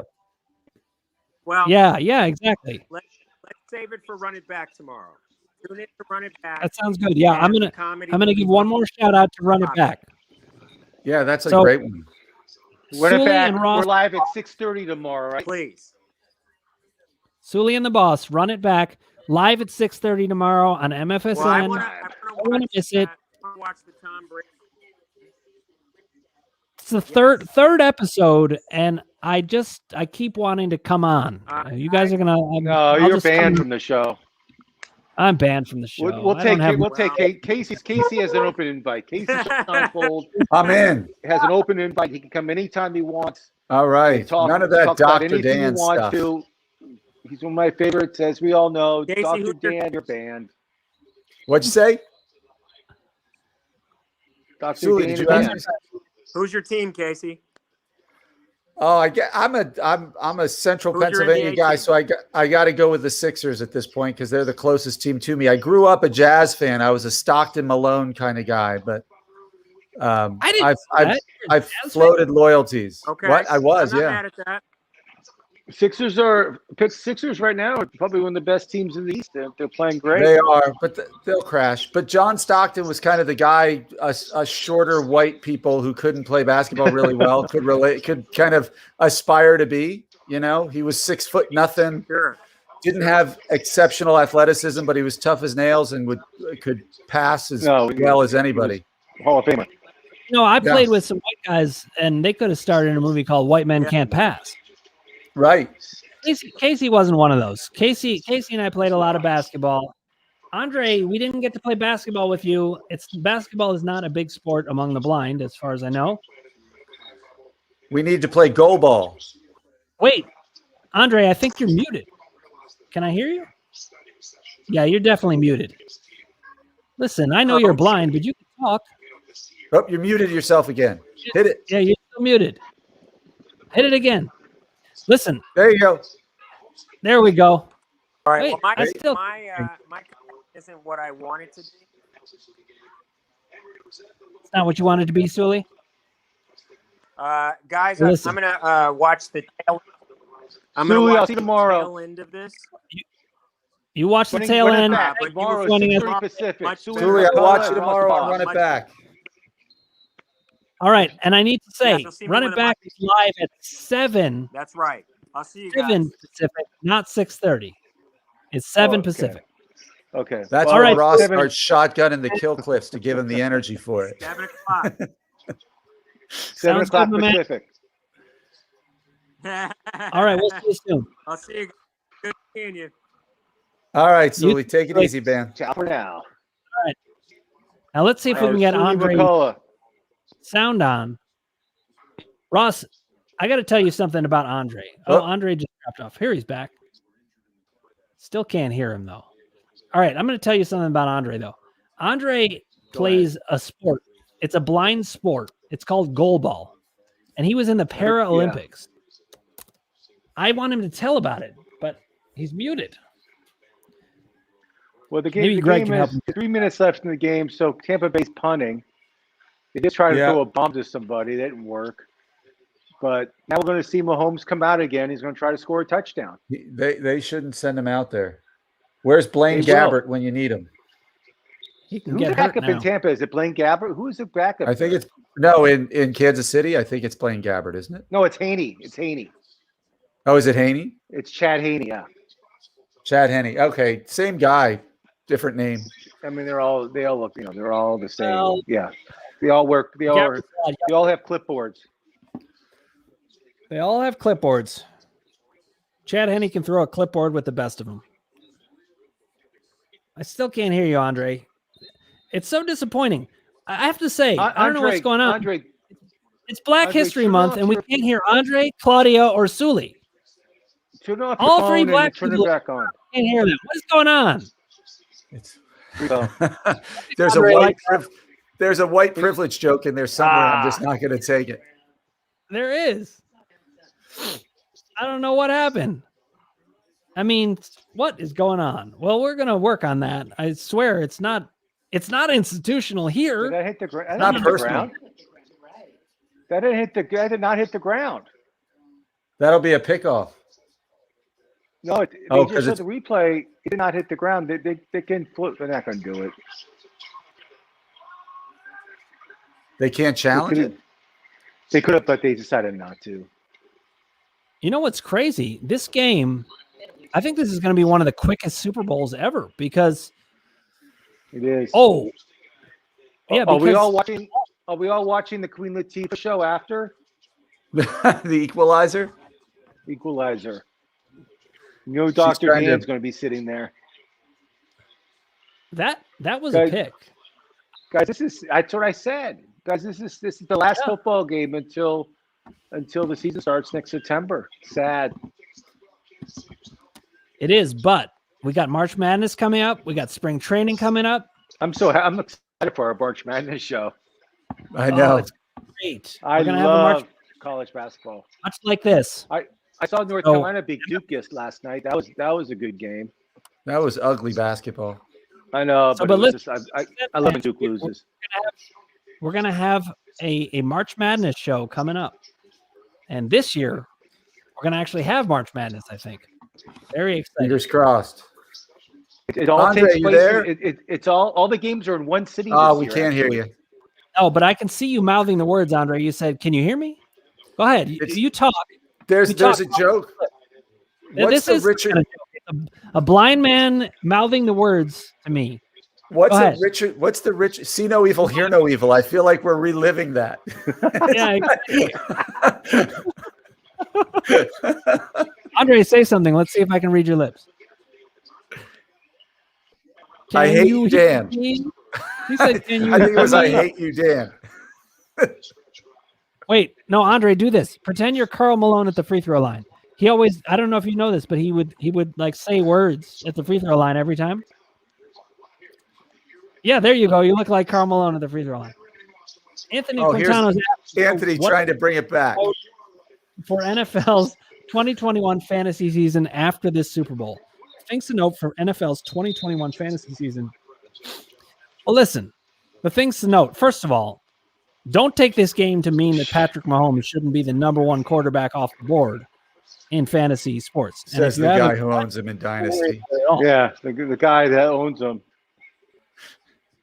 Listen, you know that if you guys aren't the guy who owned them, and you know I'm right. Let's hear it. Okay. Let's see. What fantasy takeaways do we have? Do we think Leonard Fournette and Ronald Jones Jr. are going to be back with the Buccaneers? And if so, will they be useful? Because I think they learned something here. They got a running game. Yeah. Well, it shows you that no matter how good your team is, if you're missing your two starting tackles, you're in trouble. There you go. Good I mean, pass rush. Casey, it's three tackles. They had a tackle that left at the beginning of the season to become a doctor in Montreal. That was an all-pro. Remember? Yep. Yeah. You know what's weird? Nobody's talking about it. Ross nobody's the talking boss about it. is. Well, that's true. You heard it from Ross the boss, but nobody. Well, I haven't really been watching the telecast because I've been announcing it. Wow, Mahomes is Fran Tarkenton move over and over and over. Where he runs Not backwards. Fran Tarkenton move. It's. I have no blocking, so I have to run around like a maniac. Holy crap! Run for your life. Fran Tarkenton. Yeah. It's a giant shit cloud. Run for your life. I'm sorry we can't hear you, man. This is one of the worst Super Bowls I've ever watched. Well, it's not as bad as when the Patriots beat the Rams 13-3. Remember that one? That was bad. One was the halftime show. This halftime show made it worse because the halftime show was so bad and so embarrassing. The halftime show was Larry the Cable Guy. It was fortunately, awesome. Ross. Fortunately, you have really good hair. That's right. And a model approved. I know. Model approved. So hey, Andre, we're going to change basically. I think that's the problem.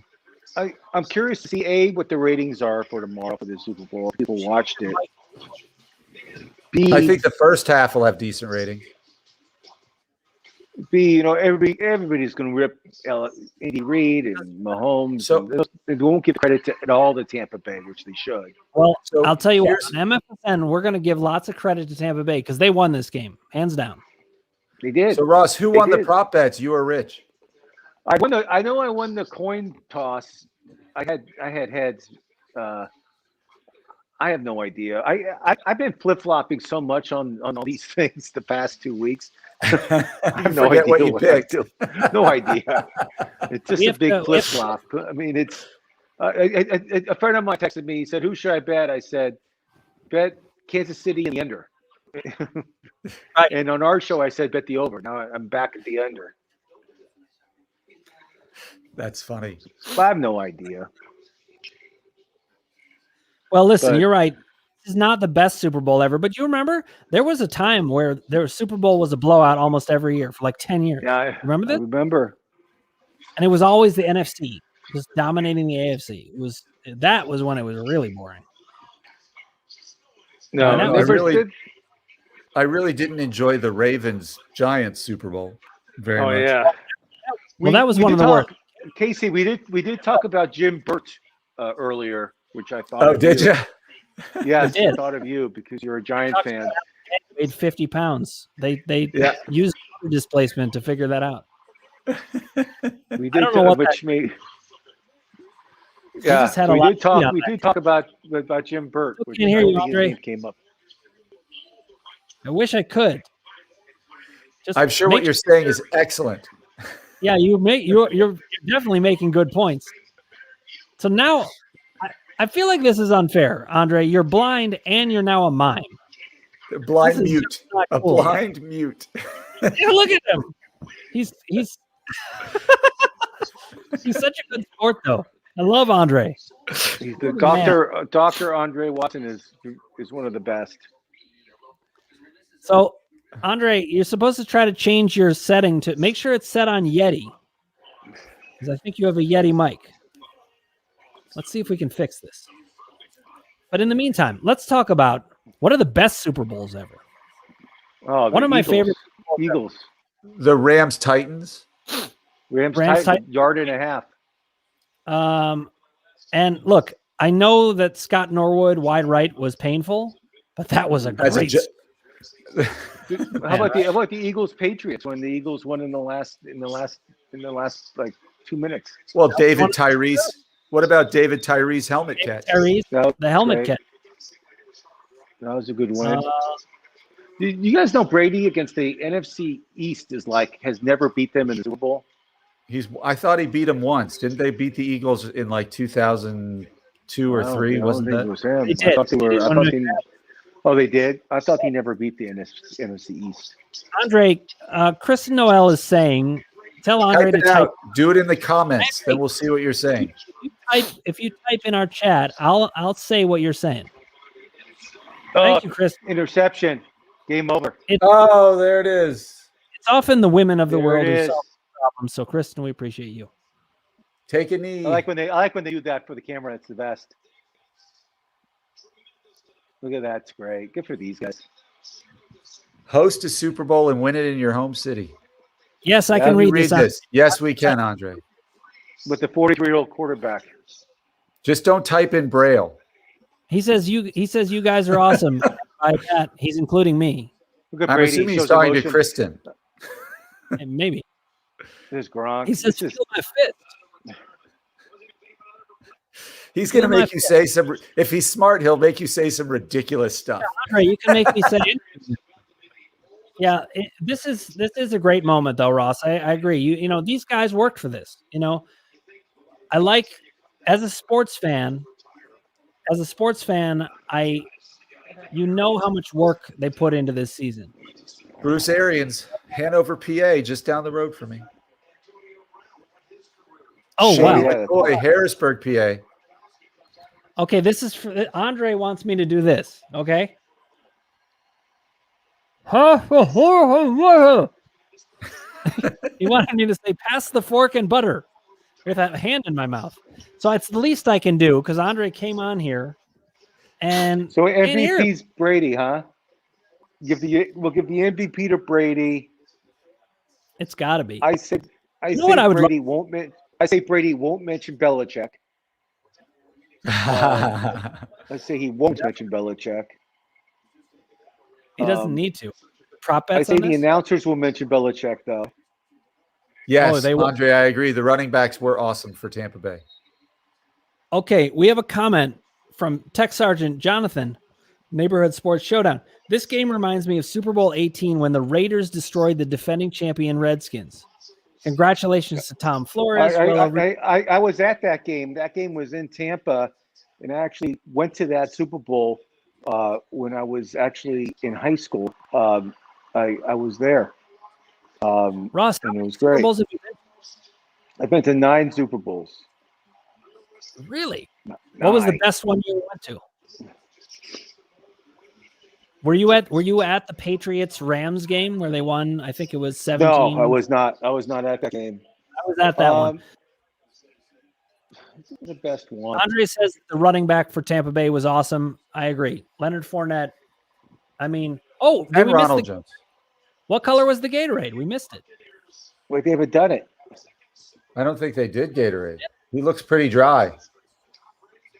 I didn't see I'm it. behind the feed, and he was soaking wet. It was I orange. didn't see it. I saw it. Was it orange? It was orange. I don't know. That's what I picked. So I'm just saying it was. I Prove saw me it on wrong. our show. Prove me wrong. So Tom Brady wins his 7th Super Bowl. First Super without Bowl. He's won 1/3 of all Super Bowls since he's entered the league. And he was drafted in the 7th round. He was drafted in the 6th round. As far as 6th I round remember. out of Michigan, and he was That's also the only drafted unfortunate in baseball. part. He went to Michigan. He was drafted in baseball for the Montreal Expos. I mean, Tom Brady, he just looks like he's what? Who could have a more charmed life? I mean, and he's earned it. He does it himself, but you gotta. He's like, it's like when I used to watch Tiger Woods. You see that kind of excellence, and it's like when I watch Jordan. But Brady is different. He's a different animal than Michael Jordan. Michael Jordan, you could tell, wasn't the happiest. Andre says Tom Brady doesn't eat tomatoes. He doesn't. He doesn't. True, he doesn't He eat eats a lot tomatoes. of avocados.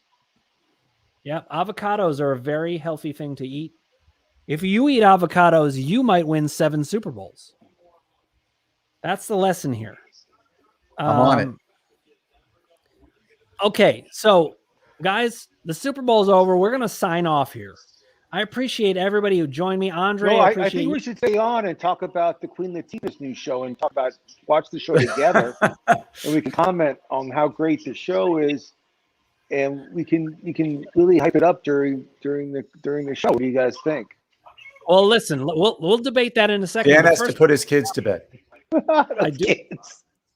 We got another comment. Congrats to Bruce Arians and Todd Bowles. This is Neighborhood Sports Showdown again. Both have Philadelphia connections. Shout out to Philly. Nice job, guys. So I do want to promote the shows we have coming up. We got an exciting week. We've got Run It Back with Sully and the Boss. That's 7 o'clock Monday, Pacific. 10 p.m. Eastern, 7 p.m. Pacific. We've got the basketball Q&A. That's going to be Tuesday night. That's Tuesday night, but I'm blanking on the time. I think it's going to be 9:30 Eastern, 6:30 Pacific. 6:30 Pacific. Kristen's Kristen's a big fan of Queen Latifah. Then we've got on Wednesday, we're going to be doing hockey with Party Marty. Oh, and you know what that means? It means Irish car bombs. Because we're making him use all his Guinness on our shows, and that's just not fair. On Thursday, Did we have the waiver. Did Party Marty come on tonight? I don't Party think Marty so. didn't come on tonight. We got waiver wire on Thursday with me, Ross, and live. Casey and Andre. If you want to call in, you should. We'll get your system fixed, and we'll get you back to speaking because one sentence being cut off is enough. You're not allowed to also be mute. That's not fair. We loved having you, Andre. Hey, guys, everybody out there, thank you for watching. Click subscribe, ring the bell for notifications, hit like if you like what you saw, put your comments below. We'll get back to you. Andre, I'm even going to report this to you. If anybody has questions for Andre, you can get it to them. Thank you, Neighborhood Sports Showdown. Yep. Says we did a great job. Andre says, okay. Andre, And we're all guys, going to wave to you since you are blind. we're waving. He's waving. Everybody, it's been a Andre, great thanks for time. listening. I'm Ross the Boss, and thank you for watching the Super Bowl with us, everybody. We'll do it Dan, again next year. You're a And trooper for doing this. See you as the tomorrow marathon. at 7 o'clock Pacific. Hey, I had a great time. I'm a sports fan. Thank you for All right, watching, everybody. guys. Look forward to seeing you next time on MFSN. All right. Bye.